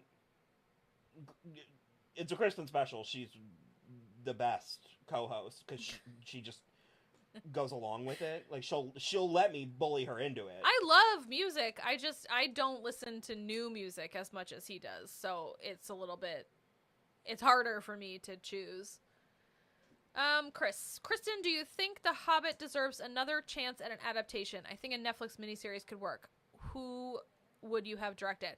Well, I would have loved what they originally wanted to do, which was Guillermo del Toro does 2 movies, one of which is The Hobbit, and then one is a bridge between The Hobbit and The Lord of the Rings. I would have loved that, but then he couldn't do it, and then they forced Peter Jackson to make another trilogy. I wouldn't hate a miniseries, but I think it shouldn't be more than like 6 episodes. It's not Isn't a long... the story kind of wafer thin? Yeah, it's not a long book, and it's like not... What was that one tweet or meme or whatever you read that was like, The Hobbit and The Lord of the Rings are actually insane if you think about it? Okay. It'd be like if Stuart Little... Okay, so it's like... It basically was like, it's as if, so The Hobbit is like Stuart Little, and then The Lord of the Rings is as if Stuart Little's like adopted nephew had to fight God, and it was just like, to like or destroy the devil. Yeah. And I was like, that's not wrong. It's not wrong. So yeah, I mean, I think I'm not sure deserves is the right word, but I think it could use another adaptation. Also, hot take, we kind of liked Rings of Power. Oh yeah, I liked Rings of Power. I'm a little afraid of what's going to happen with season 2 because I think that they are cutting the budget, and that is the one thing that show had going for it. They're cutting the budget, and they're also moving it to shoot at the studios in England. And why would you not just keep shooting in New Zealand? It seems real stupid to me. Sookie Stackhouse was how Anna Paquin should have portrayed Rogue. I not know. I love Sookie Stackhouse. Natalie says, I feel like 2022 was a really good year for music with Taylor, Beyonce, SZA, Sabrina Carpenter, oh etc. my God. Yeah. Yeah. You're not wrong. It's a chaotic mess and also has Queen Latifah and then Quentin Tarantino show up to have a conference with Kermit. I was literally, I was going to say, I have so few memories, but I was like, I remember there's a unhinged Quentin Tarantino because it was right off of Kill Bill. So he was like pitching to Miss Piggy a Kill Bill-esque. Okay. So like, and if that doesn't scream The Wizard of Oz to you, I don't know what. Piggy would slay that jumpsuit though, if we're being honest. I haven't watched Kill Bill in a minute.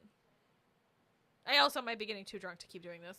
Are you? Yeah, a little I was going to say, we might have to. We might have to call it pretty quick. We'll post some pictures or something on the socials when this is finished. He'll probably power through tonight if I had to guess. This thing will be done come dawn. Yeah. They're also shooting Rings of Power without writers and showrunners. Ew. So are they currently scabbing? Is that what you're saying, Gratian? Are their Rings of Power is currently crossing the picket line? I mean, it worked for the first season. Scabbing? Shooting without writers. Or... Well, I don't love that if that's actually happening. I think actually someone like a while back now already asked. I am a little worried for Yellow Jackets with the writer's strike. I think Showtime is like maybe gonna be okay, but I am a little bit concerned. I'm not concerned, and if I'm being honest, this is the one where I was a full liar earlier, and I am invested in Yellow Jackets, and if it gets canceled, I'll be furious. It'll be Pushing Daisies 2.0. No, I think it's been too much of a cultural touchstone. You might be right about that. Also, the television landscape has changed so much since 2007. Yeah, it's so different. That, like, because I was just watching an interview with somebody, and they were talking about a show they were in. Oh, God, I wish I could remember who it was. And they were like, I had a show that got hit in the last writer's strike, and it was getting numbers that today are, like, unheard of. But at the time, they were just, like, not good enough for network TV. And I was like, that's crazy. What are my thoughts on each of Rory's boyfriends? I thought you'd never ask, entertainment lover. Okay. I'm going to say probably what you would think I'm going to say, and then I'm going to come at you with the pipingest hot take that you've ever heard. So, Jess is my favorite because I like Milo a lot. And then at an extremely close second is Logan, because I actually think it would have been amazing if Rory had ended up with a man who was exactly what her mother was supposed to end up with. I think that would have been fantastic. And then below the center of the earth is Dean. I think he's the worst. Milo's not Dean? Milo is Jess. I thought Milo was Dean. Who's Dean? Jared Padalecki. Yeah. So also, I would love him. Looks-wise, but his character is he's terrible. Dean is terrible. Also, Matt Zuckery, who plays Logan, went to my college well before I went there, but he was on the tennis team, and I just like that piece of trivia. And then my piping hot take is that I think that Tristan should have come back from military school and been a legitimate option for Rory at Yale. But the reason he didn't is because Chad Michael Murray got that Lone Ranger movie for the CW or the WB, and then off of that, it was like a made-for-TV Lone Ranger movie, and then off of that, he got One Tree Hill, and so he never came back, and I think that was the biggest mistake that show ever made, because especially with like his last 3 or 4 episodes, Tristan was showing so much potential for character growth, and he just was never allowed to get it, and it makes me furious. Those are my thoughts on Rory's boyfriends.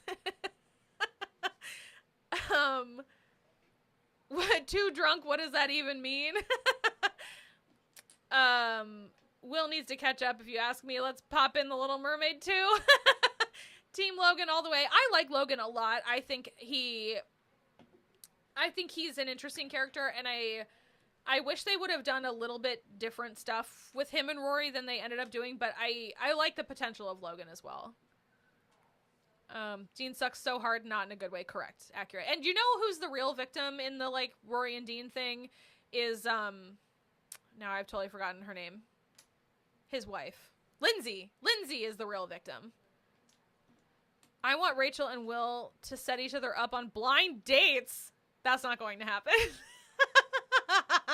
It's not going to happen. Why? Will doesn't really date, and Rachel is currently not dating, like, actively not dating. So I don't know that you guys are going to get that wish. Taylor?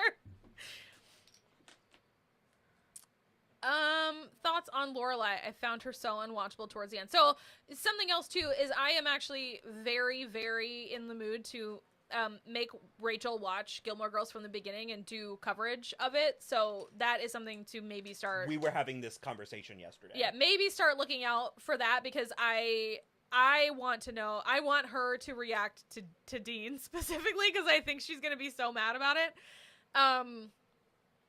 I mostly like Lorelai. I think anytime you watch something like Gilmore Girls or Buffy the Vampire Slayer or anything like that with a really critical lens, you're going to find the flaws easier than if you're just watching it for fun. She's a little manic pixie dream girl, and her relationship with Rory is kind of dicey, and her relationship with her mother is very fraught.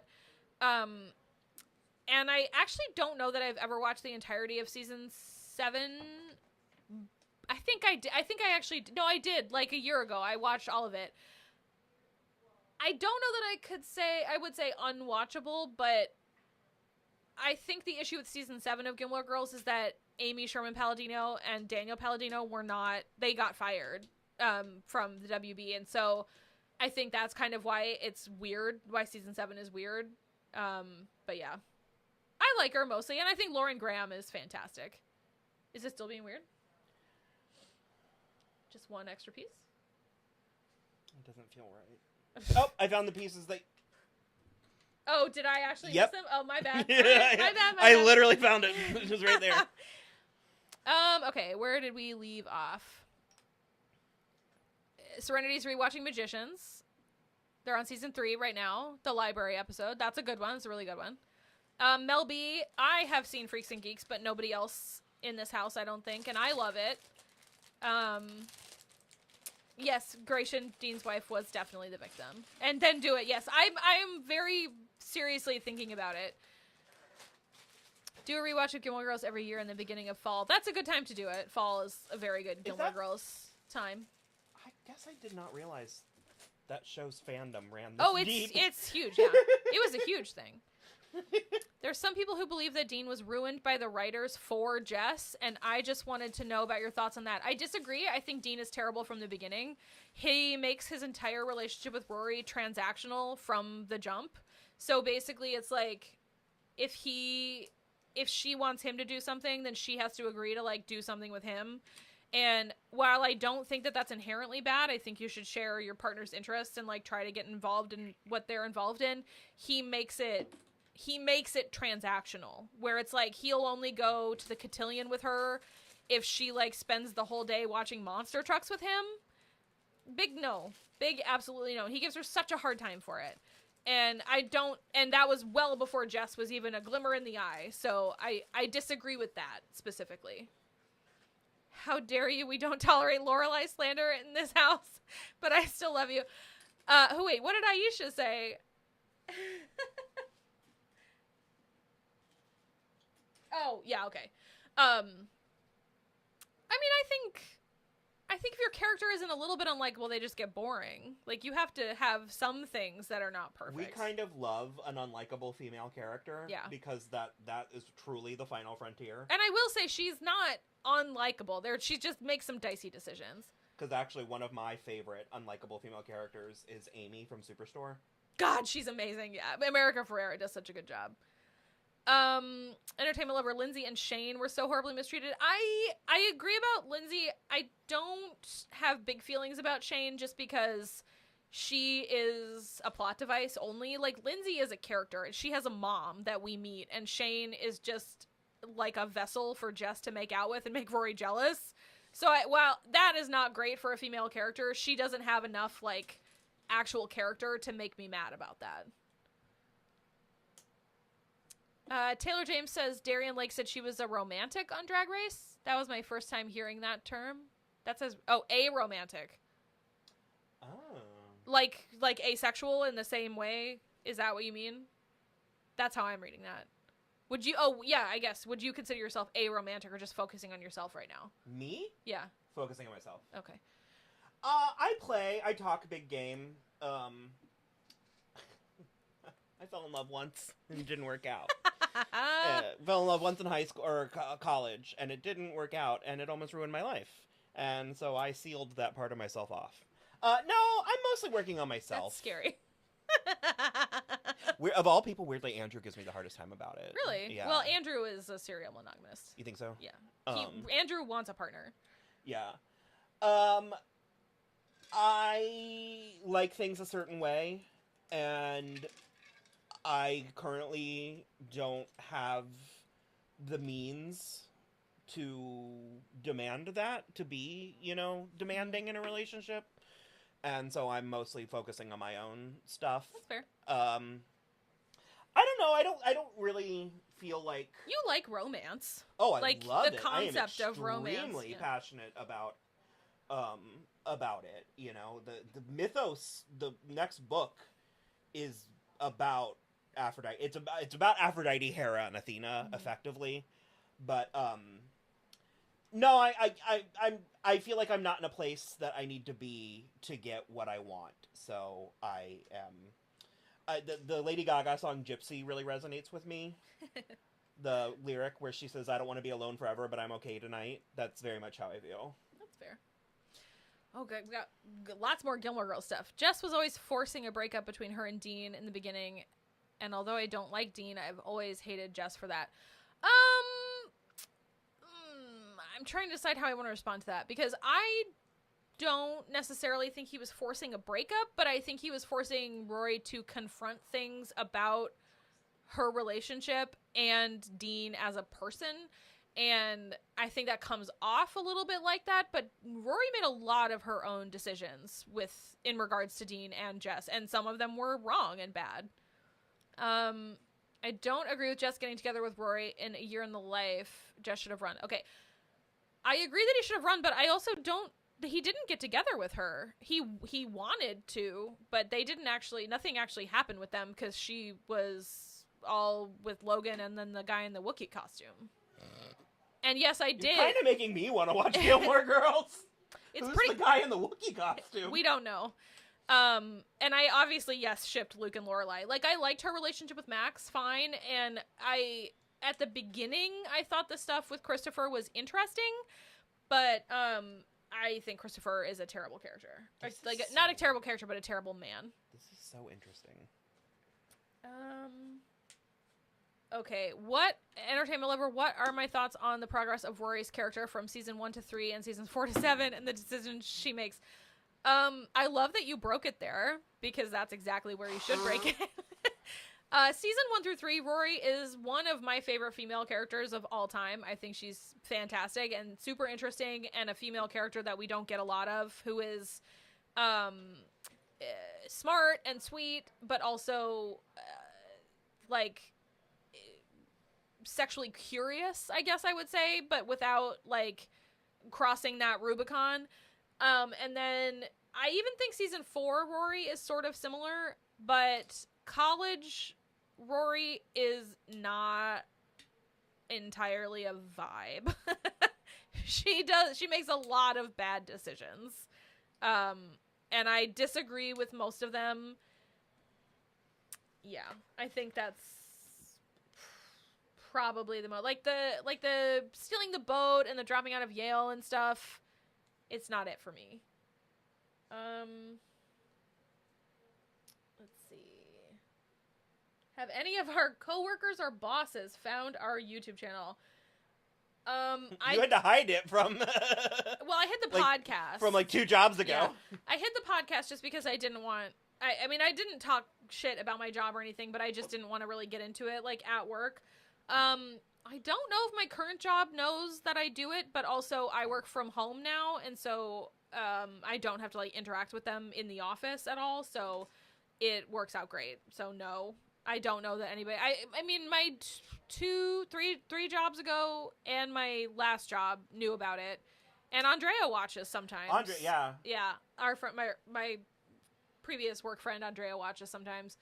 But yeah, I don't know. I'm not really. I would never be embarrassed, and I try not to talk shit about my jobs like on camera, and I love my job now, so I wouldn't be embarrassed at all. I think I would mostly just be embarrassed about how into stuff I get. So this kind of thing, weirdly, like, believe it or not, our best friends, with the exception of like Rachel, who became part of it. Mm-hmm. This isn't for people who actually know us. Yeah. Like, our best friends do not watch us. No. They're like, we get enough of you guys. Yeah, nobody really that we know watches this. So, of Butterflies and Books, I wish Rory didn't always have to be with someone. I agree with that. I think she could have been single a lot longer than she ever was. And then Serenity said, I love romance and a very old school. I think it's like what you've said about Spuffy. Logan and Rory kind of met on the same level. Interesting. So I feel like they worked a bit better than with Jess and Dean. I find that actually very interesting. I think I might agree with that. And which is why, even though I prefer Jess, I've always been kind of into Logan as well. Because it is in a moment where Rory is kind of, especially later in their relationship, is when Rory is like accepting more of her grandparents' lifestyle. And so that actually does make a lot of sense to me. I like that quite a lot. And yes, well, James says that you should watch Gilmore Girls. Me? Yeah. And Gratian, I agree. Milo Ventimiglia is worth watching Gilmore Girls or anything. He's cute. I liked him in, what would you all do if I just said the Fergie music video? I was gonna say Heroes. Yeah. But... And then Brittany also says you'd love it. And then Gilmore Girls? Yeah, of Butterflies and Books. Kristen, who do you think would be Will's favorite Gilmore Girls character or top 3 characters if he were to watch the show? Okay. Not Dean. Nobody likes Dean. No one's doing Dean, babe. We're not doing Dean. Okay. Suki, Emily, and I do love Melissa McCarthy. Suki, Emily, and Kirk. I think Suki, Emily, and Kirk. That's what I'm going with. Metchin Amick is also in Gilmore Girls. That's true for a little while. Not a ton of, like 4 or 5 episodes only, but she is in it for a little bit. She's fucking crazy. It's my favorite flavor. Not in a fun way. Not in a Gossip Girl crazy way. I wish the writers didn't always have Rory be. Yes, agreed with that for sure. Okay. What is Gilmore Girls? It's just it's like a mother and daughter, but Lorelai had Rory when she was only 16, so she like grew up with her, and she like escaped her rich parents to like make life on her own terms in this small town. So it's about sweet. A mother and daughter. So it's like a comedy, dramedy, yeah. About a mother and daughter in a small town, kind of growing up like together. Yeah. Is it kind of like Susan and Terry Hatcher and her daughter on Desperate Housewives, that kind of thing? They're much closer, like emotionally closer. I wish the right. Okay. If you could only watch one prominent Buffy episode, which episode would it be? Prominent? What I mean. Here's an interesting thing about Buffy from someone who's just a moderate fan, like a medium fan. The thing about Buffy I find so interesting is that the episodes that are famous for being good are that good. Yeah. Like, all the ones that are famous for being good really are that good. Like, The Body, Hush, Once More with Feeling, like... I guess if I had to pick one only that prominent, it would be Once More with Feeling, because the rest of the prominent ones are very upsetting. The Once More with Feeling is my favorite. Yeah. Heaven. But also, what does prominent mean? Because my favorite episode of all time is Fool for Love. I What's the one? Find that to be what's the one with the prominent? The gun with the teacher and Angel. I Only Have Eyes for You. I love that one. That's my favorite season 2 episode. That one is so fascinating. That and Passion are my favorite season 2 episodes. Thank you for agreeing with my choices of his favorite characters. Yes, I agree. Yeah. Who did you say? Suki, Emily, and Kirk. Who are they? Suki is Melissa McCarthy, Emily is Kelly Bishop, and Kirk is Sean Gunn. Oh, you have told me that. Yeah. Who's the one from How to Get Away with Murder? Oh, Liza Wheel. Oh, you might love Paris, actually. I forgot all about... Okay. Because I liked her on How to Get Away with Murder. Then subbing in for Kirk sometimes is Paris, especially college Paris. Like senior year of high school and then college Paris. I think he'd love. Also, yes, Aisha, Justice for Lane. Lane is amazing.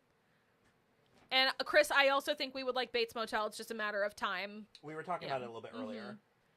And then, has anyone seen Bunheads? I've seen Bunheads! And I love Bunheads! And it was so good, and I was so sad it got canceled. All I remember is that clip that they showed on the soup. Yeah. Of, it was like two girls were walking through the hall, and one of them had a ponytail. Oh.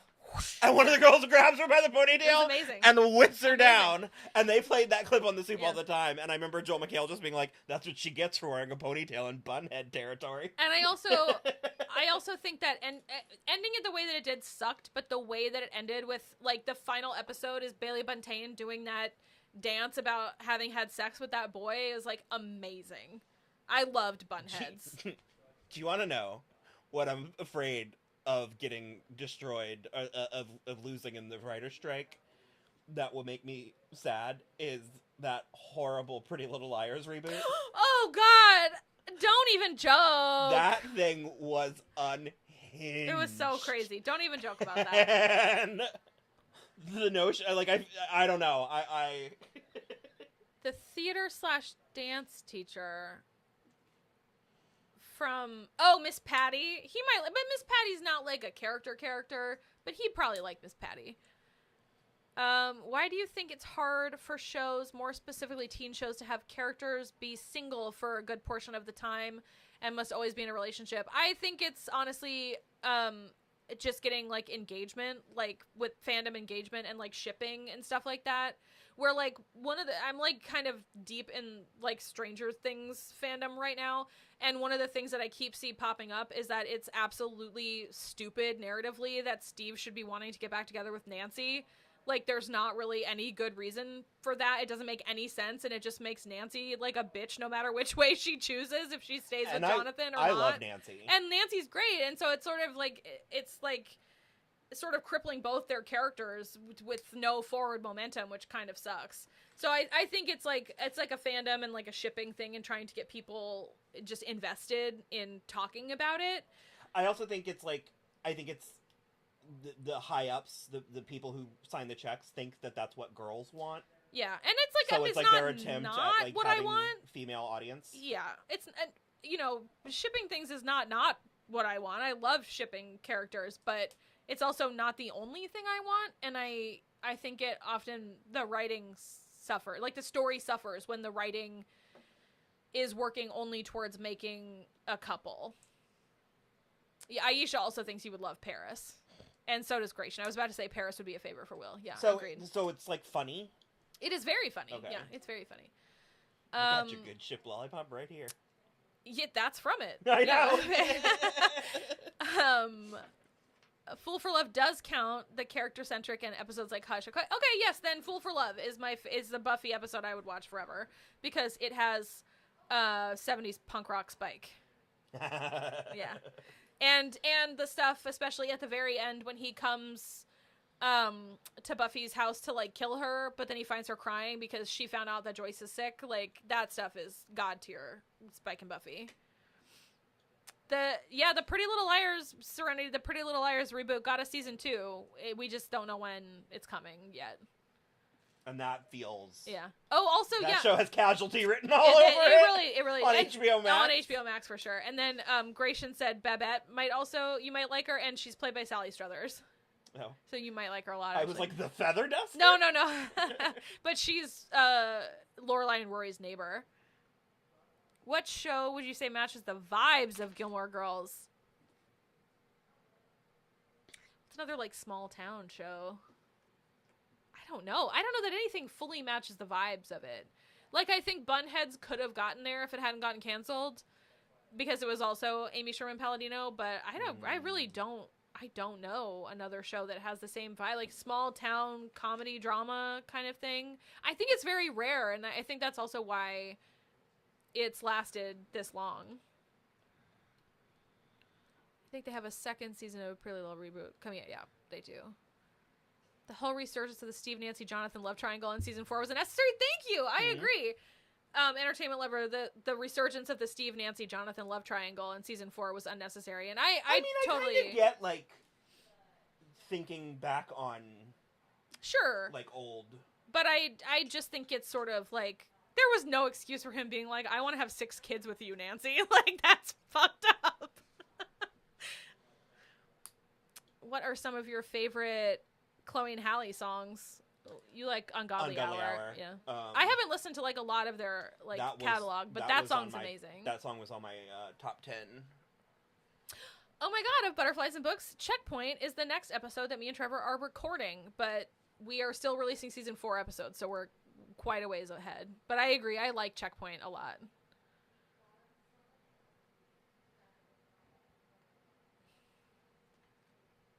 Entertainment Lover says Happy Without Me. Ungodly Hour was such an interesting song.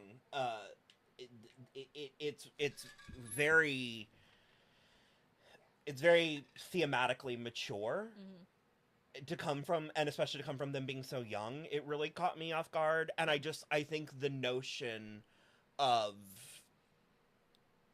I like you, I dig what you're doing, but you are not even close to being ready. Yeah. So work on yourself, and then maybe, and then hit me up. Maybe I'll be into it. Yeah. I don't know. I find it so interesting, and the I don't know. They're because I had said for a long time that they were classically trained. Just I don't know why I thought that. I just thought like that. They are. And then I actually just recently read that they're like self-taught. Yeah. That's super good. Gratian, I agree. Schitt's Creek maybe does stick to the Gilmore Girls vibes a little with the like small town cast of characters. That part of it. I'll give you that for sure. The actual like comedic vibes of it are different, but I do appreciate the like building blocks for sure. And then Aisha, I do have a least favorite Spuffy moment, and it's not what you think. It's gonna actually be when he, in the episode Crush, when he ties up both of them, her, Buffy and Drusilla, and he basically is like, I will kill Drusilla for you, but it's like he's tied up Buffy as well. And while I understand why he makes a lot of the choices he does about Buffy in season 5, I think that one is the most misguided and the most far off the mark. And then let's see. Okay. In Stranger Things, you think Will is gonna kill 11. All right, dude. Who's Will? Will Byers. Oh. No snap. I would love to know why you think that. That seems like it would come like out of nowhere to me, but fine. Natalie says all of their albums are good. Crazy how Halle wore a mermaid blanket on their debut EP cover. And then Christmas says, Kristen, what are you going to do for your husband's 40th next year? Paris or Greece? Like probably nothing. He doesn't really like to do stuff, so I'll probably make him steak for dinner and we'll have a nice bottle of wine. But for my 40th, we're going on a big trip, and his too, probably. Let's see. And then what are you doing this year for your birthday besides Barbie? I don't know. My brother is currently working at a nice Radisson resort out at the beach, and I was wondering if maybe we wanted to get a hotel room for the night. Oh, maybe. Beach trip, maybe. Maybe. Yeah, I'm not sure. Of Butterflies and Books, have we listened to, I don't know how to say that, is it Fauzia's music?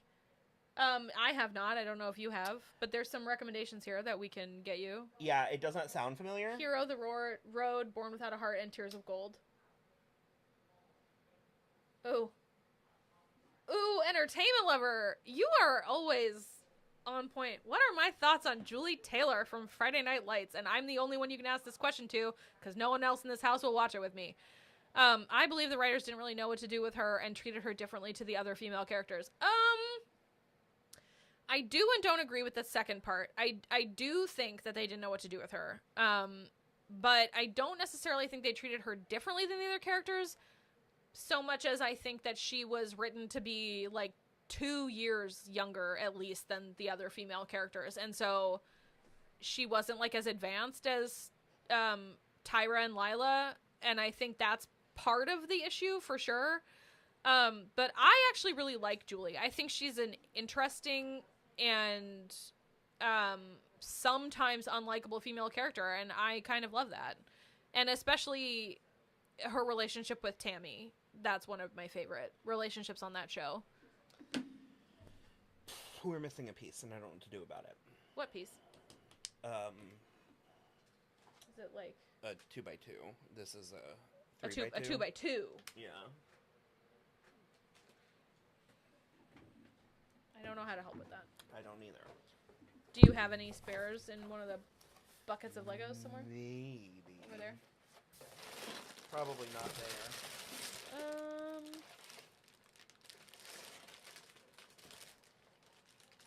Hi, Randy Stickler. You are late, but we'll be here for a little bit longer.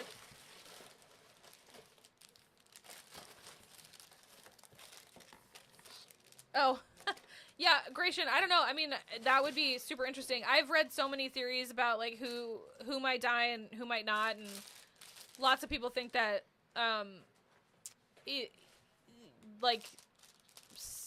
Steve is gonna die to save Dustin, or Dustin's gonna die to save Steve, or, like, the same with, Robin and Steve, or, like, Elle will die, or, like, Mike will die to save her, or something like that. And I just kind of, like, I can't predict anything on Stranger Things. Like, that's not... The only thing I know for certain is that Joseph Quinn will absolutely be in the final season. I don't care what anybody says. There's no way they make that character and he doesn't come back. Did you see the, like... I don't have any more pieces over here. It's like a technicality. Yes. Okay. This is insane. Let's see what you guys think. Check underneath the book, too. I did. Okay, so one actor is eligible for an Emmy for Stranger Things this coming year, because part 1 of season 4 was eligible for last year's Emmys, and so is not eligible for this year's Emmys. So only the last 2 episodes are eligible, and so only guest stars can be eligible. And the only person who is eligible is Dacre Montgomery, because he was in a flashback of Billy in the final episode, and I think that is insane. I read that article, too, and I was like, absolutely not. Yeah, I don't know. I guess I'll try to move on without it, but... Is it, like, crucial? I don't know. Oh, where does it go? I could make one... Oh, well, then make one. If those are spares, then make one. I don't know if they're spare. Oh. Okay, let's see. Okay, they are, so I must have used it somewhere I was supposed to use this. What is the next Lego set you want to build? It'll be sooner than you think. It's not what you think. Well, I was going to say, I thought maybe we could live stream again, but Kristen doesn't want to. What? You don't want to do the Lego stuff? Yes, I do. I want to do the live stream Lego stuff. Oh, okay. Yeah. It's kind of a surprise. Oh, well, you don't have to tell me if it's a surprise. Yeah, it's kind of a surprise. You'll just have to wait and find out. And then I have my fingers crossed. I have not seen it yet. But Lego is redoing the castle. Oh, yeah. And I think we might get it. We might get it. And it's still going to be Cinderella's castle. It's just going to be fancier. It's going to be more updated. So there will probably be one in June and one in July. But the June one is a secret. Okay. What is your favorite flavor of birthday cake? You don't really like cake. I'm not a big dessert person. I usually make him a lemon cake for his birthday. I do like lemon. Yeah. Vanilla. I mean, I honestly like vanilla, and I like chocolate with vanilla frosting. I do. For my I've birthday. come around. I used to not like chocolate when I was a kid. I've come around on that. I think that that's very good. And as far as desserts go, I like the type of I like strawberry shortcake. And I do like spice cakes and stuff. Yeah. And then Entertainment Lover, are you talking about Friday Night Lights? Because I don't love the murder plot that happens in season 2, if that's what you're talking about. But I do think that Jesse Plemons acquits himself admirably in that whole situation. Let's see. Magician's what if question. What if Quentin lived? Who would he be endgame with? Elliot. Obviously. It's Elliot. I don't know. Oh, Of Butterflies Books also says strawberry shortcake. For dessert. That is my husband's favorite dessert. That's what I make him every year for his birthday. They also asked, did you check under the book for that piece? Yeah, I don't know. I also checked under the Ariels, but thank you. Yeah.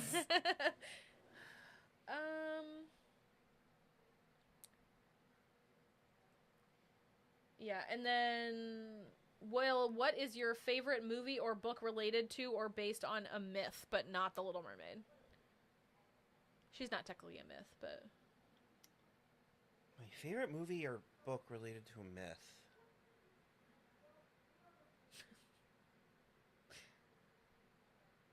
I am drawing a blank. Yeah, I don't know. There's not like... I mean, I'm sure there is one. Yeah, I can't really think of... When I was a kid, I liked Clash of the Titans. Yeah. The OG. Yeah.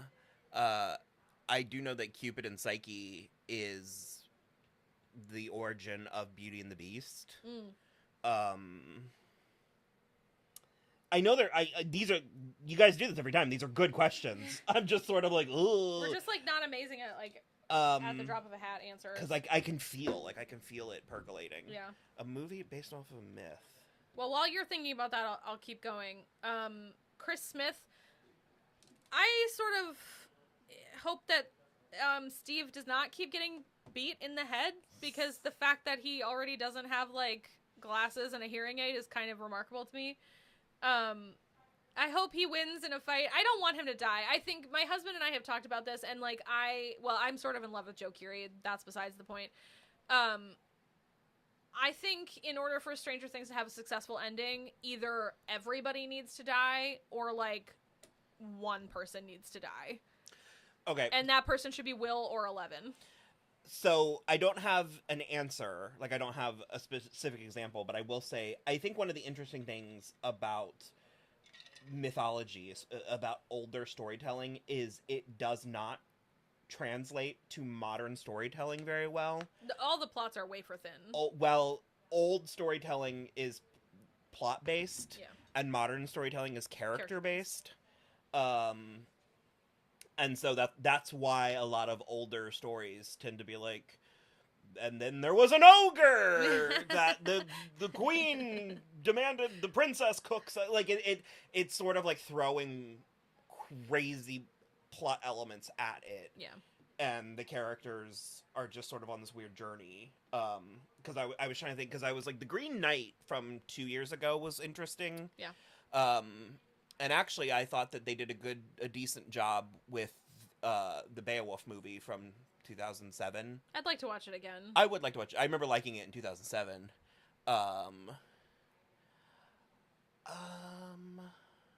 Ooh, there's like a couple more. Oh, Alice was Endgame for Serenity.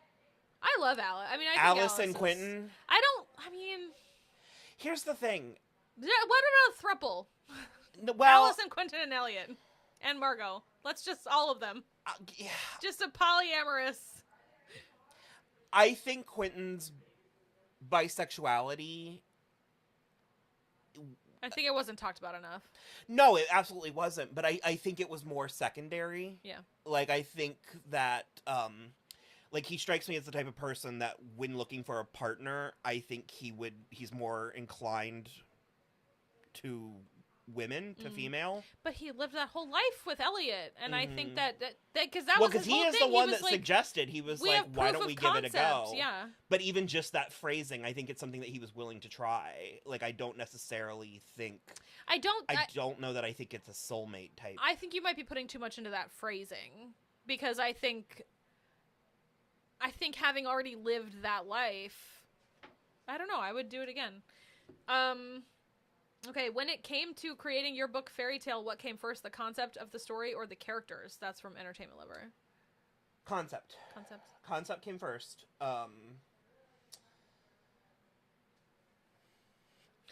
I could keep going. I was like, I don't know. That's probably good for now. Well, at some point, we're gonna do like if anybody wants to do a Q&A of like for just Fairytale, we are considering. I want to do it. So, favorite young or emerging actors or actresses. I saw somebody earlier say something about Sadie Sink, and I agree with that. I think she's absolutely fantastic. Also, we talked about Jenna Ortega earlier, and I think she's also. I mean that would be my answer. I'm afraid that that's a little on the nose at this point because she's having such a moment. Yeah.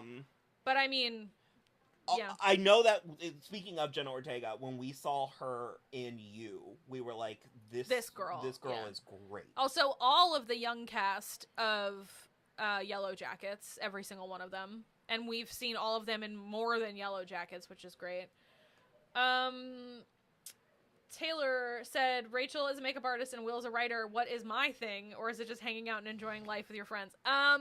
I cook a lot. That's what this tattoo is for. I've got a little knife and a whisk. So I like to cook a lot. I like to read. I'm a little bit crafty, but not like a ton. But I don't really have a marketable skill. So no, I do data entry for work. I mean, honestly, you're kind of the critic. I'm a bit of a critic, yeah. But I don't have any desire to do that specifically for a living. Like, I don't want to get Rotten Tomatoes verified or anything like that. No, but it's like it's sort of like that Tyrion Lannister Game of Thrones, like, I drink and I know things. Sure. You drink and have opinions. Thank you. I like that.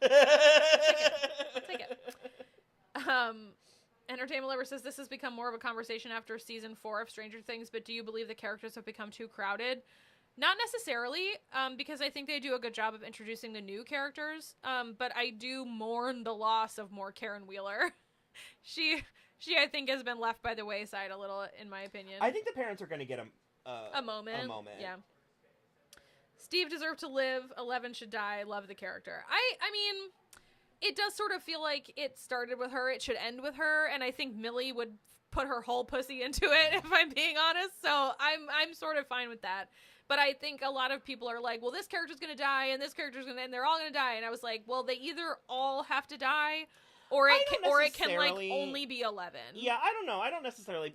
For me, the speculating isn't really. That's the thing. What I said earlier is I have such a hard time doing it with Stranger Things because I think the Duffer Brothers are actually really good at like doing what they mean to do, and it's also similar to Yellow Jackets, where it's like I would have no way of anticipating what's going to happen next. Because the thing for me is, it's like I need to know what they're going to do plot wise in order to tell you what I think the characters should do. Yeah. So like I can't really predict which character is going to live or die until I know what the plot is, like what the stakes are.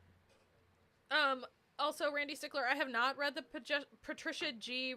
Reed, I assume, Dragon books. But I might. I liked the Magician's books, and that you said it pokes fun at magic and princess tropes. That could be fun. And then Alice did get real cuckoo at the end, but it was because she was like a being of pure magic. That was like a whole thing. Her story was interesting. Did we watch Bones and All? I did watch Bones and All. I think Timothée Chalamet doesn't really get the like up and coming because he has come. He's here. He's arrived. But Taylor Russell was very good, and I didn't not like the movie, but it was visually a lot and audibly a lot. Over. There were like a lot of chomping and slurping noises that I didn't love. Let's see. Oh, you did then say everyone's been watching Timothy for years, but yeah, I mean, yeah, he's amazing. I have no gripes for Timothée Chalamet. Oh, and then, I don't know, Kay, I don't know that we've had you around before, but They said, great answer, what you said about me. That I drink and I have opinions. Gratian, yes, the cast of Heartstopper. They are good up-and-comers. And Kit Connor for sure. I haven't watched it yet, so I'm gonna watch it, and we are gonna most likely cover it this summer in some capacity. And I Kit Connor especially because he also played young Elton John in Rocket Man. That's great. And I really liked him in that as well. And I also think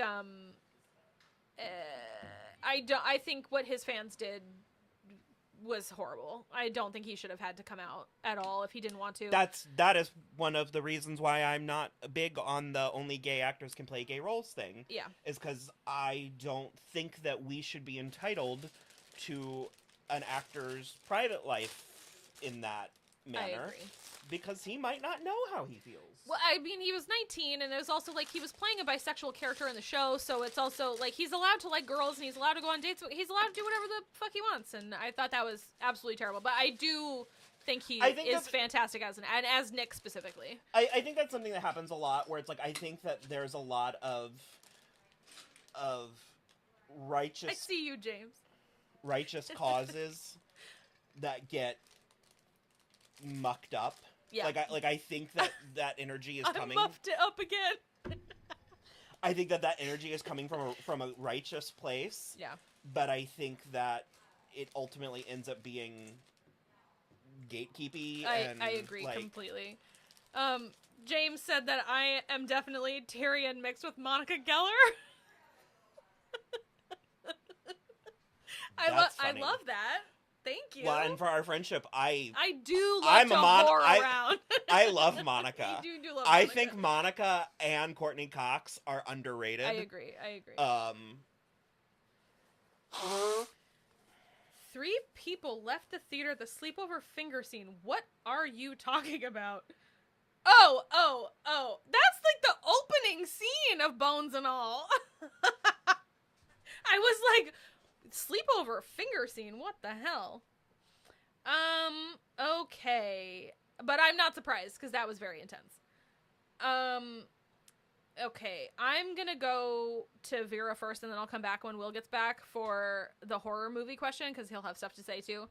I think Kit Connor might be too young for, actual Superman, or just like a Clark Kent, like a Smallville type of thing. What are you doing? You gonna answer questions? I'll be taking questions from now on. Well, okay, I'll ask you this then. When it comes to horror movies, what are your limitations within the genre? None. He has none. He'll watch anything. No, I won't. I won't watch. I won't watch any of those like old horror movies where they actually, kill real animals. Oh God, no! Of course not. Jesus, yeah, that ain't it for me. But I'll watch most anything.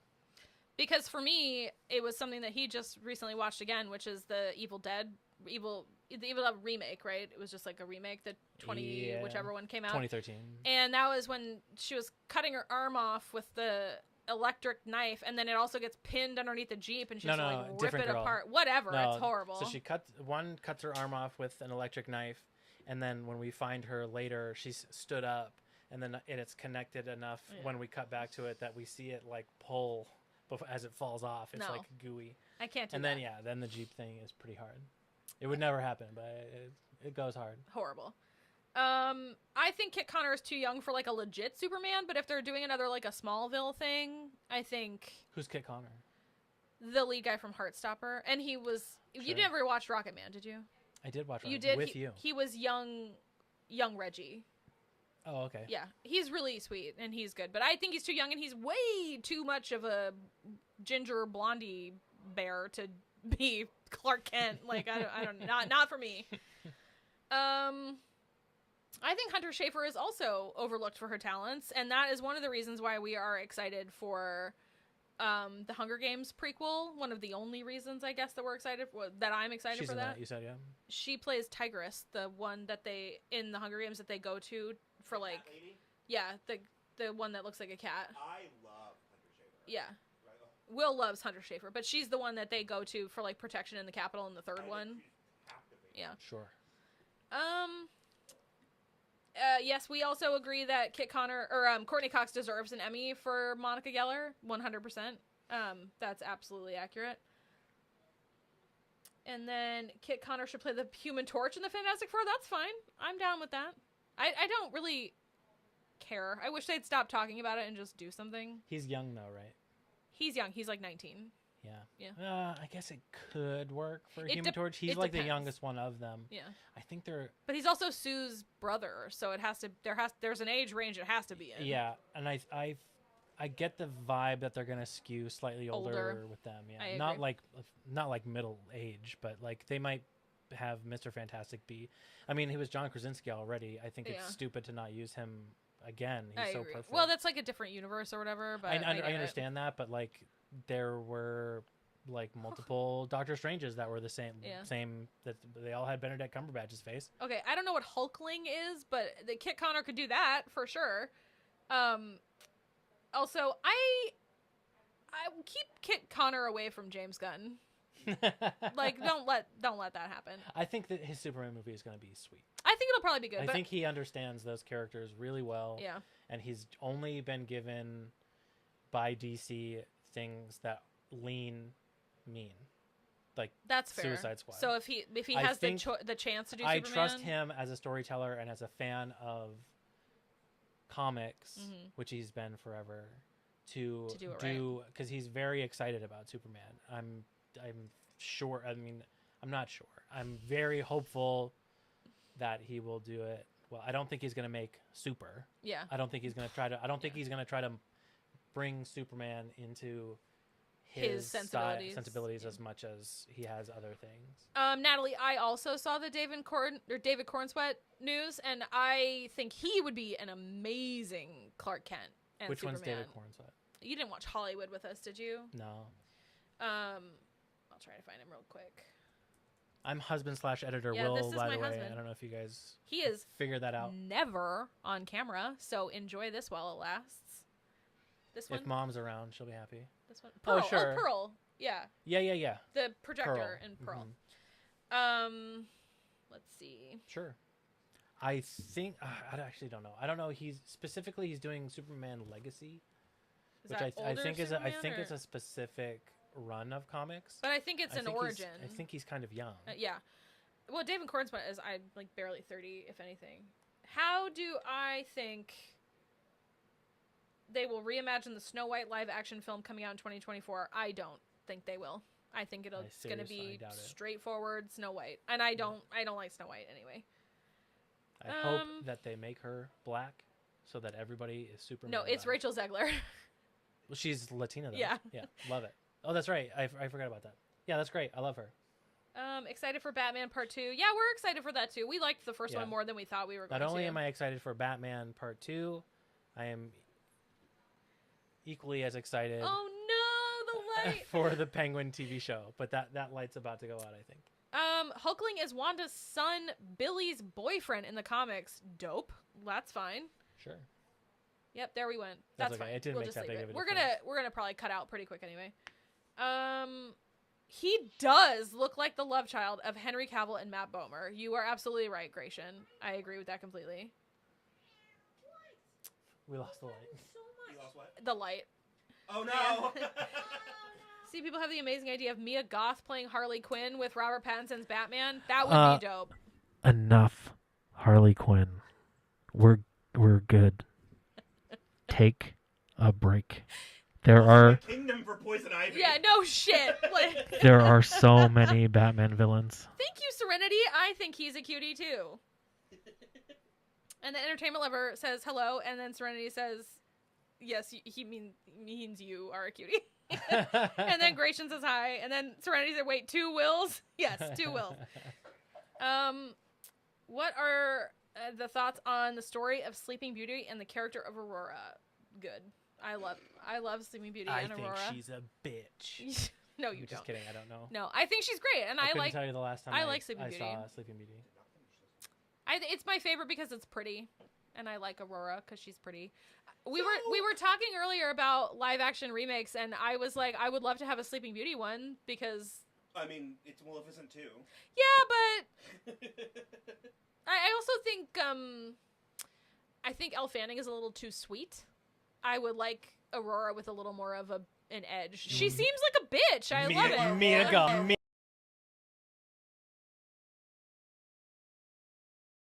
Actual, if we want to play this game, Dreamcast Aurora, 2010 Blake Lively.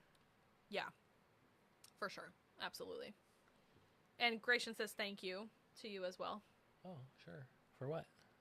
Probably all the fucking work you do. I make Will do most of it these days. Serenity says I need all the Harley Quinn, just not by different people. Pick an actress and roll with it. We got the animated series and Margot Robbie. That is enough. I was gonna say Kaylee Cuoco is good too. Margot Robbie. She does the voice. Yeah. On screen at least. Margot Robbie is absolutely amazing like on that screen. when they announced that she was cast, I was like immaculate casting. Like Very rarely has casting been better. Yeah, she's one of my favorite dolls. Like top 10, top 5. And then I was very disappointed by that movie. That was so funny when we Harley Quinn? No. Oh. The first Suicide Squad movie. I was like, I thought you liked Harley Quinn. No, or but Birds of Prey. I liked her just fine. We went to see that movie and we walked out of it and it was terrible. And we saw it on opening night. We did. And there was people walking in with like full. What's the guy's name? Who's like, oh, you guys are my family. That guy, the guy who's covered in tattoos. Crocodile or something? No, not Crocodile. The tattoo, the fire guy. Jay Hernandez. Yes, Jay Hernandez, yeah. I remember walking out and there was like a kid who had gone through all the trouble, and I'm like, you're probably not going to be disappointed because if you're like that invested, you're probably going to love it. But I was like, if I were 16, that movie would have rocked my world. Yeah, I don't know. Maybe 16, but... Entertainment Lover wants to know what are some of your favorite movies? That's a good question. He likes Alien and Aliens. I have a lot of... If you look at my, like, letterbox favorites, like things that I've bothered to heart, which I don't often, it's a lot of, like, film bro stuff. It's like fucking Fight Club and, like, Inception. Okay, but I... They're, like, great movies. And, like, the Alien movies and, like, Leon the Professional. I feel the need to absolutely vouch for him that he likes those movies in the correct way. He's not in a gross way. Yeah, I've seen so many that it's hard to like classify. Also, I'm a dummy when someone asks me like specific questions like that. We all have a hard time with it. It's like I could tell you any movie, and then you ask me what my favorite is, and like the title of every movie runs away, except for like the very common things. But well, you really also something that doesn't seem like it would be your vibe. You loved the 2019 Little Women. I loved it. I hearted it. That's on my heart too. Yeah, I don't know. It's hard to say. If it was like more specific and I had Letterboxd in front of me, I could definitely tell you. I could make a list like nobody's business.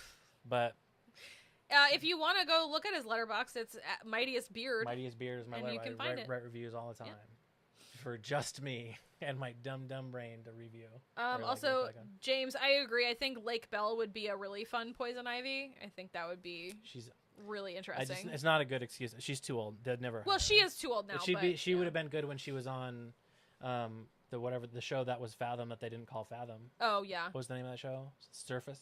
Yeah, I don't know. Gratian, I'm not sure I can do a quick casting for any of this because I'm not familiar enough with DC, and also I don't care enough. I think Zoe Kravitz was a really excellent Catwoman. Yeah. And I do love Margot Robbie as Harley Quinn. Madeline Petch, obviously, Poison Ivy. Ooh, yeah, that could work. Or I mean, she's the only redhead I can think of. Mia Goth. No, Holland Roden. She's too old now. No, but her and Margot Robbie are like the same age. It would work. It would work for me. Yeah, I guess, yes, that's good. I was 16 when it came out, and it did rock my world, and then I grew up. Real great soundtrack. Yeah, sure. Yeah. Oh, yeah, okay. I don't remember being 16. I remember seeing, like, The Fifth Element when I was, like, around that age. I think I was a little younger, and it blew my fucking mind. But I also still think that's a good movie. The Fifth Element is a great movie. Yeah, we won't discuss. We don't need to talk about Luc Besson. We won't discuss the guy. We can talk about The Fifth Element. It was a great movie. I also love Leon the Professional. Mm-hmm. Which is dicey as well.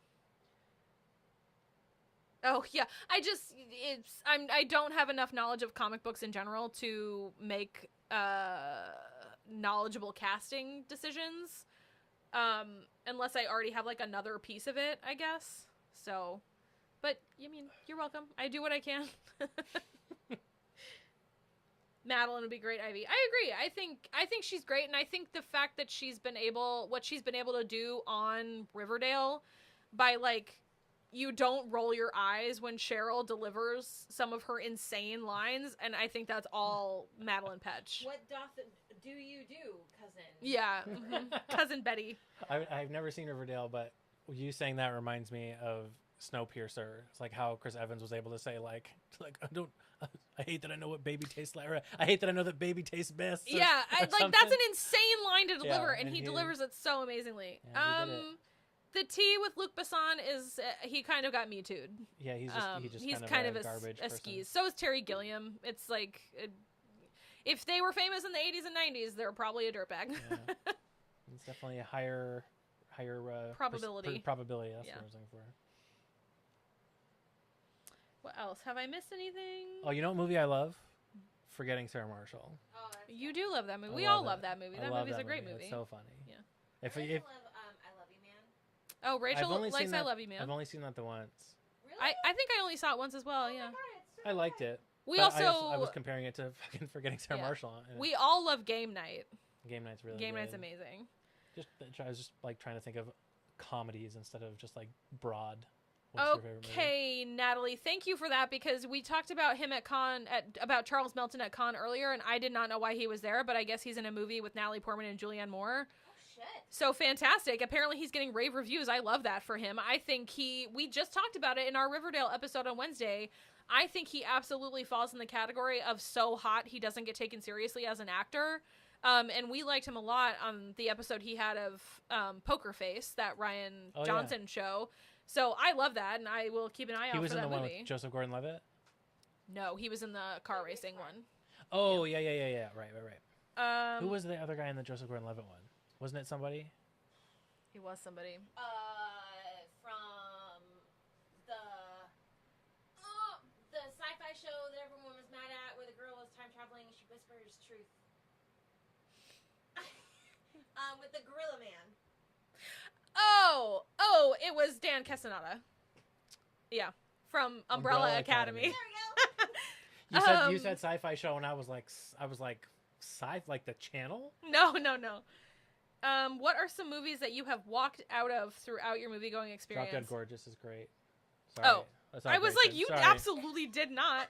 The only movie I've ever left the theater during is The Mexican with Julia Roberts and Brad Pitt, and I don't remember why, and I would actually love to watch that movie again and find out. Guardians 3. Rachel walked out of Guardians of the Galaxy 3. Yeah, I would have walked out of Avatar 2. Oh, yeah. But I was like, where am I going to go? Yeah. I can't just go eat pizza for 3 more hours. It was so fucking long. I mean, you didn't try hard enough. I should have. I was like this close. So close. Serenity, Will Brooks and I did see it, and it is currently streaming. It's decent. Yeah. That's The Expanse was the first one that I thought of too, which I guess it lives somewhere else now. I think it's Amazon Prime now. And then yes, we love Drop Dead Gorgeous and Game Night as well. And then good night, Butterflies and Books. Thank you so much. You had so many good questions and comments. We love you. You're so fun. What are some movies that you have walked? Oh, okay. Yeah. So guys, actually, is Butterfly still there? She just left. She maybe just left, or she's still here. Yeah. I actually walked out of Joker. Good for you, man. Yeah. I would have, but I watched it at my own house twice to make sure that it sucked as bad as it did. Yeah, we did watch it twice, and I double checked. Yeah. I checked my work. I was like, what? I was like, did I accidentally get hammered somehow and just watch this movie? And I was like, what is Drop Dead Gorgeous, Entertainment Lover? You must find it. Is it over here? God. Is it still over here? No. No. Bring It On. It's so good. So it's behind you. Bring It On my shelf under Pasta Queen above. This way? No. Don't get it. It's fourth down. Yeah. Okay, it is a dark comedy about a small town, Minnesota. Emphasis on the dark. Dark, very dark comedy about a small. Well, it's like it starts in small town. It is a national. It's a mockumentary about a beauty pageant, and that starts in a small town in Minnesota. Mount Rose, Minnesota. Beautiful Mount Rose, Minnesota. And it just is sort of about like what you will do to win a beauty pageant. And Denise Richards is in it, and Kirsten Dunst is in it, and Kirstie Alley is in it, and Mindy Sterling is in it, and Brittany Murphy, and Amy Adams. It's incredible. Will Sasso. It's like so good. It's such a good movie. You should absolutely watch it, like any way that you can.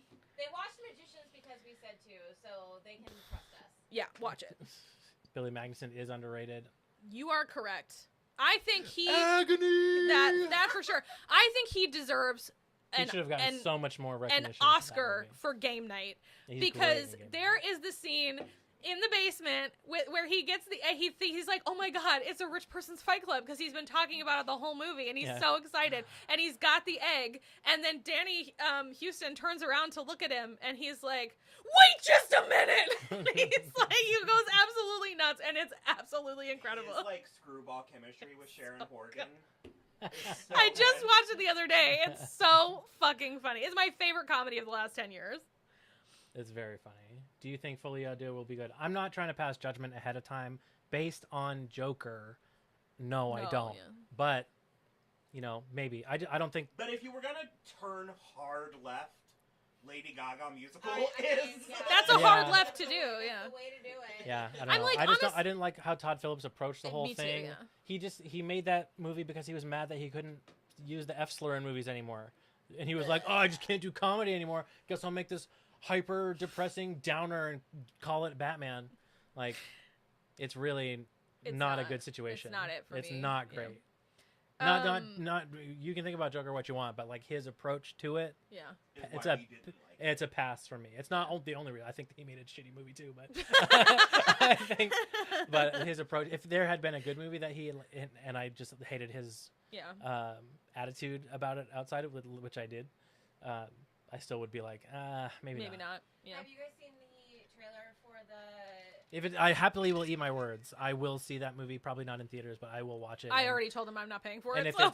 if it's great, then awesome. I'm happy to see Lady Gaga excel. I do like Joaquin Phoenix. Yeah, she's great. Yeah. Like, that's great. I really liked Zazie Beetz in the first one. There's no way she's in the second one. No. I'm just saying, like if I were to point out things I did like about, like, I didn't hate every single thing. I think it looked really good. I liked the cinematography. I'm actually shocked completely that Joaquin Phoenix is willing to do another to do a Lady Gaga style musical situation. Sure. It's weird. Yeah. He is weird now. If we're paying it compliments, am I picking up? Yeah. Enough. Probably. I love that he's not in green and purple. I love that red, gold, the outfit, and it still looks like Joker. Yeah. Like, it's identifiably the Joker, but I really like that they went a different direction. It fits the theme of like the 70s more than like the 80s style But purple, like Jack Nicholson Joker. I think still my thing that was so funny is the Glenn Weldon thing where he was like, you're telling me that this like gaggle of Wall Street bros is off book on the third verse of Send in the Clowns? There's no way. What is a movie that you wanted to like but the concept was not fully realized enough? Valerian and the City of a Thousand Planets.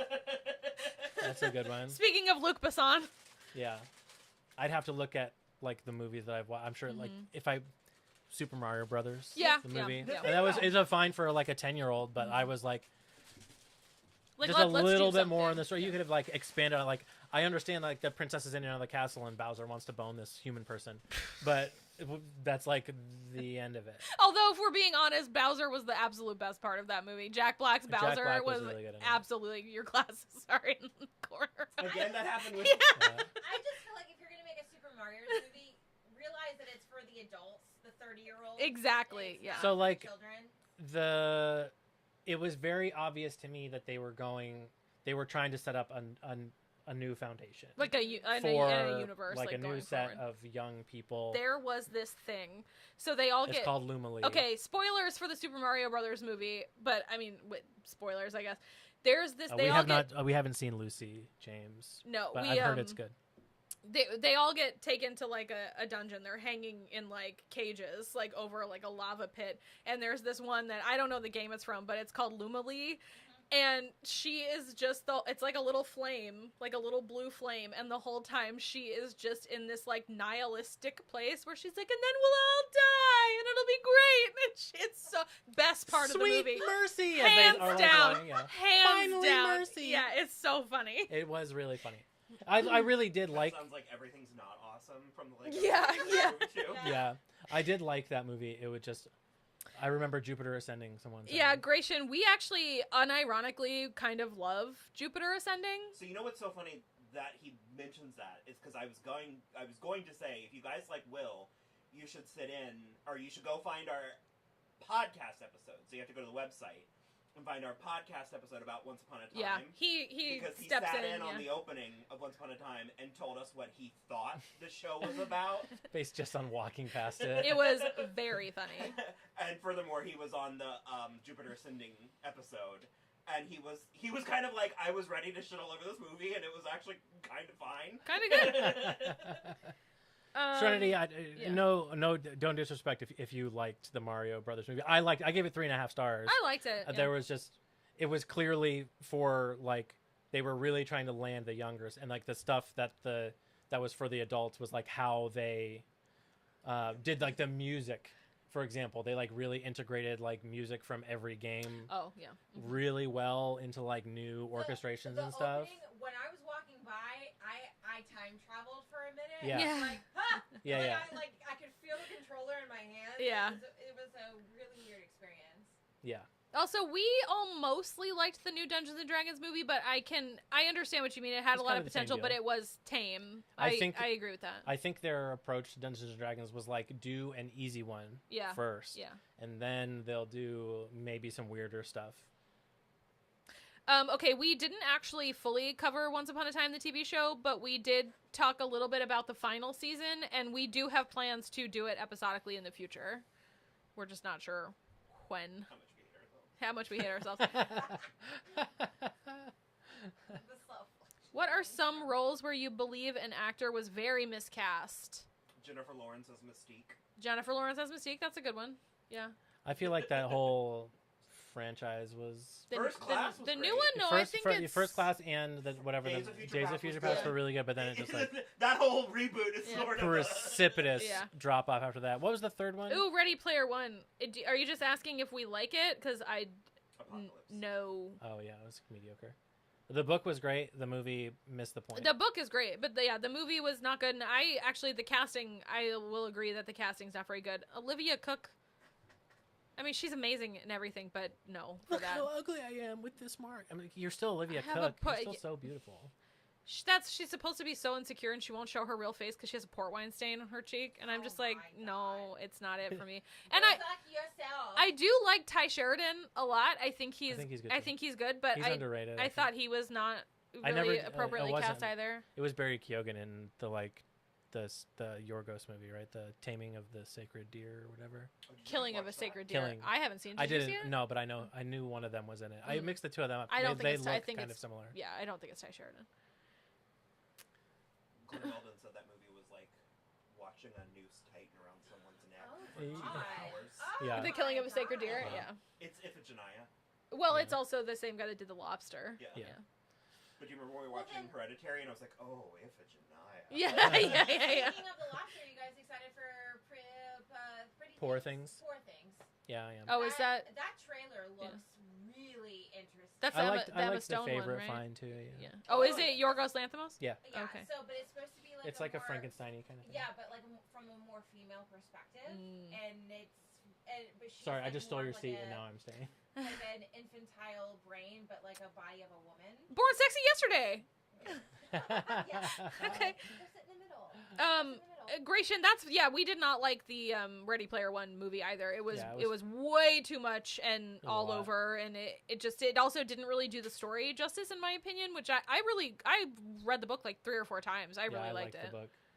Jennifer Lawrence was good in Days of Future Past. Jennifer Lawrence is never bad. She's like really good at her job. But she's miscast. I She's just not. I didn't love her in that role. She's also great, and she's very beautiful, but she is a downgrade from Rebecca Romaine.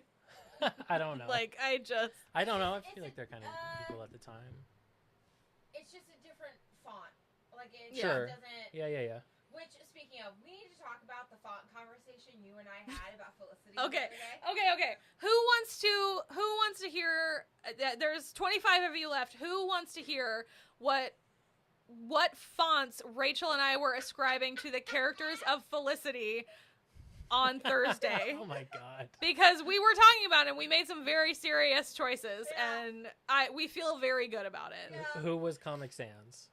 Sean, Greg Grunberg. Oh, Yeah. sure. Julie is Wingdings. Julie is Wingdings. Amy Jo Johnson is Wingdings. Megan is one of those Gothic fonts. The Century Gothic. Century Gothic, yeah.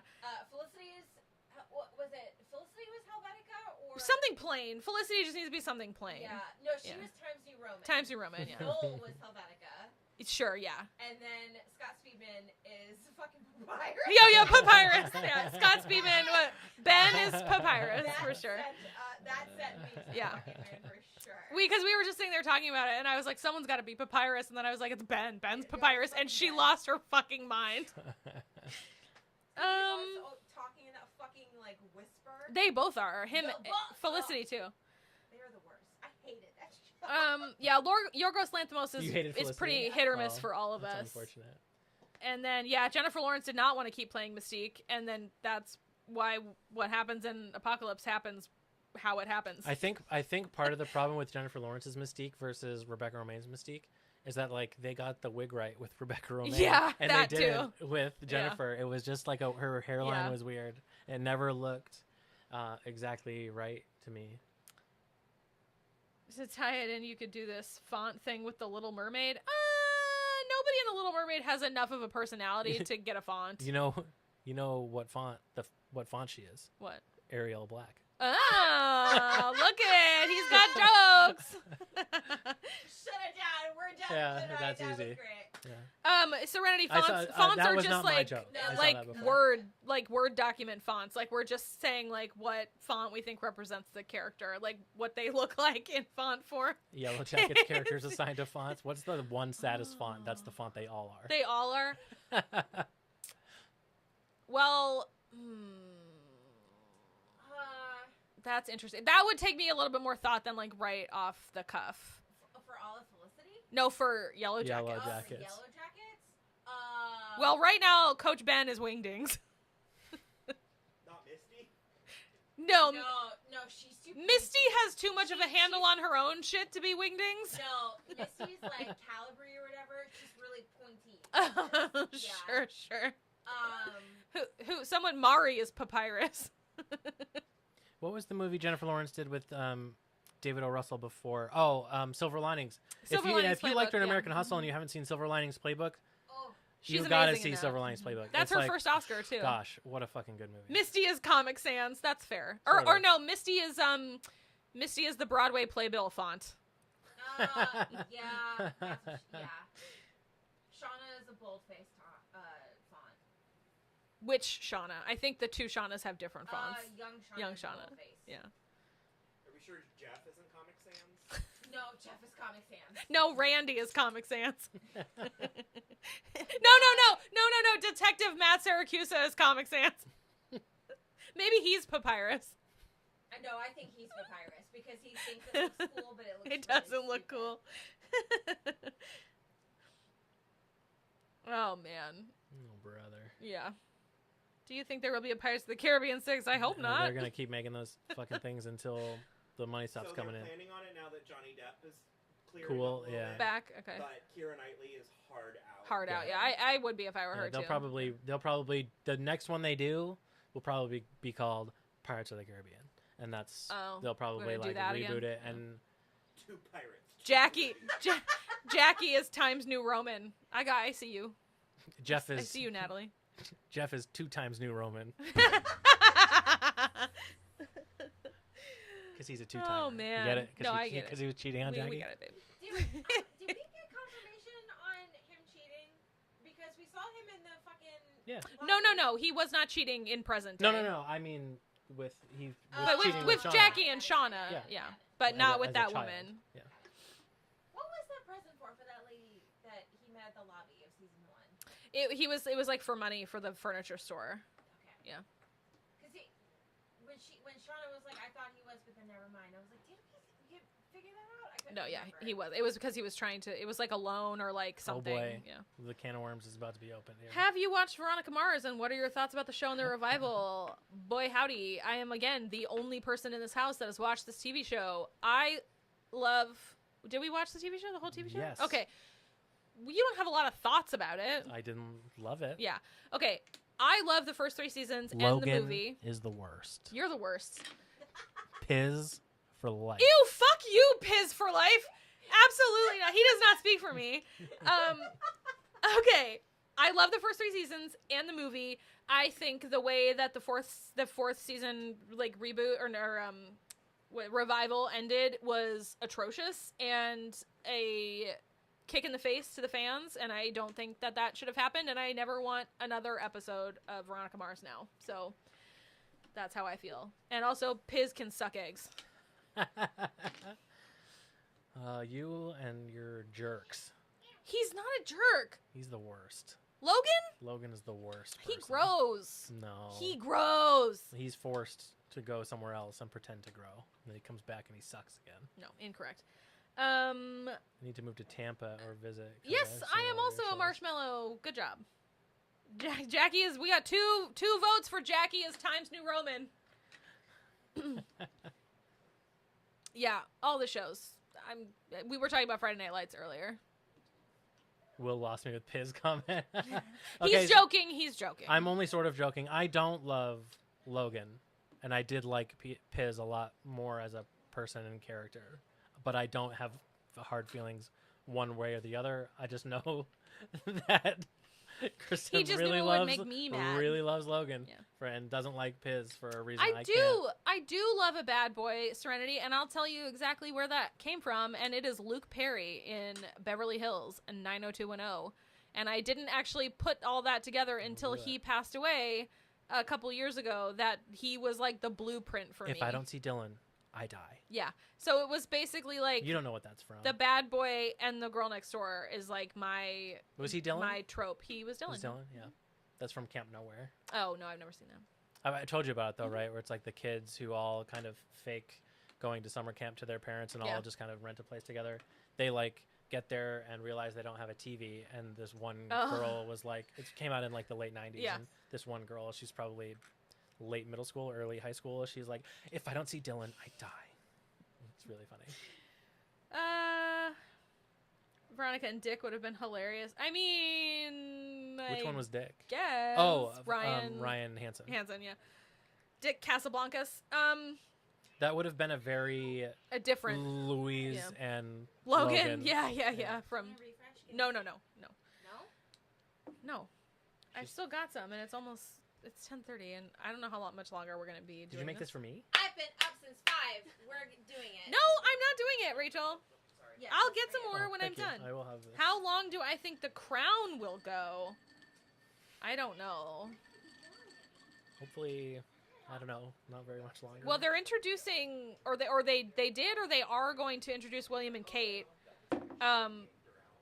But I don't know. That whole situation is so weird. Yeah, I didn't keep going, but I don't think I would have watched the most recent season anyway, because the Princess Diana stuff just makes me sad.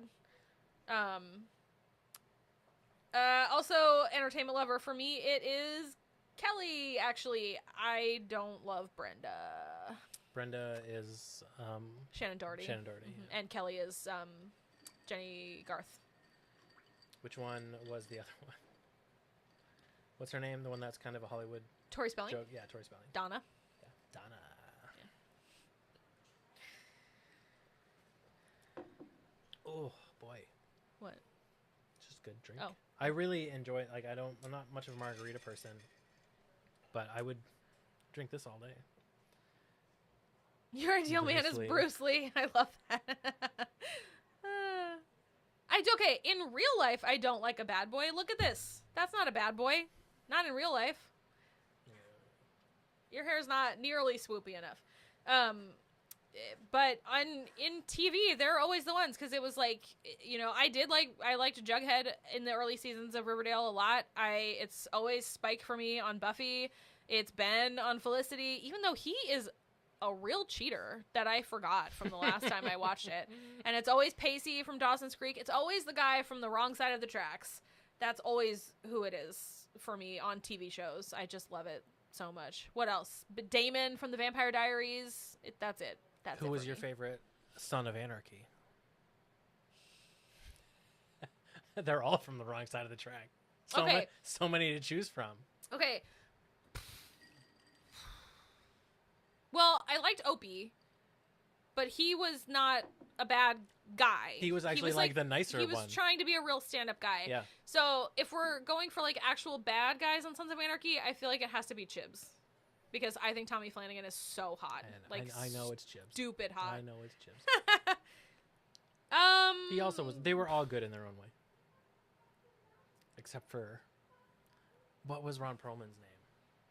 Oh, I don't remember. Yeah, I don't remember either. So Tara. Sorry. I prefer Lucas on One Tree Hill just because I like Chad Michael Murray more than I like James Lafferty, but I think Nathan is fine. It's whatever. I feel like I'm about to lose a lot of credibility right now. I do prefer Brooke, but I did like Peyton's relationship. I can't remember his name, but I liked Peyton's relationship with the boy that had the baby and left because I thought he was super cute. Straight-laced boy. Boy Scout, Superman over Batman. Cyclops over Wolverine. Sure. Well, we'll never fight over boys, Serenity, because those are not the ones for me. I don't know, James Marsden over Hugh Jackman, though? No. Just in general. Oh, in general, probably James Marsden, the human. Yeah. But in those movies, Wolverine all the way. Logan over Scott, for sure. 100% for sure. Jake. Yes, thank you, Natalie. His name was Jake. I liked him a lot. Which Batman would you pick over Superman's? Pattinson? Probably. It's not Keaton. He's such an emo boy, though. Adam West. No, not Adam West. I don't know. Pattinson's Batman is such an emo boy. Will Arnett. No, yeah, Will Arnett. No, I think I would pick, just based on, like, looks alone, Batman, it would have to be Kilmer or Clooney. Oh, okay. Yeah. Yeah. I've, blacked them out. Val Kilmer's one is pretty good. Sure, they're fine. If Nicole Twilight for does Lucifer. get rebooted, do you think they'll blend books together or do one book per season? I don't know what they will do, but they should do one book per season, is what they should do. I just feel like with the Twilight and I feel like aren't people like fans of Twilight generally cool with the adaptations? Mostly. I feel like if you're close, Yeah. just expand the lore. Do something different. That's why I'm like not jazzed on like a Harry Potter reboot. So just write more. I'm a lot less jazzed about the Harry Potter ones. If they want to do a Twilight reboot, I'm actually kind of cool with that because their chemistry is so horrible in the movies. It really is. That I think if they picked some people with actual good chemistry and redid it, I think it would be a lot more satisfying of a film going or like a visual experience. Sure. Thank you, Entertainment Lover. I think Lucas is fantastic. Yeah. Nick Holt for Lex Luthor. I've seen that. That's actually like going around. I love Nick Holt. I don't know that I want him Lex to Luthor. shave his head. He doesn't like he pulls off Peter in The Great, that kind of villainous, but he's very likable. Yeah. In that way. Well, Lex is Clark's best friend. I guess early. Yeah. But not. Well, if they're doing an origin story, it would work. Yeah, that's true. Maybe. Yeah. That could be okay, I guess. I never liked Prue on Charmed. I loved Paige much better after Shannon quit. I did like Prue actually a lot, but I do love Paige, and actually my favorite Halliwell sister is Piper. Yeah, following Renesmee. Not continuation, not a retelling. Yeah, that's what I think they should do with like. Yeah, the unfortunate part of that is that it'll have to be her and Jacob. As long as the actress playing Bella doesn't have crazy ticks and twitches like Kristen Stewart. Okay. I love Kristen Stewart now. I do think part of the issue is that she was deeply in the closet. Yeah, she was also probably directed to do that. I don't think Catherine Hardwicke was the right choice for the Twilight movie at all. Who was the name? Slade. David Slade did the third one, right? Yeah. Mm-hmm. Eclipse. I was thinking about 30 Days of Night the other day. I actually kind of want to watch it again. I haven't seen it in so long. Maybe I'll watch it this year around Halloween time. Yeah. I want to get Rachel to watch 28 Days Later. Good luck. It's like less than 100 minutes, isn't it? That's not like a situation where you're like, you can do anything for 90 seconds. But yeah, it's not really that situation for her. Do the crank from Kimmy Schmidt. 10 seconds at a time. Yeah, 10 seconds at a time. What do we got? They are only friends in Smallville, not in the comics. Okay. Alexa's much older. That's what I thought. Okay. Kristen Stewart is pretty great in everything but Twilight. I really like Underwater and also the Charlie's Angels remake. Underwater's so good. She's great in, what was the name of the Princess Diana movie? Spencer? Yeah. She was great in that. I don't have a lot of thoughts about Smallville or the interpretation of Clark Kent and Superman. I like Tom Welling, but I didn't watch very much of that, and if I'm gonna gravitate towards comic books at this point in my life, it's gonna be Marvel. Unfortunately. Serenity, we try to get Rachel to watch horror movies because it's highly entertaining. It's so funny. She hates it. I do very much. It's our favorite thing to do. She reacts so well to them, though. We were like watching Midsummer. Yeah, we watched Midsummer with her. She just came in and sat down with us like it was nothing. I was shocked. And then she was like behind a blanket the whole time. It was great. Yeah. Of course, that was I like. still ask them if they want. I still want Rachel and Kristen to watch Hush. Oh, The Mike Flanagan. Will wants us to watch the Mike Flanagan movie Hush. So what's me and Rachel to watch it. So let us know if you also want that. Yeah, Kristen Stewart's very talented. Twilight wasn't it for her. She's doing great now. Oh yeah. She also made so much money that now she can do whatever. She's very Daniel Radcliffe in that regard. They have so much money they can just do interesting shit and not have to worry about how much money it makes. Entertainment lover, you are not the only one. We all enjoyed the Charlie's Angels reboot. I think it's so funny, and I think that's such a fun character for Kristen Stewart, who she does gravitate towards drama, and I think having her in that movie showed that she's also pretty good at comedy, and I appreciated that a lot. Oh, we liked, I guess I didn't love it, but she was fine in that Christmas movie, the gay Christmas movie. Oh, yeah. Mm-hmm. With, what was her name? The other one. Mackenzie Davis. Yeah. Someone said something about Panic Room. Yeah, she was good in Panic Room. Oh, she's great in Panic Room, yeah. That's a good movie. Yep. Early Fincher. Yeah. Not that early. Not early, but... It'd be pretty early, though, just after Fight Club. Yeah, don't worry. We'll get her. We'll get her. The hand that rocks the cradle. You guys want to see Ginger? Do you guys want to see Gingy? Gingy the puppy? Come here, pretty girl. Come here. No. Where are you going? Yes, right here. Come back. Come back this way. Right here. Ginge, right here. Come here. There. Come so here. close. Come here. Come to me. Come to me. Come to me. There she is. Are there? No butter. Are there Little Mermaid dolls? Yeah. Here, you can pass her the plate so she won't eat the fucking... That's fine. She just wants to walk around. Here, we'll just pass it. Is this Moana? That's Moana, yeah. Oh, I was joking. I just assumed it was fucking Little Mermaid. What are your thoughts about the Mummy franchise? I have never seen any of them. They are on... No, they are on our very short list, but I've never seen them, and we want to, so... I adore the first two.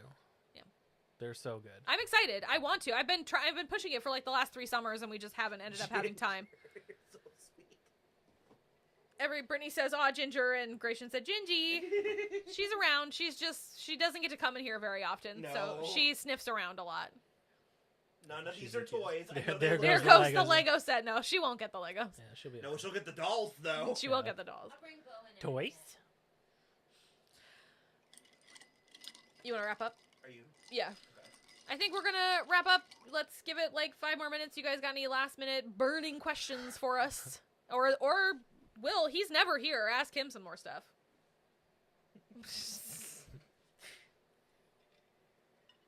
What? Where'd Gingy go? Hey.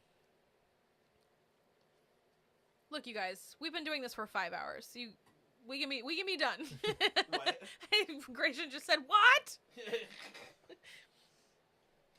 There will be one in June. We'll be back. There'll be with one more, in June and one in July. more lives for sure. We might also just do like a rando Q&A one at some point if there's anything you guys want to know about us. So just let us know what you want. We'll try to start using the community page more too if that's something. What is a Disney song that you personally don't care for? A great many of them. There's the kitty too. Kitty cat too. Bo. I don't know. Disney song I don't really care for. I don't know. They're mostly Fine. great. Yeah. I think they're fine. I'm mostly fine. I don't know that there's any that I really don't like. Okay, Gratian, if the Pretty Little Liars reboot does indeed get a second season and it is not totally canceled because of this writer strike, we will absolutely cover it. Peep Watch will return. We know about Will and Kristen's artistic side. What is your artistic acumen, if any? He edits all of our stuff. Yeah. I don't know if that counts as stuff, artistic, film but lighting. I don't put like pen to paper or anything, but my background is in filmmaking, film and video production. I guess I should say. Filmmaking sounds like I go make movies, but that's how we know each other. He met Will at film school, and that's how I met him. So yeah, that's what I do for work and editing and stuff. Ooh, okay. Top 3 Yellow Jackets characters. Yeah. Jeff. Okay. Jeff. All three, and Jeff. Jeff and then Lottie twice. Okay, Yeah. for me, it's gonna have to be Shauna and Misty, and Callie's really jumping up there right now. But Callie's really good. But maybe It depends on what the criteria Jeff. is. Yeah. Because if we're talking like piece of work, it's like Thaisa. Thaisa's like Jackie. Okay, no. Okay, so then it's Shauna and it's Misty and it's Van. Shauna, Misty, Van. I think that's it. I like that's Van. it for me. Part of it is because I like Liv Houston Liv so Houston. much. Well, and Lauren Ambrose is doing a fantastic job. I really liked Jackie, but I just it's because Ella Purnell is so hot. Yeah. She's so good looking. What are some of your favorite horror movies? Oh my goodness. So many. Again, go check his Letterboxd. That'll be shorter probably. Yeah. I don't know, was it Phenom, whatever the short that got you? Yeah. Was one I watched a movie called Phenomena, which is great. It's a That's what it sounds Phenomena. like. Suspiria. It's an Argento movie. Yeah. It's really good. I actually don't love Suspiria. I love the new one. That's a horror movie I love. He was on that podcast episode too. I was. You I were, forced you guys to watch it. And you guys were like, "What the fuck is this?" It was a lot. The new Suspiria is great. I really like the old. I know you don't like it, but The Shining is a classic. I love It Follows. It's also not a good adaptation. It's not a good adaptation. I like the movie though. As far as like the classic horror like franchises, my favorite is the Nightmare on Elm Street movies. You just got a lovely compliment from James that says you look like an older version of Lucas Hedges. Yeah, I saw that. I was going to ask. I don't know who Lucas Hedges is by. Yeah, you do. Which one is he? Manchester by the Sea. Oh, okay. Yeah. Sure. I'll take it. Thank you. I will take any compliment I can get that doesn't come from the person obligated to give them to me. I'm not obligated. I could tell you anything. No.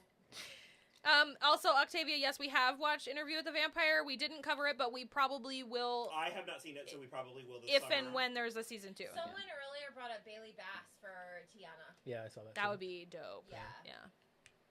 I'm so sad she's not going to be in season 2. The horror movie I love. Yeah. Wreck. Wreck is amazing. Yeah. If you haven't seen Wreck, Super Spanish, spooky Spanish zombie movie. Found footage Awesome. zombie movie. Yeah. It's so good. Misty is super messy, and Christina Ricci does do a great job. Agreed.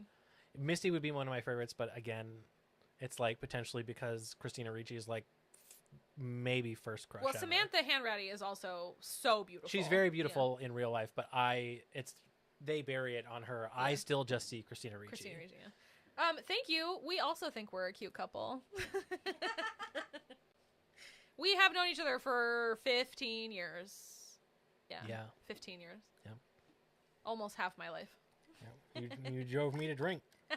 I did actually do that. I legitimately, for real, made him start drinking. I think that's what I was like. I sincerely do not have a single friend, a single person in my circle that I haven't known for double-digit years. Yeah. Now, for sure. I think all of us, and we've known Tim and Caroline for 10 years, over 10 years. That's accurate. No, in my close circle, it is 10 plus years. But then all the moving around, I've collected people, so. What are some merchandise items you hope to add to the headquarters? Well, Will's not in here anymore, and I don't really have any, so just anything shaped like Tom Hiddleston. More dolls. Oh yeah, we are like chomping at the bit. More Halle Bailey. We are chomping at the bit for a Loki hot toy, though. I watched the you know who Christian Harloff is by name? No. He did the. You do. Okay. You know he's he did like he did like trivia and Schmodown. Oh, okay. Yeah, he was doing his like live like reaction out of the theater for Little Mermaid, and he mostly liked it. Not to spoil anything, but he kept calling her Haley Bailey, and I was like, that's not her fucking name. It's Hallie. What I want, I don't think it would work for this office and this house unless we like actually retooled the whole thing. I want a neon sign. Oh yeah. Sure. Yep. That would definitely require like a completely new setup. Yeah. Hi, puppy dog. What I know Harloff. Yeah, I like Christian Harloff. He's cool. Okay. I think we're gonna call it for the evening. But you guys have been so fun and amazing, and we had such a great time, and we will absolutely do it again. And next time I will have wine instead of margarita, since everybody apparently wants that. So I'll do that. But yeah, thank you guys so much again. It's always fun and always a good time. And like Will said, we're gonna get another relatively big Lego set, so we'll maybe do a couple lives in June or July. There'll be one in June or July, probably. Yeah. So yeah, I think that's it for us. We will see you next time. And thanks for welcoming husband Will. Maybe we'll do more of a rotation next time. All right. Yes, thank you for asking all your questions. That's what really keeps it going in here, so we have a conversation. So you guys were so awesome in the chat. We really, really appreciate you and everyone's enthusiasm. You guys are amazing. We couldn't do this without you. Super fun. Thank you so much. Bye.